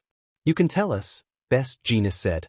He mentioned to me that he was forced to fight villains, and because of his anger towards villains, he left them near death, but that wasn't enough for the professor since he tried making the ultimate soldier an emotionless killing. He stared at her for some time but went inside the room and sat opposite from her. She acted like she was waking up to see his reaction. Izuku was on guard but just sat there watching her. Who are you? He asked. My name is Dawn, she said. Why are you here? He then asked. Because I was looking for you, I wanted to talk to you. How did you find this place? He asked, now curious while loosening up a bit, seeing as she didn't make a move towards him. You showed me some time ago, she answered. How? I don't know you, although you seem familiar. You look just like her. Izuku said, tensing up again. But I don't feel any murderous intent from you like the other henchmen from the professor, so you are not like them. Still, that doesn't explain how you know me and how you found this place, he said. That's because I too was there where you were held. We escaped together, and you showed me this place when we got out, she explained. Don't give me that. I have been alone there for years. So why should I trust you? He yelled while tensing up more. Dawn didn't react. You might not remember me now. You have been hurt a lot, and it gave you some memory loss. She then explained what he had told her about what happened to him back then. There should be no way for you to know all that, he said. Izuku was still confused but figured she wasn't a bad person, so he decided to drop his guard and rest. It's true. Body feels more damaged than what I remember feeling from them. And I can't use my quirk without almost fainting, he said. Can I come sit next to you? She asked. Izuku jumped up and took a stance. Don't worry, I just want to come closer. If you suspect me of doing something evil or feel even a slight bit of murderous intent coming from me, you can deal with me however you like, she stated. Izuku sat back down after a bit, then nodded and sat back down. Dawn got up, stood next to him and slowly sat down. They talked a bit more about what had happened at the clinic. Eventually, Dawn rested her head on his shoulder. Sheet, I made an unexpected move, she thought, but strangely he didn't respond to it. Even though I don't remember you, this doesn't feel bad, he explained. You want me to get away from you? She asked. Izuku was thinking for a few minutes. No, it's all right, I think, he said. This made her smile, and she grabbed his arm and hugged it. Guess she really does know me, he thought. Can I ask you something? She asked. What is it? He asked. When I met you, you told me everything that had happened, but also you had to attack someone innocent. At the hospital, you yelled something about that they made you kill a girl, but you refused and got punished for it. You never told me about it before. Would you maybe tell me about it? If it's too hard, then I can understand, so don't force yourself, she said. Izuku kept silent for some time until he spoke. Once in a while I was allowed to go outside but under constant watch. Sometimes they gave me instructions to attack villain bases or villains themselves on the street. While wandering around before getting those orders, I always encountered a girl. She never told me her name, but she always wandered around and was very kind to me, he started. Then one day I met her again, and I was ordered to kill her. And they wanted to see a gruesome death, he told her while starting to cry. She felt bad for having him tell her, but she wanted to know. I refused, but that didn't go unpunished. I grabbed her and ran, trying to get away from them while protecting her, but after a few hours of trying to run away, they shot a drugged needle into my shoulder, which made me unable to move. He tensed up. They grabbed her hair and dragged her away from me but kept close, so I had to watch what happened next. Dawn started to tear up. They used their quirks on her, someone with a WHP and another one with claws, also someone in a cloak with some fire quirk. They attacked her in turns but eventually ended it with the girl with claws stabbing through her. Then she threw her up in the air while the fire user shot multiple fireballs at her, burning and cutting her skin, and then the one with the WHP attacked at the cuts and burns. I kept hearing her screams, But the most frightening part was when the screaming stopped. He said, fully breaking. Dawn hugged him. I never knew you went through something like this. I am sorry for making you go through it again. I'm glad you told me, but you will be all right now, I promise you that, she said while she held him. She secretly healed him, but he noticed as his pain was lowering while feeling better. He quickly jumped away. What are you doing to me? He asked, back on guard. I'm sorry, I forgot about the situation, and I felt so bad that I began to heal you, she explained. She then showed her hand glowing. I can prove it's only healing, show me your arm, I know you have a cut there, she said. I know you hurt yourself while escaping earlier, trust me, and I will show you it only heals you, she said. He slowly walked back towards her and showed the cut on his arm. Dawn placed her hand above it and started healing his cut. All right, I believe you. You know so much about me, something only the professor or his henchmen would know, but you aren't one of them, so your explanation makes some sense in that way, he explained. You do feel familiar to me, but it just feels like a giant gap in my head now, he said. That must be the memory loss. Maybe we can recover it, she said. Izuku nodded. Shall we go outside? She asked while offering her hand. He took her hand, but after he got up, he didn't let go, but she didn't mind. She was happy he held her hand. They slowly walked outside, but Izuku grabbed her and jumped the moment they got out. What are you doing? She asked, but the moment she turned around, she saw the place they were standing before, but covered in blue flames. Seems you survived all that. I'm impressed, they heard someone say. They saw a man covered in hands. Tamura Shigaraki. Dawn shouted. But Tamura wasn't alone, as he was followed by Dabi and a strange beast.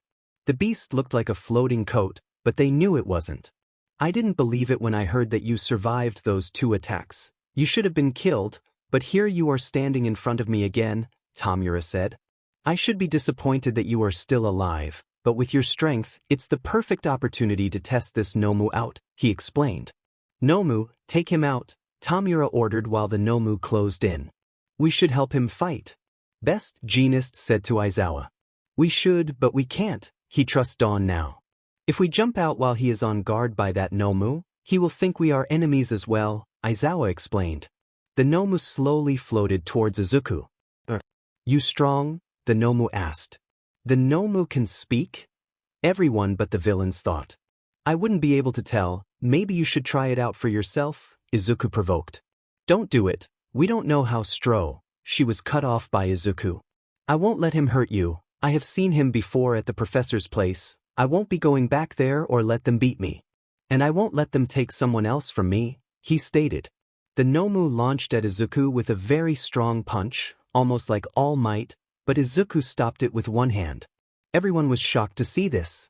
The Nomu threw another punch, but this one was also stopped with just one hand. Izuku had a serious but scary look in his eyes. I won't let you kill someone dear to me ever again, he said in a frightening tone. Suddenly, Izuku vanished from everyone's sight while the Nomu was kicked up in the air. Then the Nomu was launched from place to place in the air. No one saw what happened but knew it had to be Izuku attacking the Nomu. This shouldn't be possible. This Nomu was supposed to be stronger than All Might. How is a little kid beating it so easily? Tamura freaked out. Izuku threw the Nomu down into the ground, then landed next to it. He grabbed the Nomu, pulled him up, punched him in the gut, then threw him into a wall. Izuku immediately charged after the Nomu and gave it a barrage of punches. The Nomu still wanted to attack Izuku but instead went for Dawn. Izuku quickly appeared in front of Dawn to protect her by kicking the Nomu in the jaw. He kicked him up in the air and elbowed him in the back, which made the Nomu crash into the ground but bounce back up. Izuku charged so much energy in his fist that his hand began to glow, then crashed his fist into the chest of the Nomu, taking it out. Everyone was shocked after this show of power by Izuku. He used so much strength, and he doesn't even give a hint about being tired, Aizawa said. Izuku turned towards Dawn to look if she was safe, but at that moment, it was as if there was a shock in his head and a flashback of Izuku fighting a Nomu in a facility with Dawn by his side. More memories followed after that, but after all his memories suddenly coming back made him very weak and fall to his knees. Tamura and Dabi charged at Izuku, ready to finish it, but were quickly stopped by Class 1A, Aizawa, and Best Jeanist, which made them retreat. Are you alright, Izuku? Lay down for a bit, Dawn said. Izuku laid down with his head on her lap. Yeah, I remember everything now. Also, I didn't try to hide it from you, but I just wasn't able to talk about it, he said in a sad tone. It's alright, silly, don't worry your pretty little head over it, she stated. We wanted to congratulate you all, but after the villain attack and you in such a condition, we waited, Aizawa stated. You all passed the exam, he added. What do you mean? We didn't finish the exam. Also, most of us were taken out by the villain and the brainwashed pro-hero, Kirishima stated. While that is true, you did fight your best against the opponents. You made a fighting plan and managed to keep the people safe, and while Izuku was holding the villains off, Dawn healed everyone, and even then, you all tried to fight, Aizawa explained. You all did better than most of the pros would in such a situation, and after all that, even if it wasn't really for the exam, they still made you all pass because of the teamwork you pulled off and taking care of the villain. They thought you were all worthy of the license pass and become real heroes, Aizawa explained. Thanks for the news, Mr. Aizawa. I'm glad we got our licenses, but to be honest, I really want to take a long rest now, Izuku said, giving a weak smile. Sure, kid. You deserve it, especially after everything that happened, Aizawa stated. After that, they went back to the dorms. Izuku immediately went to his room and fell asleep the moment he touched the bed. Wow, you really were tired, she whispered, looking at Izuku sleeping. She took off her clothes, put on her pajamas, and got in bed, snuggling up to Izuku. I'm glad we got closer like that and that you trusted me again after losing your memory, and thank you for trusting me enough to explain what happened. It was horrible what you went through. But I will make sure you won't have to go through that again, she said. Dawn looked up at his sleeping face, kissed his forehead, and placed her head against his chest again. I'm glad you are safe, my love. Some time went by since the incidents and the memory loss. Izuku has now fully recovered, but right after he recovered, he began training in secret with Recovery Girl and Dawn. Only Dawn, Recovery Girl, and Principal Nizu knew what the training was for and what he was training, but he made them all promise that they wouldn't tell anyone. Izuku trained there every day and came back exhausted, same as Dawn, but they still continued every day. I'm sorry for putting you through this, Dawn. You should be exhausted, huh? Sorry, I just have to answer this, Izuku said while walking towards Recovery Girl. It's alright, I understand why you want to MSTR it and why you are training for it, but I do hope you will be careful, Dawn said while she followed him. I'll try, but we really need this in the future, he answered. Well, you are making pretty good progress. You should be proud of that. No one else could pull such a thing off or even think of it, Nizu said while suddenly appearing in the hallway. Thanks, Nizu sir, but it's still dangerous to use it like this, Izuku said sadly. With that being said, they walked inside and started training again. At the dorm, everyone was wondering what Izuku and Dawn were training for together with Nizu and Recovery Girl, but most of all why no one else was supposed to know about it and why Dawn and Izuku always came back exhausted.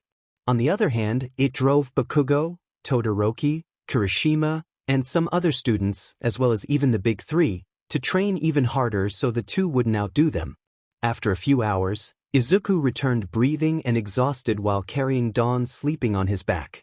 Wow, what happened to you two? I know you have trained a lot and come back exhausted every time, but it seems like you two really pushed it this time, Kirishima said while everyone quickly ran towards them.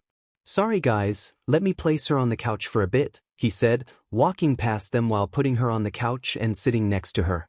Once she felt Izuku sat next to her, she quickly grabbed his arm and slept against it.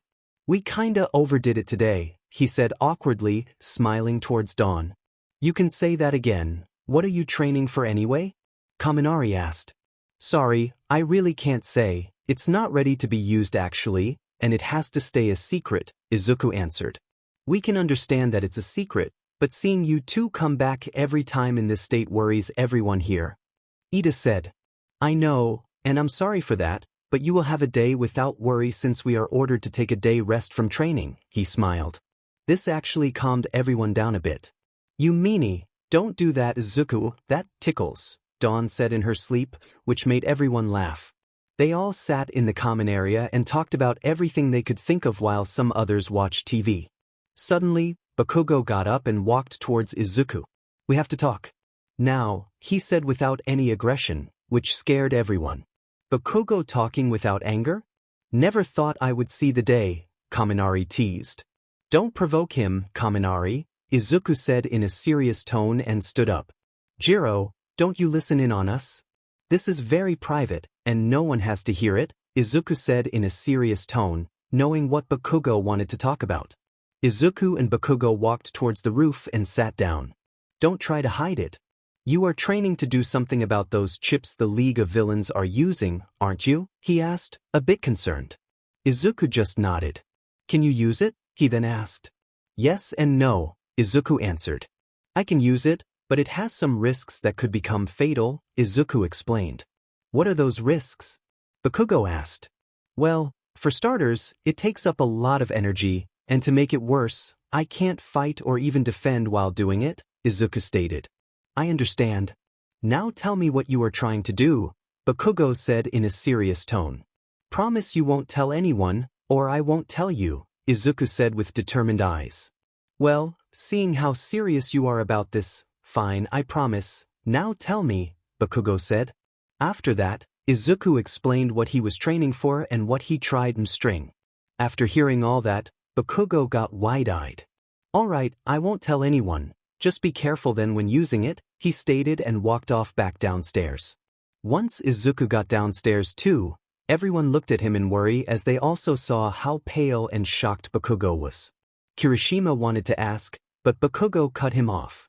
"Stop asking questions," he said in a serious tone, which took everyone by surprise. Dawn had awoken from her sleep and figured that Izuku told him what they were doing. She slowly walked towards Izuku. "You alright?" she asked as he nodded. After that, they all got dinner and enjoyed some more talking in the common area while the others now installed a game controller and competed with each other. The day ended quickly, and everyone went to bed. The next morning, Izuku was still asleep, but woke up when Dawn was rushing through his room. "What's wrong? What are you doing?" he asked with sleepy eyes. "Get up. It's almost time for training," she yelled in panic. "Slow down. We have been ordered to take a day to rest since we pushed ourselves so hard yesterday," he explained.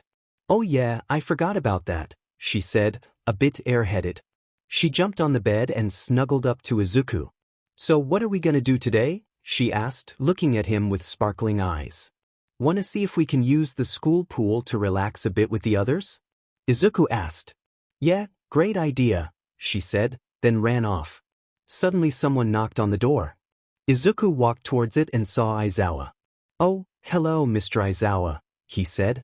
"Morning, Izuku. I just came to check if you two were doing all right since your classmates have been worried about you too," he said. "Oh, we are all right. Principal Nizu ordered us to take a rest, which reminds me, we wanted to ask you if our class could use the pool to relax for a bit," he said. "Sure, kid, go ahead. You have pushed yourselves so hard the past few months. You all deserve it," Aizawa said with a slight smile. "Thank you, Mr. Aizawa," he said with a smile, then Mr. Aizawa walked away. Izuku got his stuff ready and asked everyone from his class if they wanted to come, and they all agreed. Izuku was hesitant to change at first. Sure, it was a nice way to relax, but he forgot about all his scars, and his class hadn't seen the newest scar yet. He decided he would leave his shirt on for now and walked towards the pool.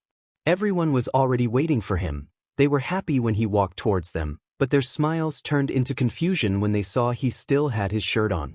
"Izuku, what's wrong? It was your idea to use the pool, so how come you are keeping your shirt on as if you aren't going to swim?" Uraraka asked. Then Dawn walked up to him. "You feel bad about that, right?" she asked. This raised everyone's confusion. Izuku just nodded and looked away. "Don't worry, just show them," she said in a sad tone. Izuku hesitated but took off his shirt, which made everyone gasp. Even Bakugo went pale when he saw it. A big scar in the middle of his chest. "Is that from?" Bakugo tried asking as Dawn nodded. "Yes, this is from when you all attacked him on the chest to take the chip out," she said in a cold tone. They all felt guilty. "Don't worry guys, I don't blame or hate you or anything. It's more that I didn't want to make you feel bad, and I knew showing the scar would make you all feel guilty, he explained. Everyone felt bad until Izuku. The person was still silent but gave him a phone with a message on it. I don't care about the phone. Give Dawn back, he shouted, rushing at the person again, but this time the person countered with a kick to the gut, which knocked Izuku through the walls of his room.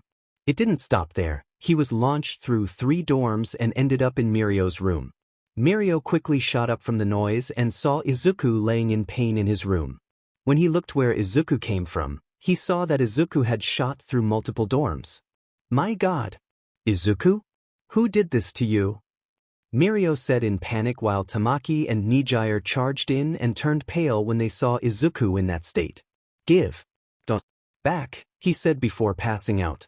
After a while, Izuku woke up and was now in Recovery Girl's room.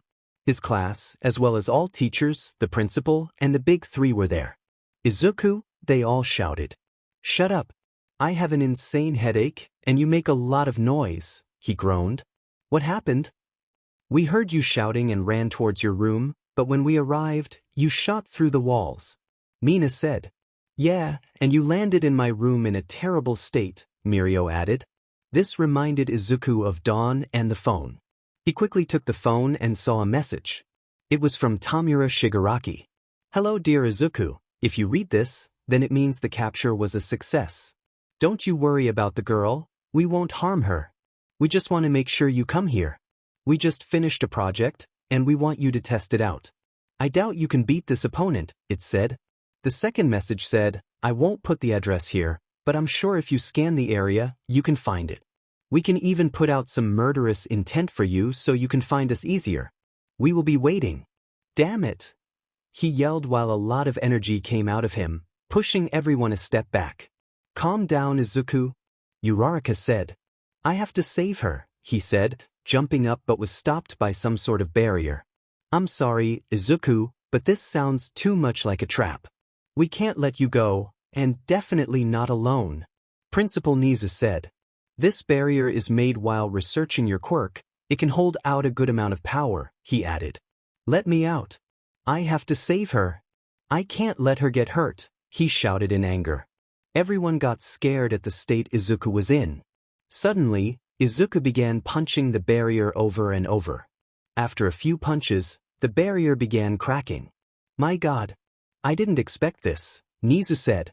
Suddenly, Izuku broke free and tried running past them. Quick, Nijire, Mirio, Bakugo, and Todoroki, hold him back. Aizawa shouted. They stood in front of him. Get way, he said, breathing in anger. Under one condition, Mirio said. Izuku just stared at him in anger. Mirio began smirking, turned around, and began running while Nijire, Bakugo, and Todoroki followed him. We are coming with you, they said. Izuku ran towards them. Fine then, not gonna argue with that as long as you don't try and stop me, he said. Follow me, he yelled and ran outside. Aizawa, take Tamaki, Mike, Cementos with you and call any other heroes you might need and follow after them. Nizu said, a bit panicking. I have a bad feeling about this, Nizu admitted. The remaining people at Recovery Girl's office gasped. If even the principal has a bad feeling about this? Ida said. At Izuku's group, do you even know where we should go? Bakugo asked. Yeah, earlier I scanned the area and found some murderous intent around a warehouse at the side of the city, he said while running towards it. You sure you are ready for this? Mirio asked. Honestly, not really. That person had insane power, I got stopped easily, and with one kick, I got launched through dorms. It was almost the same power when I used my quirk, Izuku explained, which shocked the others around him. Don't worry, I now know what I can expect and I won't underestimate them anymore. This time it's serious. They made a big mistake taking Dawn, he said while picking up the pace. After a long run, they arrived at the warehouse. Ah, good you came. You even brought some spectators, Tamura said while slowly showing himself. Where is Dawn? Izuku immediately shouted. Oh, she is right here, he said while showing Dawn tied up in ropes. As you can see, she is unharmed, although we tied her up because she got rather violent, he said. Be glad I'm still standing here, Izuku said in anger. Now give her back, he said. Sure, but I want you to do something for me, Tamura said. That all depends on what it is, he said. Suddenly, the person that knocked Izuku out in one hit showed up. I want you to fight this person, he said. I want to see if this person can beat you or if the project is still a failure. He grinned. Fine, I will fight, he said. He took a few steps forward while Dawn was allowed to walk freely. She quickly ran towards Izuku. Get to Mirio and the others. Mirio, protect her with your life, he said while his eyes were covered by his eyes. He has a scary aura around him, Dawn thought while walking past him. Mirio grabbed Dawn and jumped back but didn't let go. Anyone else got a bad feeling about this? Nijire asked as they all nodded. Izuku is scary right now. I have never seen him like this, Dawn said while holding Mirio's arm tightly. Nijire, Bokugo, Todoroki, and Mirio looked scared towards Dawn as they heard that. Taking Dawn was the biggest mistake you have ever made, Izuku said calmly. You sure about that? How much do you want to bet that I can make it worse? Tamura provoked. Izuku vanished from everyone's sight, appeared behind the person, and wanted to give a back slap with his fist in the person's back, but that was blocked. Not bad, so you can actually keep up, he said calmly. Let's see if that's still the case if I pick up the pace, he said while disappearing and reappearing at multiple places, almost like he had clones. He charged back at the person, but every hit he used got countered. I see that's the person's total strength. It's stronger than All Might, but I can overpower it, he thought. I see that you are thinking. You must be thinking that this power isn't something special and that you can beat it, am I right? Tamura said, which made Izuku stop a few steps away from the person he was fighting. You know you might be right. But there is something you don't know, he said. And what is that? Izuku said. You can't hurt the person in front of you, he said. You can take off the mask now, he added. Why not? I most certainly see. Izuku stopped and froze at who he saw. How is this possible? Izuku went pale and started shaking while taking a few steps back. This isn't good, Mirio said. No, it can't be. You can it? Izuku asked in fear and confusion. Before him stood the girl he was unable to save that day. I saw you die. How are you still alive? Izuku asked in fear. That's all thanks to an ally from my MSTR. Yes, she died, but after you were taken away, my emissary figured that you would be a failure, so we had a man named Chisaki, or Overhaul if you will, help us. He can disassemble and reconstruct things and people he touches. He repaired the girl and saved her life, Tamura said. Izuku had wide eyes and started breathing. She was taken to the professor, and they did the same experiments on her as they did on you, even more. They also placed some quirks in the girl. Luckily, she stayed sane compared to the other Nomis who gained multiple quirks. Also, the chips we used on you and that whale were all test projects, and thanks to that, we finished the masterpiece standing before you. Just like you, she can see everything but can control nothing. This chip is even better since we made it so she obeys every order we make without hesitation, Tamura explained. Izuku fell to his knees. This can't be.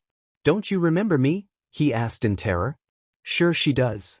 She looked for you every day, but now with that chip, she is forced to fight you, and she can't change a thing. We control her now. Tamura said, laughing. Damn it, we have to do something. Why is he so frozen like that? Todoroki said. Izuku told me about this when he had his memory loss. He was forced to kill her when they gained a bond, and he didn't, which didn't please the professor. As punishment, he had to watch her die. Dawn explained. But he used her to get to him. This isn't good at all, she added, which made the group panic a little. Oh yeah, that reminds me, you never knew her name back then, right? Tamura asked teasingly. Izuku just sat there on his knees, shaking. Man. I think I broke his spirit. Well then Alice, break his body as well, Tamura ordered. Alice walked towards Izuku and punched him in the gut, sending him up in the air, then jumped up and kicked him in the head, making him crash into the ground, which created a crater. Izuku, get up, they all yelled.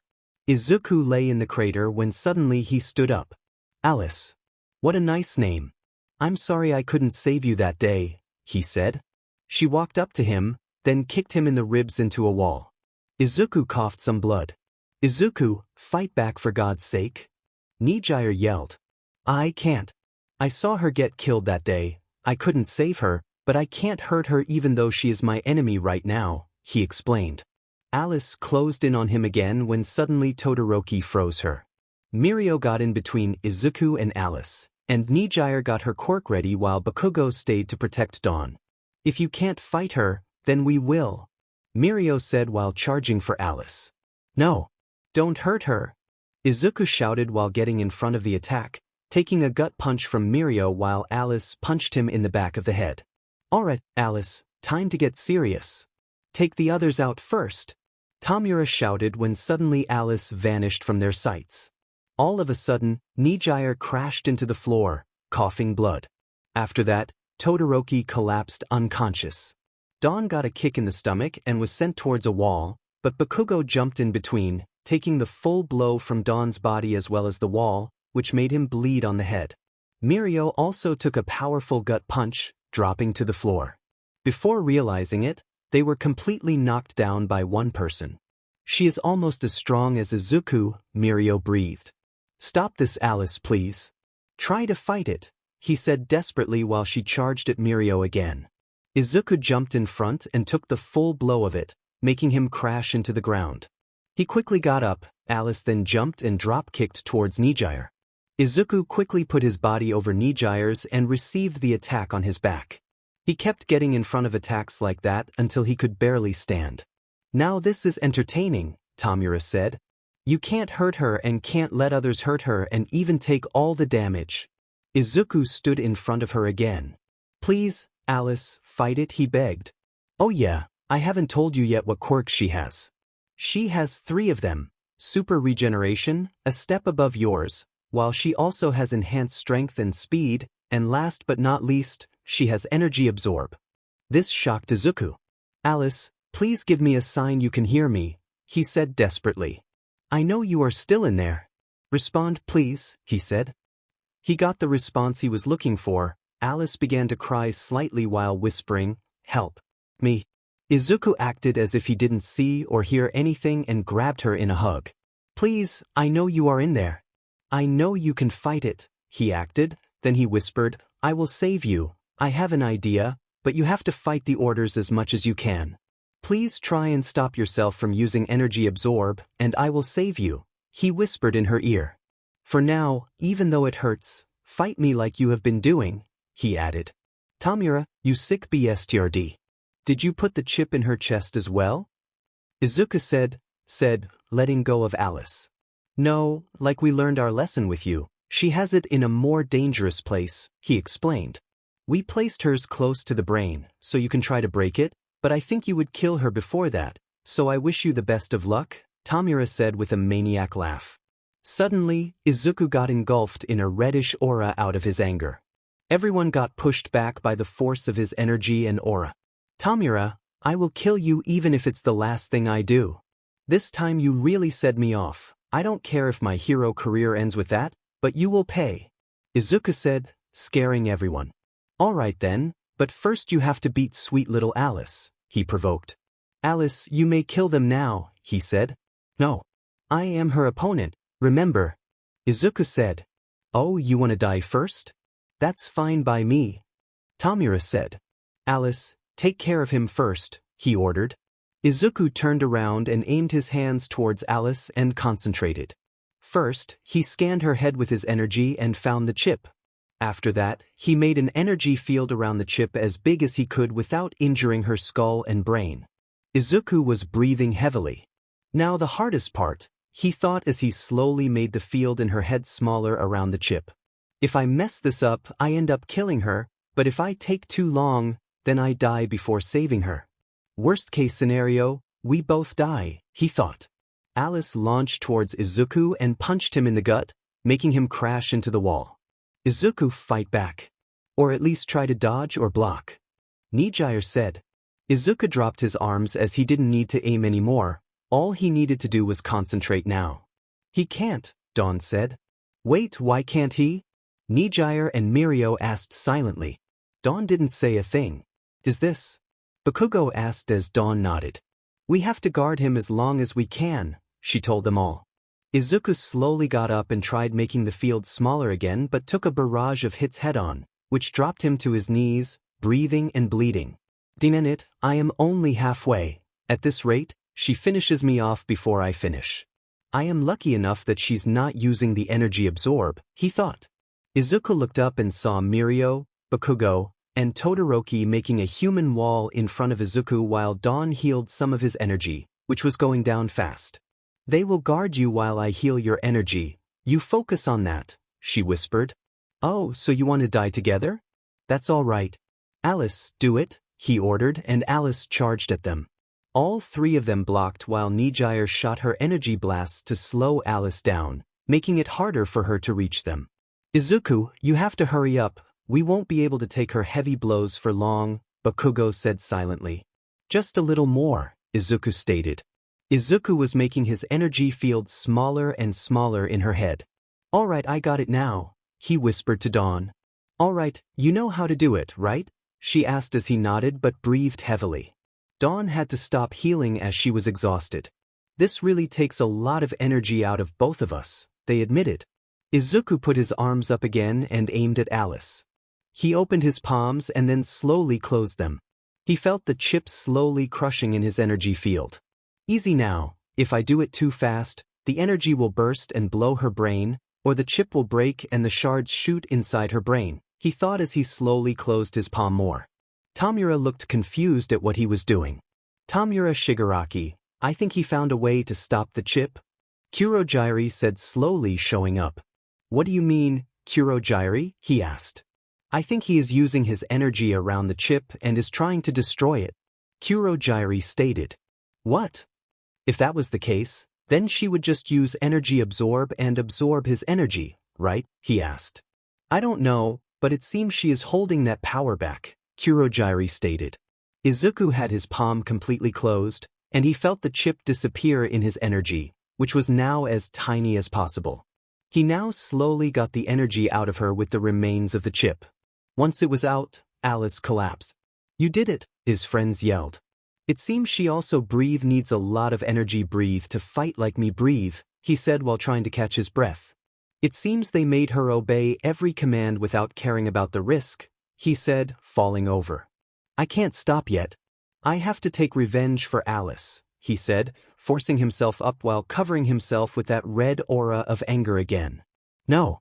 Izuku, stop. You are in no shape to move anymore. Let alone fight. You are pushing yourself too much. Dawn shouted. Todoroki quickly froze Izuku while Mirio and Bakugo held him, and Nijire made an energy bind around him. Izuku released his energy, breaking free. I got one attack, he thought. He channeled all of his energy into his right fist. You will pay. Izuku shouted with a reddish glance over his green eyes. Aizawa and his group finally found them but were frozen in fear when they saw Izuku like that and in such a state. Izuku launched at Tamura, giving an all-out blow to the chest, breaking his chest and ribs. Tamura shot through the building and flew a few blocks away. Izuku was about to fall down but managed to keep standing. He saw Aizawa's group walking towards Alice, and he quickly shot over there. Don't you dare touch her or hurt her, he said, still with the red glance over his eyes. He turned towards Alice to see she regained consciousness. Alice, nice to finally know your name. My name is Izuku, he said. Yeah, same for me. I feel bad for hurting you, though, she said. Don't worry, I deserved it for not being able to save you back then, he admitted. But you saved me now. You are the greatest, she said, giving him a bright smile. You know, seeing you now, it feels like it was yesterday that we saw each other, she said. You still feel like a brother to me. You are the only person I can call family, and with you, the only place I can come home to, she admitted. What do you mean with me the only place you can come home to? He asked, confused. I feel good around you, maybe not the same way as that girl over there does, but I still love you as a brother, and home isn't a house or whatever. Home is where people you care about are around you, she explained. If that's the case, then welcome ho, he said before collapsing. In the middle of the night, the equipment on Izuku acted weird. His heart rate went up, and his body slowly began moving again. Once anything changed in his condition, An alarm would go off at the doctor's place, so he would come there immediately. The doctor ran in once he heard the alarm and noticed Izuku's hand moving as well as his heart rate going up a little. He is waking up from the coma. I expected him to stay in that state longer, but I'm glad he is already waking up, the doctor thought. Then suddenly, Izuku opened his eyes very slowly. Once his eyes were open, he tried getting up but quickly fell down in pain again. I'm glad you are awake again. You had us worried, but don't move too much yet. You still have to rest, the doctor said silently. Why are you talking so silently? And how long have I been out for? Izuku asked. The doctor pointed beside Izuku as the reason he was talking silently. You have been out for a month, but she stayed here 24/7 watching over you, he said. Izuku's eyes widened when he heard that he had been out for a month, but he was even more surprised when he saw that it was Alice who stayed with him all this time. Izuku's surprise faded, and he placed his hand on her head as she had her head sleeping on his bed. Is she all right as well? Izuku asked. The last I remember was me breaking that chip and both of us collapsing, Izuku explained. She is fine and completely recovered. It's a good thing you destroyed it when you did. That chip was destroying her, pushing the body past the limit. She was already past the limit in your fight, so if it continued any longer, it might have ended differently, the doctor explained. Then it was worth it, he said with a smile. You know she really cares for you. The only time she left your side was to use the bathroom and to shower. Other than that, she stayed here this entire month, the doctor explained. I know we both care for each other. I'm glad she is still alive. Izuku then explained to the doctor what happened with her when he was held by the professor, known as All for One. So, they killed her back then, and you thought she actually died, but they used someone's quirk just in time to repair her and bring her back to life. That's harsh, the doctor said with a bit of anger in his voice. Yes, it really was. I still feel bad for not being able to save her back then, but I'm glad she is here now, Izuku explained. Stop feeling guilty about that. I know you weren't able to move because of the drag they shot you with, and you tried to run away with me when you knew it would make your time there even worse, Izuku heard from behind him and turned to see Alice. Alice. Izuku tried talking but didn't find any words. Good morning.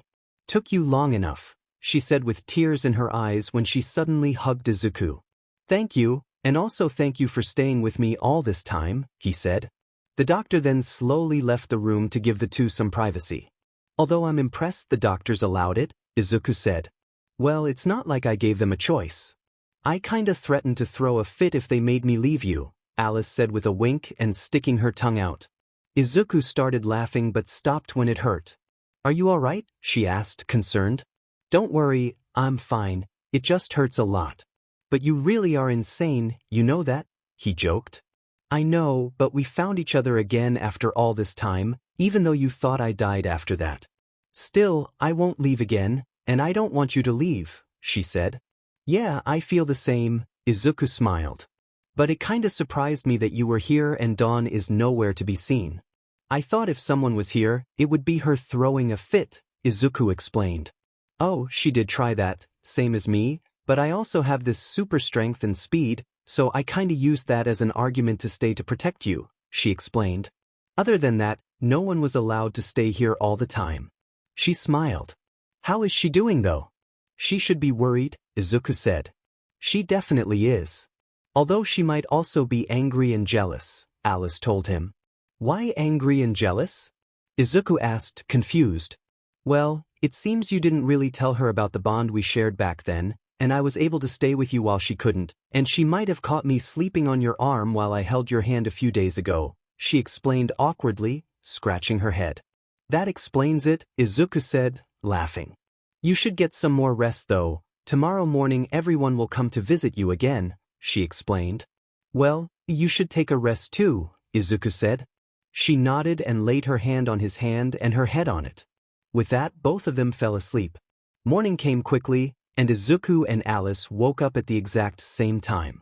Good morning again, Izuku started, placing a hand on her head. Good. I was afraid it might have been a dream about you waking up, but I'm glad it's real, she said. Izuku smiled. By the way, Izuku, she said while looking away with sadness. I saw your scars when they were changing the blankets. I saw some scars on your arms. They told me you had even more. I got curious and looked. I know I shouldn't have without permission. I'm sorry, but you really went through hell, didn't you? She explained while tearing up. It's alright, don't worry about it. All that is from the past, well apart from this one, he said while lifting his shirt and showing the scar on his chest. This one is from when they used that chip on me. I got roughed up pretty bad trying to break the chip. In the end, my chest was ripped open, and they quickly took the chip out. Luckily we had 2 very good healers who saved me, but I heard they did the same experiments on you and treated you the same. So I guess you have similar scars, he said. Alice nodded. She stood up, turned her back to him, and took off her shirt, showing her back. There were some nasty scars on her back. The front has some too, but they aren't as bad as yours though, she explained. Suddenly, Izuku heard his classmates coming towards them, but Alice didn't hear them and was still shirtless. Izuku quickly grabbed her, pulled her on the bed, and placed the blanket over her. Alice wanted to know what was wrong until the door opened, and Izuku's classmates walked in but stopped midway since they saw Alice with Izuku in bed. Dawn saw this as well and ran away. Sorry, we shall leave for now so you two can finish up, Kirishima said while pushing everyone out and then closed the door. That was close. Izuku sighed. I'm sorry I didn't hear them, but thank you, that certainly was close, she laughed. She tried getting up, but once she sat at the side of the bed, Izuku placed his hand on Alice's back, letting his fingers hover over the scars. Alice just let him do it. Oh, I'm sorry, I shouldn't have done that, Izuku said, embarrassed. It's alright, it didn't feel uncomfortable or anything. It actually felt pretty good, she said while blushing a little. You want me to continue then? Izuku asked as she nodded. After a bit of silence and Izuku following the scars with his fingers, Alice broke the silence. Shouldn't you be going after her? She saw me in the same bed as yours, and if she knew I didn't even have my shirt on, things would get much worse, she explained. I should, but I don't know, it's still confusing. I still can't believe that this all is real, Izuku explained while laying on his back. Alice didn't care what others would think if they walked in, so she put on her shirt, then laid her head on his arm. You mean me actually being alive and all that? She asked with a smile. Izuku just nodded. What exactly did you tell Dawn about us? He then asked. Well, that we were unofficially a couple, but that it was a secret because if the professor knew, then I would be a target. But it all ended when you thought I had died. I also told her I still hold those feelings for you, she explained. I think I shouldn't have done that, she then added. No, it's alright, you were being honest. The first part is my fault for not telling her, Izuku explained. It's just all so confusing, he then said while staring at the ceiling. What is? She asked. Well, is it possible to love 2 people at the same time? He asked. This made Alice happy somehow. Why 2 people? You love Dawn, right? She asked. Well, yeah, I really do, but I still love you as well, he admitted. Alice kissed his cheek and smiled. Well then, we just have to accept it, but if she wants to take you for herself, then I won't stop fighting for you, just so you know, she winked at him. Yeah, I know you will. I just don't want to hurt either of you, but I also feel the same about both of you, he explained. Don't worry about it, we just have to accept it. We can't change how you feel, nor should we want to, she told him as he nodded with a smile, then hugged her. Thanks, he said. After that, Izuku tried getting up but instantly fell to the ground. Well, that is easy, he joked. Alice came around the bed and helped him up. I will support you while you can't walk on your own yet, she said. Thanks, Alice. Man, I owe you more and more, he joked. I do this because I want to, not because I have to, she said with a smile. Izuku and Alice slowly walked out of the room and saw everyone but Dawn waiting in the hall. Sorry guys, it wasn't what it looked like, really, he explained. It's alright bro, but I don't think Dawn is very happy about it. She might see it as a misunderstanding, but she is really jealous about you and Alice, you know, Kirishima explained. Yeah, I figured as much, he said while looking at Alice and started to laugh. Then Dawn came back. I want to talk to you two in private, she said, more like ordering them. Izuku, Dawn, and Alice walked towards an empty room. What was that just now in the room? Dawn asked, a bit angry and jealous. Izuku then explained how she saw his scars and showed hers, then about how Alice still had her shirt off while the class was about to walk in, so he pulled her on the bed and covered her with his sheets. I see, that's a relief, she said. Izuku had another burst of pain but tried to hide it, although Alice noticed it. There is something I have to admit though, Izuku said and then explained everything between Izuku and Alice and how he felt about both Alice and Dawn. I accept that he feels like that about both of us. I hope you do too. Even if we don't, we can't change his feelings, and we also shouldn't want to, Alice said. Shut up. Izuku is mine, Dawn said while grabbing Izuku harshly and giving a hard pull, which hurt him a lot together with the burst of pain. I won't let you have him for yourself. I accept that he feels that way to both of us, but if you want to have him for yourself, then I will fight for him. I won't let him go or leave me, Alice said, gently holding Izuku's arm. No, Izuku is mine, not yours. He stopped loving you when you died. He loves me now, she said angrily. Dawn, my love for her didn't stop. But I love both of you, Izuku explained. Liar, she shouted and gave another pull, which made Izuku fall down, barely able to stay awake. Alice quickly pushed Dawn away, lifted Izuku, and ran. She ran towards his classmates. Please stop her, she isn't herself at the moment. She even hurt Izuku. I am going to take him to a safe place to rest, Alice explained. Leave it to us, Aizawa said while nodding. Aizawa had a feeling what the talk was about. Alice quickly ran outside. Her enhanced strength made it easier to carry him and run and jump around, and her speed made it easy to quickly vanish from sight. She ran towards an abandoned house in the woods that she lived at with her parents before she ended up alone on the streets. The house was still in good shape, and she brought Izuku quickly inside, laying him on the bed. Alice kept watching over him while sitting on the side of the bed until Izuku woke up again. Hey, you all right now? Alice asked in concern. Yeah, it's going a bit better. Where are we? What happened at the hospital? He asked. Dawn didn't take the news very well about feeling the same about both of us. She started hurting you without even caring about it. I couldn't help it anymore. I pushed her away, lifted you up, and just ran. As for where we are, I lived here with my parents before I ended up alone on the street. No one knows this place, so we should be good here, she said, placing a hand on his cheek. Thank you. I know Dawn normally isn't like this. I think she has just heard about what I told her. I hope she isn't too angry with us, he said. But still, thank you for protecting me and taking care of me, he said. Alice gave a smile, then laid her head on his chest. The truth is I can understand Dawn. I want you for myself as well. Still, I have to accept that you love her too, Alice admitted. I know you do, he said.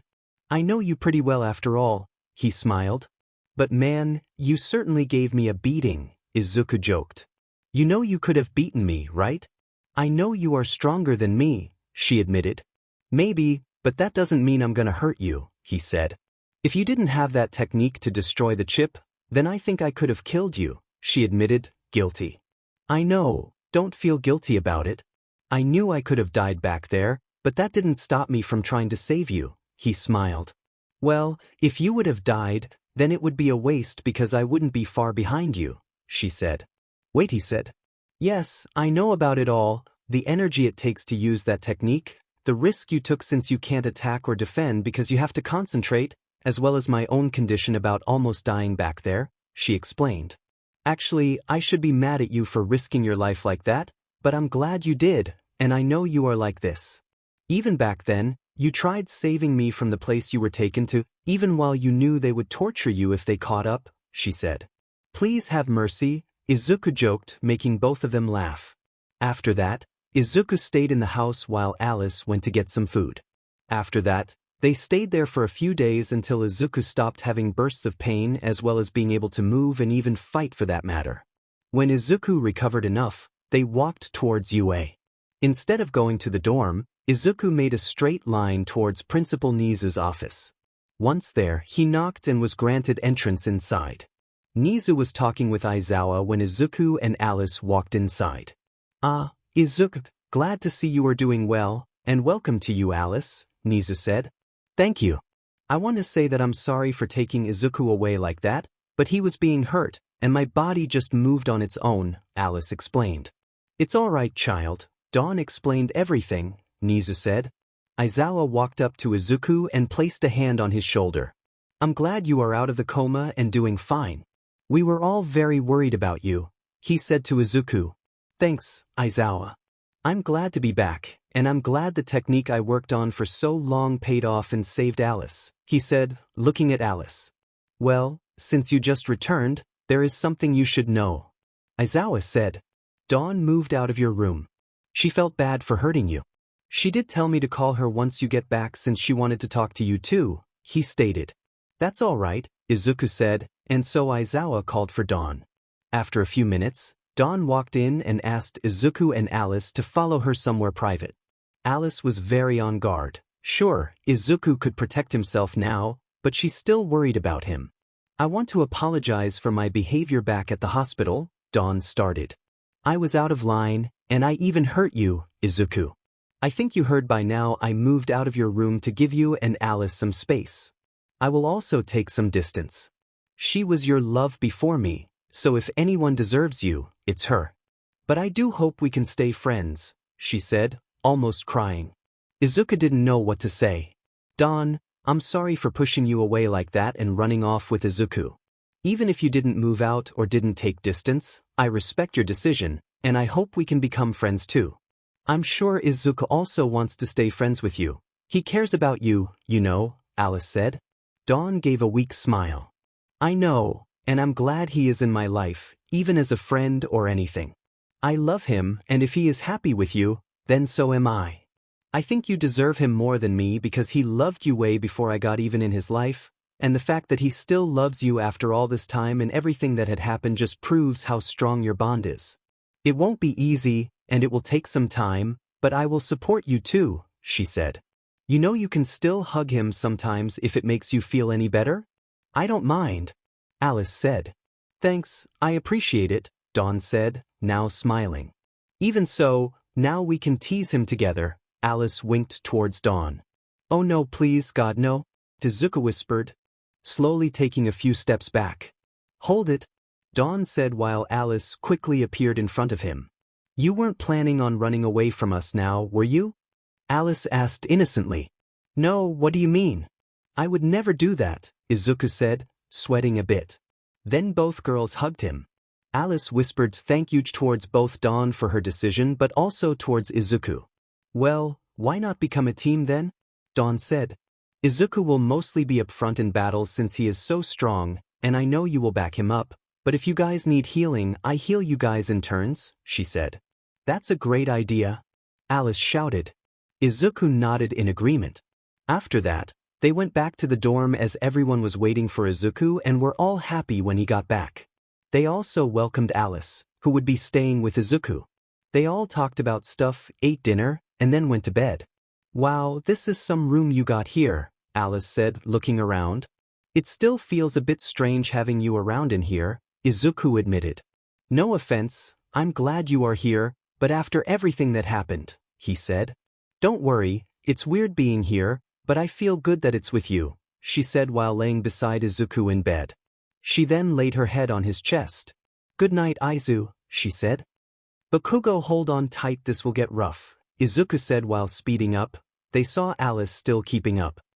Oh dear Aizu, you know you can't hide from me, she teased. Suddenly Nijire shot up trying to shoot them down. Even you Nijire? Izuku asked. Dawn asked me to join and I just couldn't resist, she said, sticking out her tongue. Hey, Izuku, Bakugo said. I don't want to sound desperate and I hate to be it, but can you speed up some more? He asked. Yeah, why? He asked. Try scanning behind you but don't look, Bakugo said. Izuku went pale. How did they get so many people helping them? Izuku shouted while feeling at least 20 people behind him.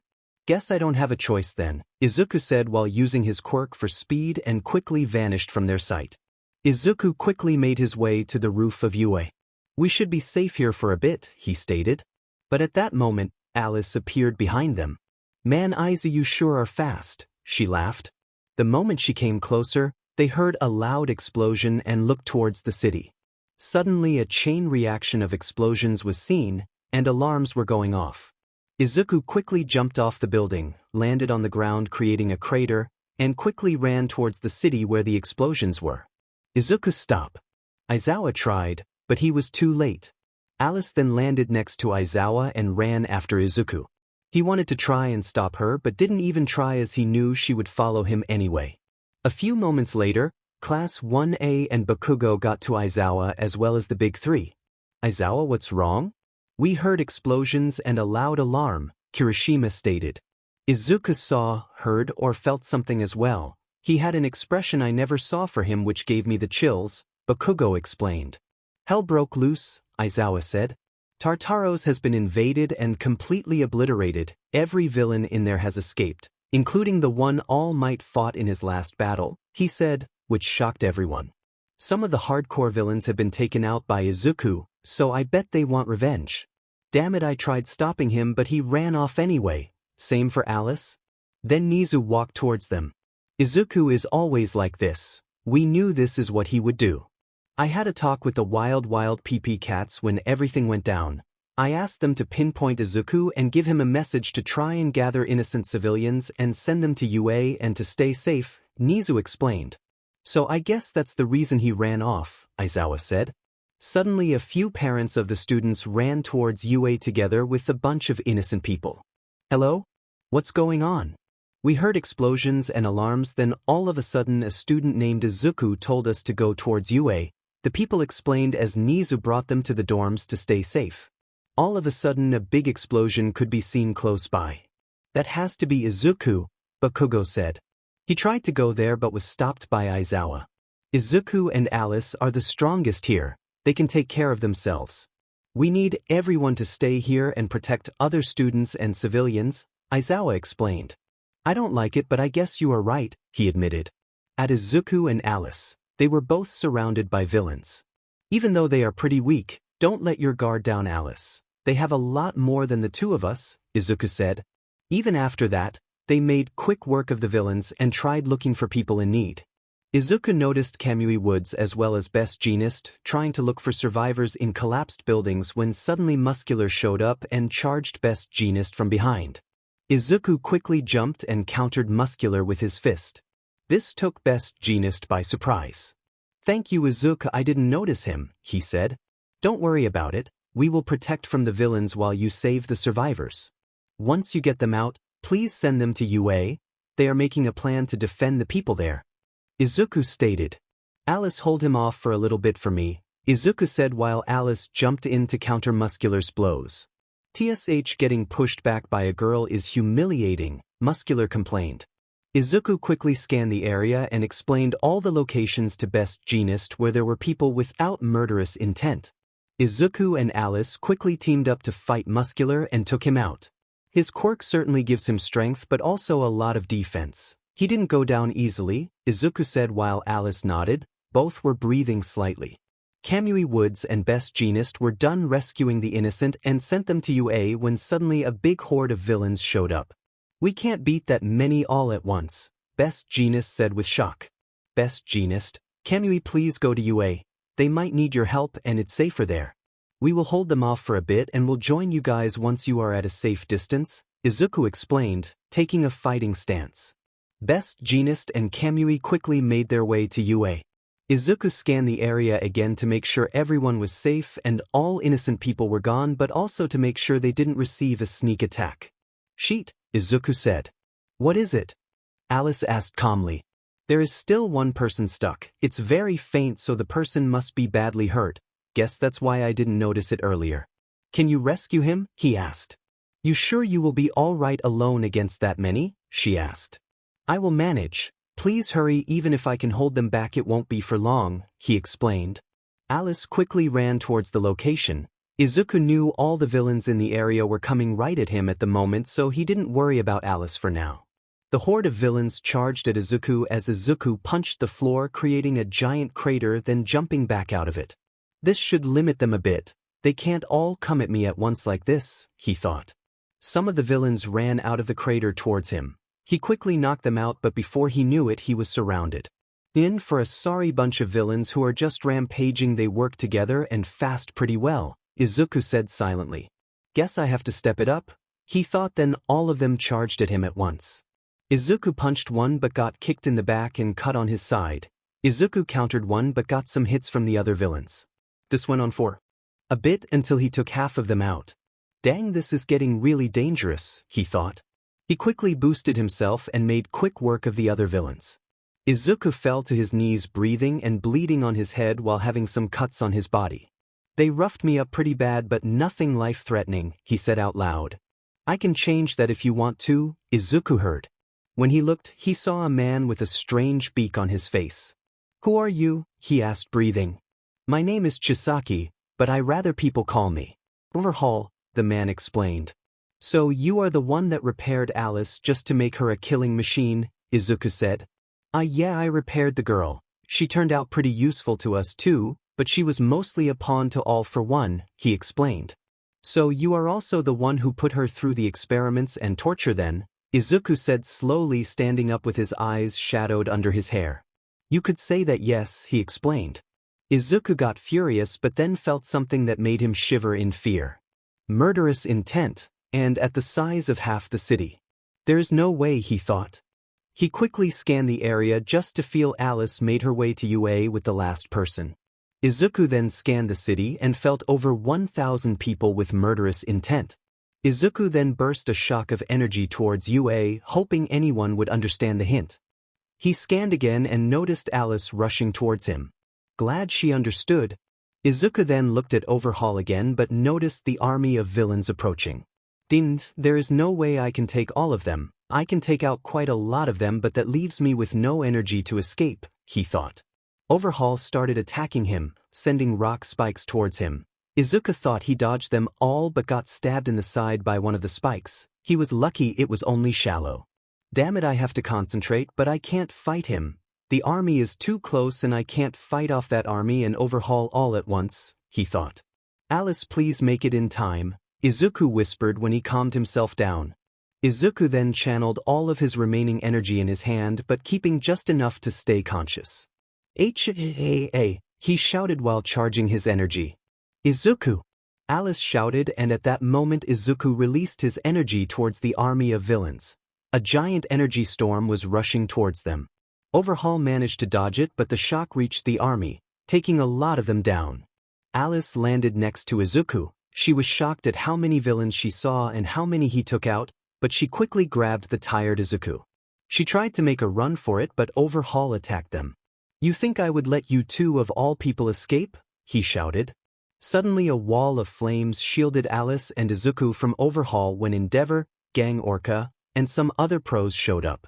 You kids go quickly, Gang Orca shouted. We will hold them off, get going, he added. Alice placed Izuku on her back and ran as fast as she could towards UA but stopped when she heard pros shouting. Alice turned around to look, then they saw Endeavor was pierced by multiple spikes and Overhaul walking closer and eventually completely disassembled Endeavor. Is he? Alice asked with tears in her eyes. Alice, please, bring us to you, don't let his death be for nothing, Izuku said, feeling guilty. Alice used all the energy she had to get to UA as fast as possible. Aizawa and Nizu together with the other teachers as well as the Big Three and Class 1A were standing at the gate. They were relieved when they saw Alice running towards them with Izuku, but they noticed something was up and they also noticed how much damage Izuku sustained. Izuku, what happened to you? Aizawa asked. I made Alice save the last remaining person while holding a horde of villains back. I managed to beat them but as you can see they also got some solid hits in, he said. But things took a turn for the worst, he said. What do you mean? Aizawa asked.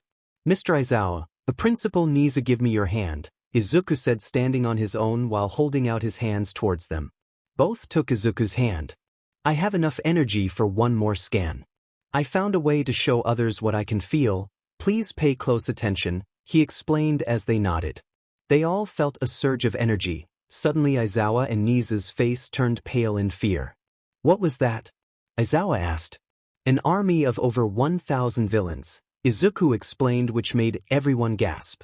I managed to take some out but there are a lot left, he explained. Just how many did you take out? Nizu asked. Well, comparing it to earlier, I would say 1/4, he said. What were those fading energies we felt? Nizu asked, fearing the worst. I don't think you want to know, Izuku said, looking away. Alice placed her hand on his cheek. Tell them, she said. Once I explain, we have to make a plan to get away from here and fast. Is that all right? Izuku asked while Nizu nodded. First, everyone who is already freaking out, please walk away. This isn't meant for your ears, Izuku spoke out, but everyone stayed in place. Those fading energies are the pros that helped us escape, Izuku said. This made Aizawa and Nizu's eyes widen. And what does this fading mean? Kirishima asked. Is it just running out of energy, or? Izuku turned around, showing him his back. Fading means losing consciousness, but in this case, with that many villains and that strong one, if their energy fades completely then they have died, Izuku said while releasing some energy in anger. This shocked everyone. We already witnessed someone die before coming here, Izuku said, sobbing. Who was it? Aizawa asked. Izuku turned towards Todoroki. It was Endeavor, he said. Everyone was shocked to hear this. After All Might retired, Endeavor became the #1 and he just died. Dawn, please restore my energy, he asked. What about your wounds? She asked. Those can wait. I need my energy restored for now, he explained. She quickly ran towards him and healed him. Once his energy was restored enough, he thanked her and jumped on top of the gate. Izuku, what are you gonna do? Aizawa shouted. Evacuate the people. I will be holding him back, he said, pointing at the villain on the roof opposite from the school. Izuku was standing above the school gate, ready to confront the villain. Please make sure all the people get out safe. This place won't be safe for long. I can feel a lot more coming, but in the meantime I will handle this one and stand on guard, Izuku said towards Aizawa and Nizu. Class 1A as well as the Big Three and the teachers with Nizu ran towards the others to evacuate. However, there were a few people who stayed behind. Mirio, Alice, Dawn, Bakugo, and Todoroki stayed. You guys sure about this? It might get rough here, he asked without looking back. We are just backup for if there are more, and with those wounds I doubt you can continue for long, Bakugo smirked. While the others nodded. Izuku smiled. I'm counting on you then, he said in a serious tone which snapped them into reality that it was a serious matter. You certainly had a lot of hits in those few meetings we had. It's time to pay you back for it, Izuku said towards the villain. The villain put up his hand and shot a fireball at Izuku, but he just deflected it. How did he? Todoroki asked. That fireball was so fast I didn't even see it coming before Izuku reacted, Mirio said. My biggest surprise is that he can just deflect them now. At first he needed to create shields to block it or throw his body in front of it, but he does it with such ease now even when wounded like that, Bakugo added. Well, he pushed his body quite a lot. First the invasion at UA, then the pro license, after that against me. His body was literally on the verge of being destroyed and he used a lot of energy in the process. He even was in a coma, but instead of energy, speed, and power decrease it actually increased. Guess it's the result for pushing himself. I also noticed this when he was healing after he returned from his coma, Alice explained. The villain charged a bigger fireball, but Izuku kicked it right back at him. The villain was hit by his own fireball and took quite a lot of damage as he quickly retreated. You made it seem so easy this time, Bakugo said with a grin. However, Izuku did not respond. Please check on the teachers if they are done evacuating, is the only thing he said after a long silence. Afterwards send Ida or Alice to notify me. Please hurry up, he added. They all knew something serious was happening. They quickly made their way towards the teachers. They noticed that all the people as well as students were evacuated, so Alice quickly rushed towards Izuku. Izuku was holding one hand up opposite from the school. Alice noticed Izuku was holding up a barrier to shield the entrance and school. Izuku, everyone has evacuated, she shouted while Mirio, Bakugo, Todoroki, Dawn, Nijire as well as Aizawa and some pros showed up to look. They aren't far enough yet, I will lure them away from here. Alice, please protect them all, Izuku said, dropping his barrier and jumping away. Izuku! They all shouted. Izuku stood in front of the villains that were coming towards UA. He noticed at least a few hundred.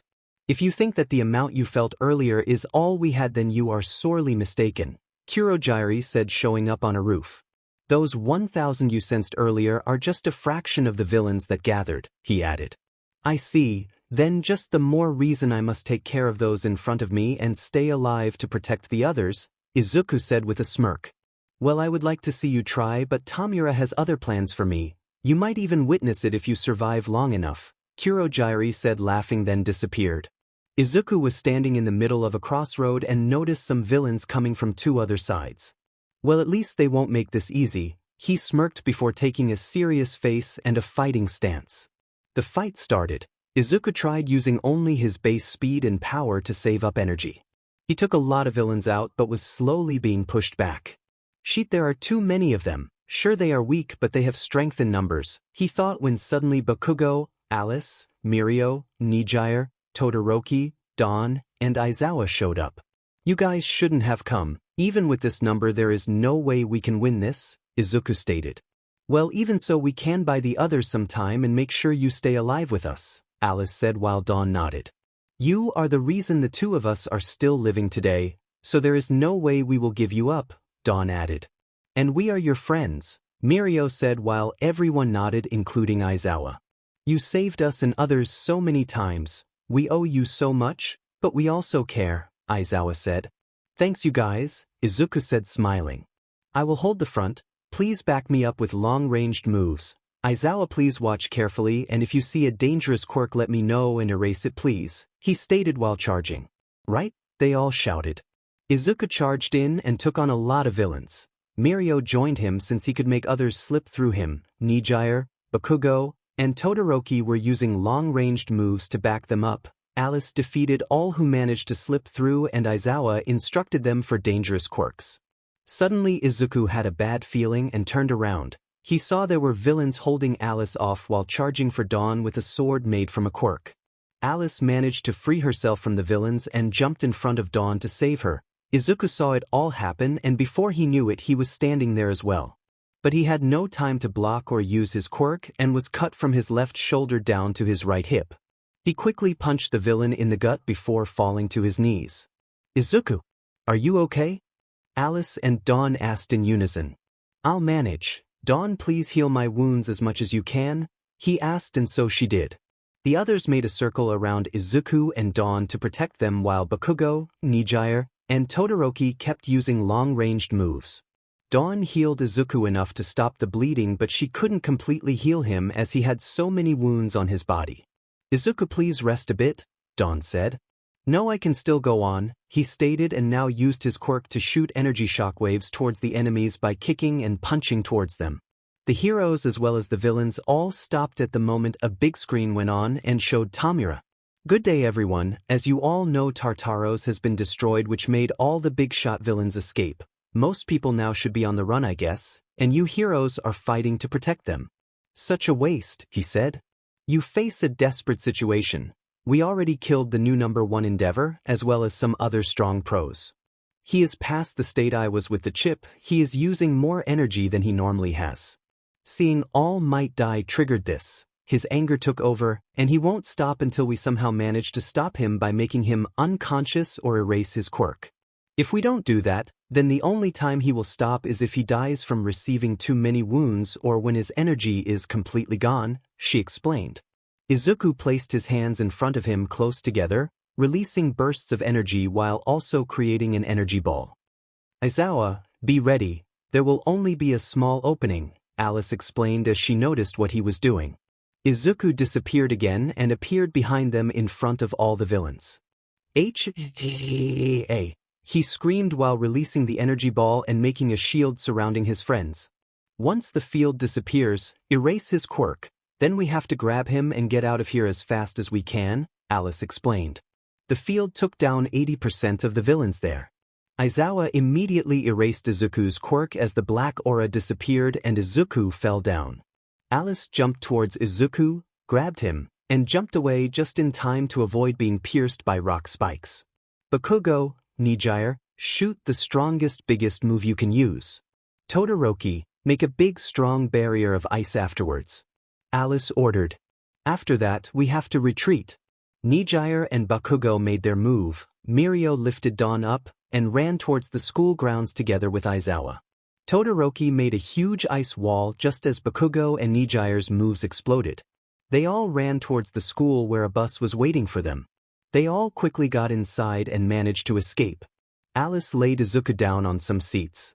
Dawn, try healing his wounds and energy at the same time, Alice said. Sure, but that will take more energy than I have, she explained. Then Alice held out her hand. Use my energy as extra, she said. Dawn grabbed Alice's hand and started healing Izuku. After a while, Dawn had to stop her healing because both she and Alice were completely drained. This is insane. After all that, he still hasn't completely healed, Dawn stated. He used almost all his energy after all that and sustained numerous wounds. It's only natural it takes a lot to heal it all, Aizawa explained. You two did enough. All he needs now is some rest, he added. After a few hours, they made it to a secret camp for the people as well as the students and the surviving heroes. Everyone was excited to see the bus arriving, knowing the remaining fighters had returned, but were all shocked to see the state Izuku was in. Even though he was healed, he was unconscious, and all of his wounds were still visible. It's a miracle he is still alive. If I see those wounds like this, and seeing as how drained Alice and Dawn are, it means it was much worse before this, Nizu said, walking up to them. No one knew what had happened or what they had seen. Nizu, sir, gather all the heroes, and by all heroes I mean pros as well as students. We need everyone, Aizawa said. But before that, bring me all the pros as well as every teacher available, he added. Nizu quickly gathered the heroes and teachers, as they were all sitting around Izuku. As you can all see, you can see the shape Izuku is in after buying us some time, Aizawa said as everyone nodded.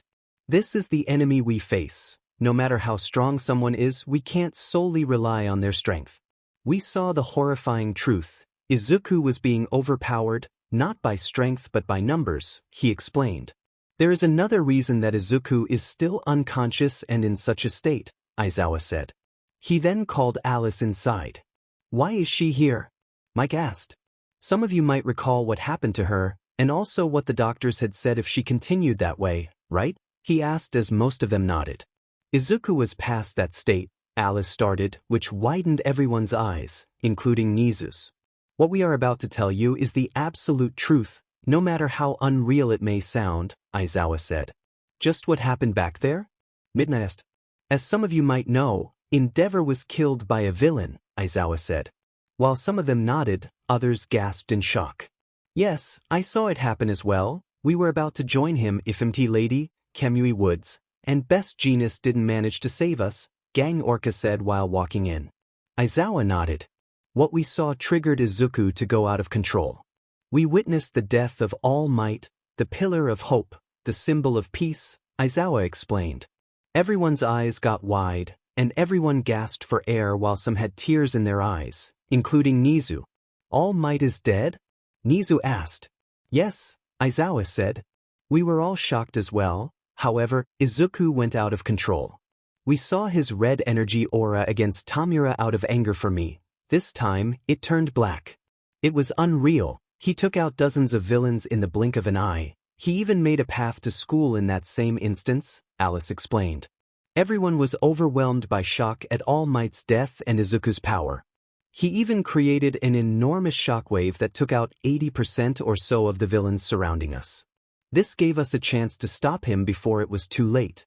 The moment we did, we retreated as stronger villains were slowly gathering, including the one that killed Endeavor. If we hadn't stopped Izuku there, then he would have died using every bit of energy he had, maybe die from the damage he sustained before using his energy, Alice explained. It took all of my as well as Dawn's energy to heal him as much as you can see now, she explained. You mean to tell me it was even worse than this? Midnight asked. Much worse. It was harder to find a spot on him that wasn't injured, Aizawa explained. As for Izuku now, we don't know how long it will take for him to heal, nor do we know when he will awaken or even what happens when he awakens. I will stay here with him for the time being, but we have to prepare ourselves as well as the students for the war against the villains. And if I may speak my mind, this isn't the time to have mercy on them or show any hesitation. We have to attack with intent to kill and be able to kill if needed, because if we don't kill them, then they will kill us, Alice explained, bringing the hard truth. We have to save those people as well as ourselves from this hell. After Alice, the teachers, and the pros finished their conversation, Izuku opened his eyes. He heard the entire conversation. Everyone was happy to see Izuku awake, but he had a straight face, almost without emotion. We might not have to train at all, but that depends on Alice and Dawn's answer. Izuku started off. What do you mean, Izuku? Alice asked, a bit confused. Please get Dawn for me, we have to talk about something, he told her. Alice quickly got out and started looking for Dawn. What is it you want to talk to them about? Aizawa asked. Izuku was thinking if he should tell them or not.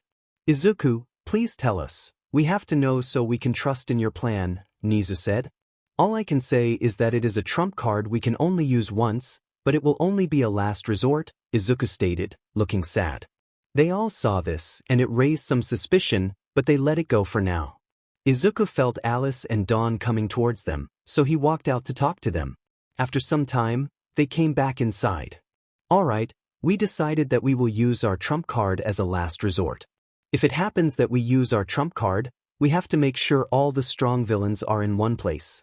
I can only tell you that we can only use it for a very short amount of time, Izuku explained while the other two nodded. All right, we will take your word on it, and we will try to support you however we can, Nizu explained. So what now? Are we going to gather and strike back? Or what are we gonna do? I doubt the students are strong enough to face all those villains as they are now, Aizawa asked. Gather everyone, I will handle it, Izuku said. All the teachers quickly gathered all the students. Izuku, Alice, Dawn, Aizawa, and Nizu were now standing in front of all the pros as well as all the students. First off, most of you might know who we are, but I will explain something about us beforehand since not many people know. Alice, Dawn, and I are people who were being experimented on by All for One, the last villain All Might fought. They saw us as projects to create the ultimate killing machines, he explained. Why is he explaining this? What is his plan? Aizawa thought while others looked shocked. If you feel threatened or unsafe around us knowing this, then I ask you to leave right now. I want to be fair to you all and explain this beforehand because I can only bring people who have mutual trust towards us with us, Izuku said while most people started walking away, except for 2 classes from Class 3 and Class 1A and B. The pros stayed as well as they knew very well what kind of man Izuku is. Alright, now that you are all here, he said. Can I ask why you told everyone that out loud? Mirio asked with a serious expression. Because I can't bring people who don't trust us, and if they did come, they might have seen us as enemies midway, and I can't have people in my back who see us like that. Even if I didn't tell them, they would find out sooner or later, he explained. Now Alice, Dawn, and I are going to take back the city and bring the villains down, Izuku stated, which shocked everyone, including the pros and teachers. Are you insane? There are way too many. You know how it ended last time you did that? Ida said. This time, I agree with 4 Eyes. It's way too reckless, Bakugo shouted. I don't care. Last time I was holding them all back to buy some time for the people to get away. This time, I only have to protect my comrades. We can attack smart instead of head-on. Even if things take a turn for the worst. I got it covered, Izuku explained. Now, the other reason why I called everyone here, we could use some help. I'm not gonna force anyone, it's only on your own accord. If you think you can't stand to face that many villains or are too scared, which is understandable, then no hard feelings. We totally understand. But we are going to do this, if anyone comes or not, Izuku stated. I'm going with you, Aizawa stated, walking to Izuku's side. So are we, Mirio said while the big 3 walked up to them. Slowly, Bakugo, Todoroki, and Kirishima walked up as well. Thank you guys, Izuku said, giving a weak smile. Dawn and Alice knew how he felt as they walked up to him and both gave him a hug. Others didn't understand, but they didn't mind. It looked like they were just comforting him after the loss of All Might. So what's the plan? Kirishima asked. We are a small group, which is better, I think. We won't be spotted easily like this. We can sneak up and take out villains one by one as much as possible. If it does create some attention like with Bakugo's explosions, no offense, Bakugo, they are just easily noticeable, Izuku quickly added. Nah, you are right, but it gets the job done, he grinned. Well, if it does create attention, then finish the villain and retreat. I know it's not the fighting style we want, but it's better that way. Furthermore, never, but I really mean never, go off on your own. Always stick to a 2 or 3 person group, Izuku stated. What happens if the big shot villains show up? Bakugo asked. Fight them together as a team. If that doesn't work, try using big energy or try giving off murderous intent. I can sense big energy releases as well as new murderous intent. If I feel it, then I will quickly rush over there, Izuku explained. We will eventually face the League of Villains as well as that overhaul and all for one. What about them? Mirio asked. I will handle them, but that will take some time, he explained. You all have to promise me one thing. Otherwise, I won't take you with me, he said. What is it? Aizawa asked. If I ever tell you to gather and stay back, do as I say without hesitation or questions. I will only tell you this if things take a turn for the worst, since we then will use our trump card, but since we can only use it once, we can't control it as we don't have a chance to train it, Izuku stated while Alice and Dawn nodded. All right, we promise, they all said in unison. With that, they all left for the city. Are you two sure you want this? Izuku asked Dawn and Alice silently. Yes, if it comes to that, we won't leave you behind, they both said. Izuku walked towards them and held both of them close while shedding a tear. Bakugo noticed this but didn't say a thing. After some time, they finally reached the edge of the city. UA was completely destroyed as well as a lot of other buildings and the smaller jails.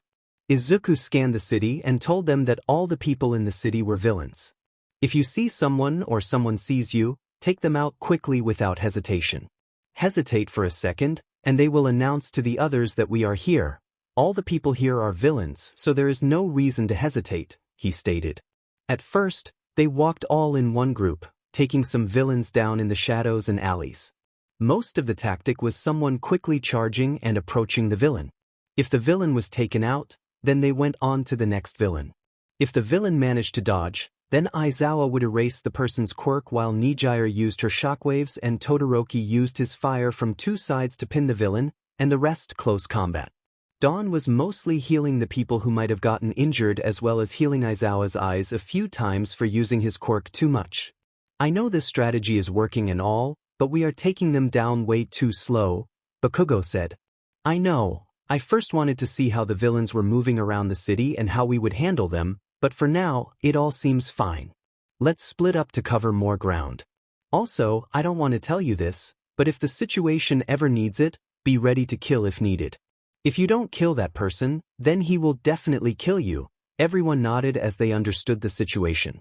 We are heavily outnumbered, but we can do this if we act smarter than them and we have the element of surprise, Izuku explained. Everyone nodded again. After that, 3 teams were made. Izuku went with Dawn and Alice. The big 3 stayed together, and the last team was Kirishima, Bakugo, Todoroki, and Aizawa. You all know what to do if you ever need backup, and you know what to do if you find someone you can't beat, he said while slowly walking off with Alice and Dawn. All the groups now split up. Aizawa's team mostly had the same strategy, Aizawa erasing a quirk while Kirishima used his hardening for close combat, and Bakugo only used his explosions directly at the body to make less sound. Todoroki stayed in hiding and only used his ice or fire when needing to assist. He would keep the element of surprise. Mirio's team mostly stayed the same as well. Mirio easily took them by surprise by using his quirk while Tamaki captured other villains so Nijire could shoot them with her quirk. Izuku and Alice mostly used their speed and quickly stopped villains.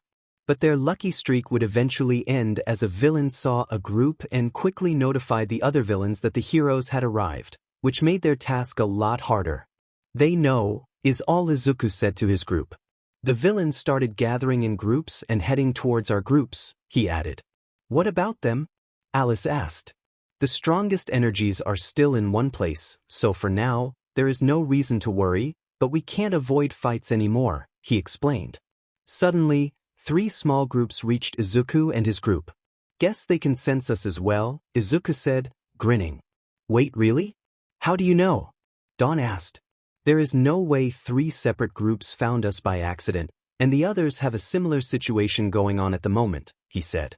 Alice, try fighting without your quirk, and if you do use it, then try using the lowest amount of energy you can, Izuku said while rushing towards a group, quickly taking them out, then going for the second group while Alice handled the third group. They might have numbers but overall are pretty weak. In such small groups, they are easy to deal with, Alice stated. How are the others doing? Dawn asked. Izuku scanned the area, then quickly grabbed Dawn. Alice, follow me, we have to get out of here, he said while rushing off. Izuku scanned the area again and noticed Mirio's group is close by but surrounded by 5 small groups. Izuku and Alice charged right in and took 2 groups down while the big 3 each took a group for themselves. What are you guys doing here? I thought we were splitting up. Nijire asked. Change of plans. They know our locations and who we are. They even have ways to communicate long distance. Their big boss was close just now, but we managed to get some distance between us. We have to gather together, we don't stand a chance separated anymore, Izuku stated. They then quickly hurried towards Bakugo's group, where they found villains like Muscular and the one that shot fireballs at them fighting Bakugo's team. Aizawa was down, and Kirishima was exhausted from his unbreakable form to stop. Muscular. Dawn, heal Aizawa. Mirio, try taking that fireball guy out. Alice, follow me for Muscular, Izuku ordered. Izuku and Alice quickly took Muscular down with combo attacks. Mirio took the fire user by surprise, and Dawn had healed Kirishima and Aizawa enough, but she was exhausted herself now. I can help with that, Alice said. Just take my energy for yourself, Alice said with a smile. Are you sure about this? Dawn asked.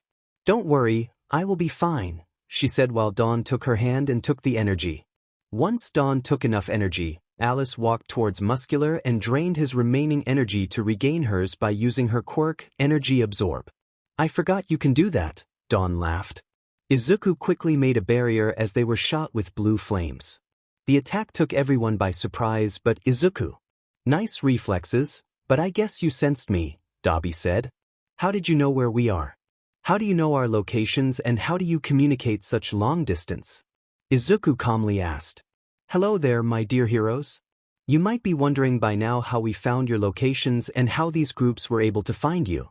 Well, I guess that's thanks to those pussycat girls. They have such wonderful quirks. They can easily track people and even one for communication, which came quite in handy as you can see, all for one said using Mandalay's quirk.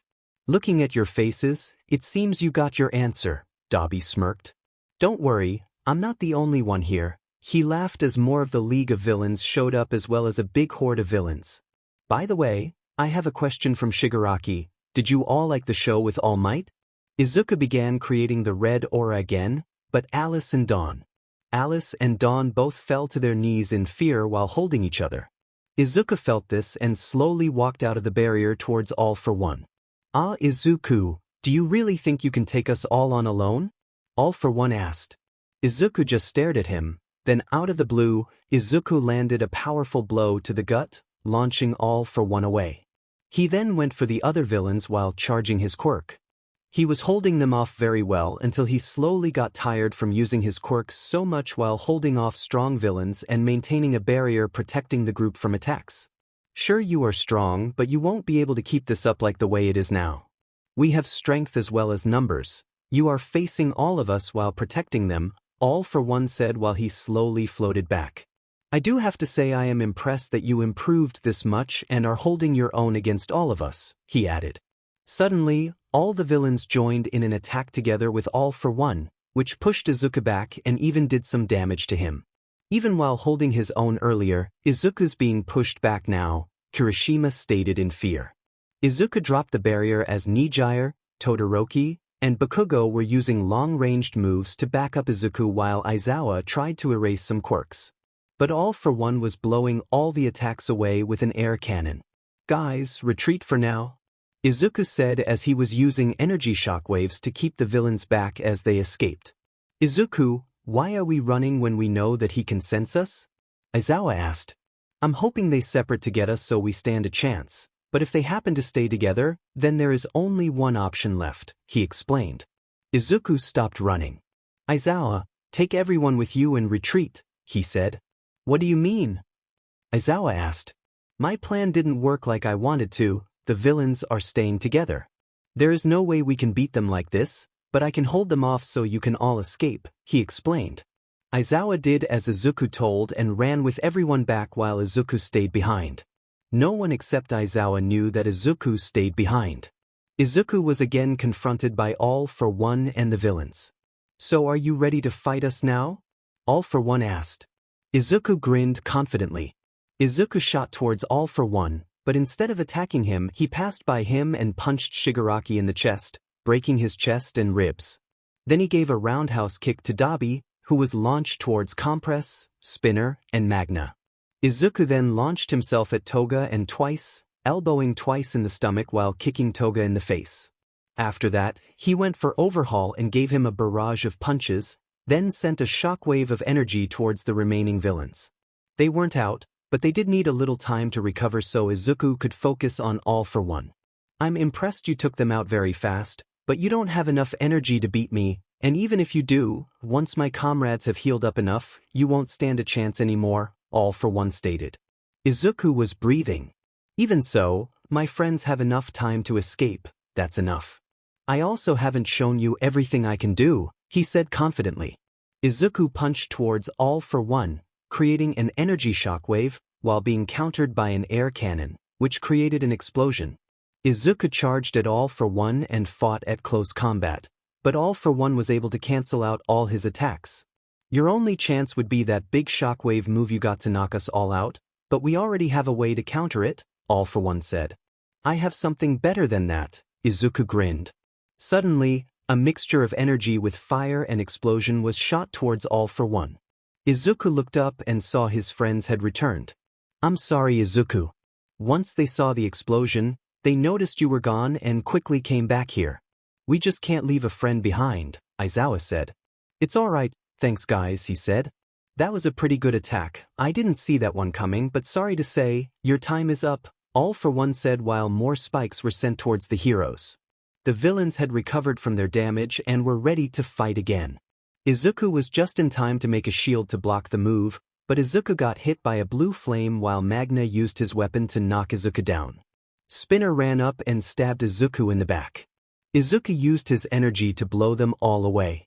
Guess I got no choice, he said while Alice and Dawn walked surprisingly calm towards Izuku. What are you guys gonna do? Kirishima asked. What we are supposed to do, Alice said. The three began channeling their energy deep inside before a burst of energy came from them. Dawn started healing Izuku at a blinding speed. What happened? How did you do that so fast? Nijire asked.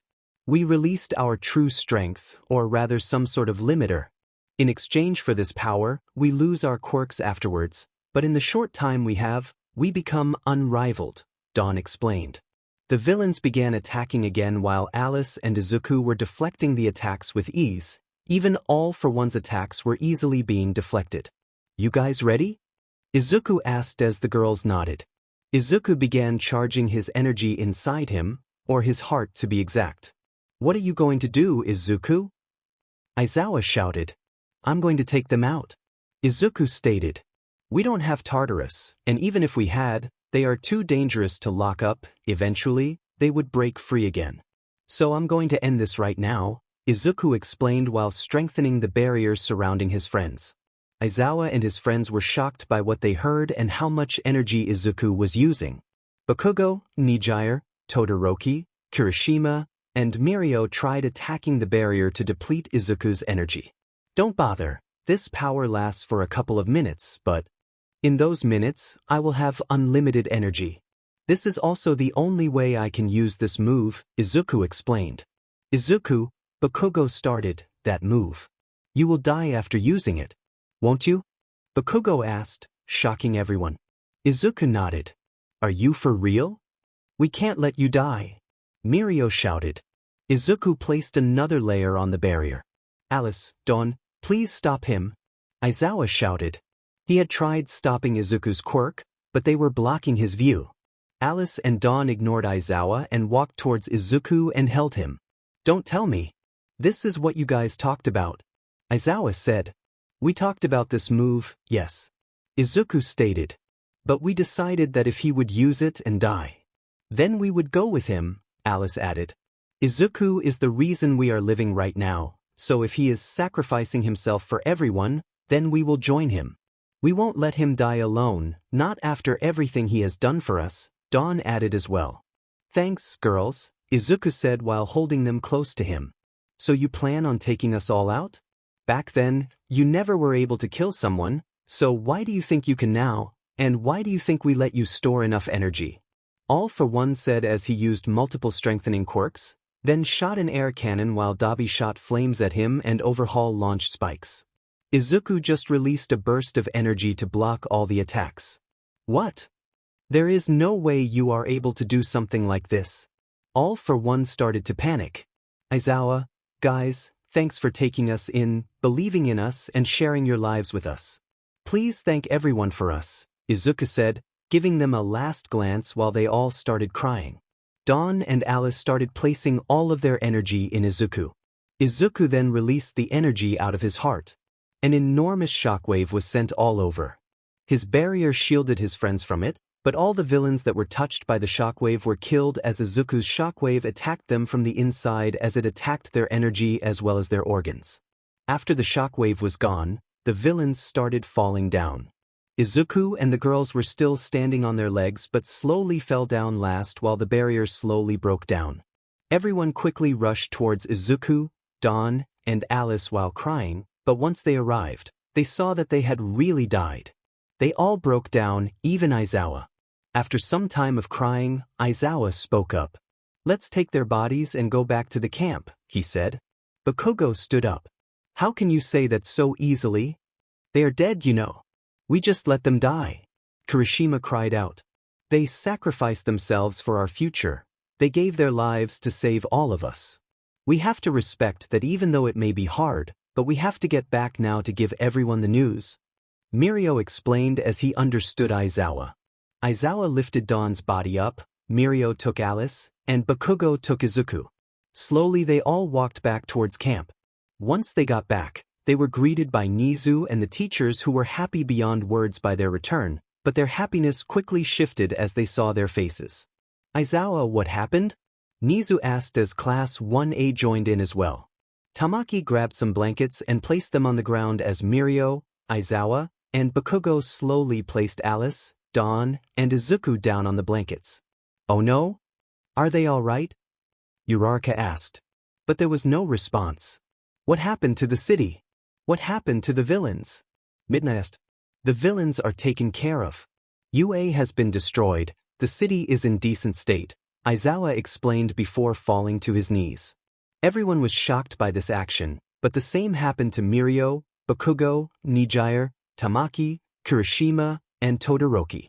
Wait, what happened? Uraraka asked again. Nizu realized from their reaction. It seems Izuku, Dawn, and Alice are no longer with us, am I right? Nizu stated, which made everyone gasp for air except the group that was with them. Bakugo nodded while slowly breaking down in tears. I know it's hard, but please explain what happened, Nizu said. At first, taking down the villains was going well until Izuku found out that the enemy took the wild pussycat's quirks. With that, they knew our locations and which of us were there. They even were able to communicate with Mandalay through her quirk. Once Izuku reached us, all the big shot villains gathered. Izuku was holding them off pretty long for 2 times, but he was running low on energy and he even got severely injured, Aizawa explained. Alice, Dawn, and Izuku then released all their power, giving them powers that had no equal, and with that, Izuku used a move to literally take down everyone there. He shot an enormous shockwave, which killed the villains, but he died as well. Dawn and Alice decided to die by Izuku's side. To not let him die alone. Even with all that, he created a barrier before he unleashed the attack, protecting us from his own move, Aizawa added. All the teachers as well as the students were now crying, even Nizu himself. In the end, Izuku always protected us before we could return it. He always showed us kindness and decided to trust us after everything that happened, and even now. He gave his life to save all of us. They are real heroes, Nizu said, crying. After all that, Nizu went to explain to everyone what had happened and how the heroes had won the fight against the villains. They all went back to the city. Most people went back to their houses. Bakugo was carrying Izuku again while Uraraka was carrying Dawn and Azui carried Alice. They went towards UA together with Aizawa, Nizu, and the other teachers. A year has passed. UA has been rebuilt. The funeral for Izuku, Dawn, and Alice was held at UA once it was completely rebuilt. Classes continued even though it felt empty without Izuku, Dawn, and Alice. And in front of the school was a big gravestone. The place where Izuku and the girls were buried. On the gravestone was written, "Here is the final resting place for Dawn, Alice, and Izuku.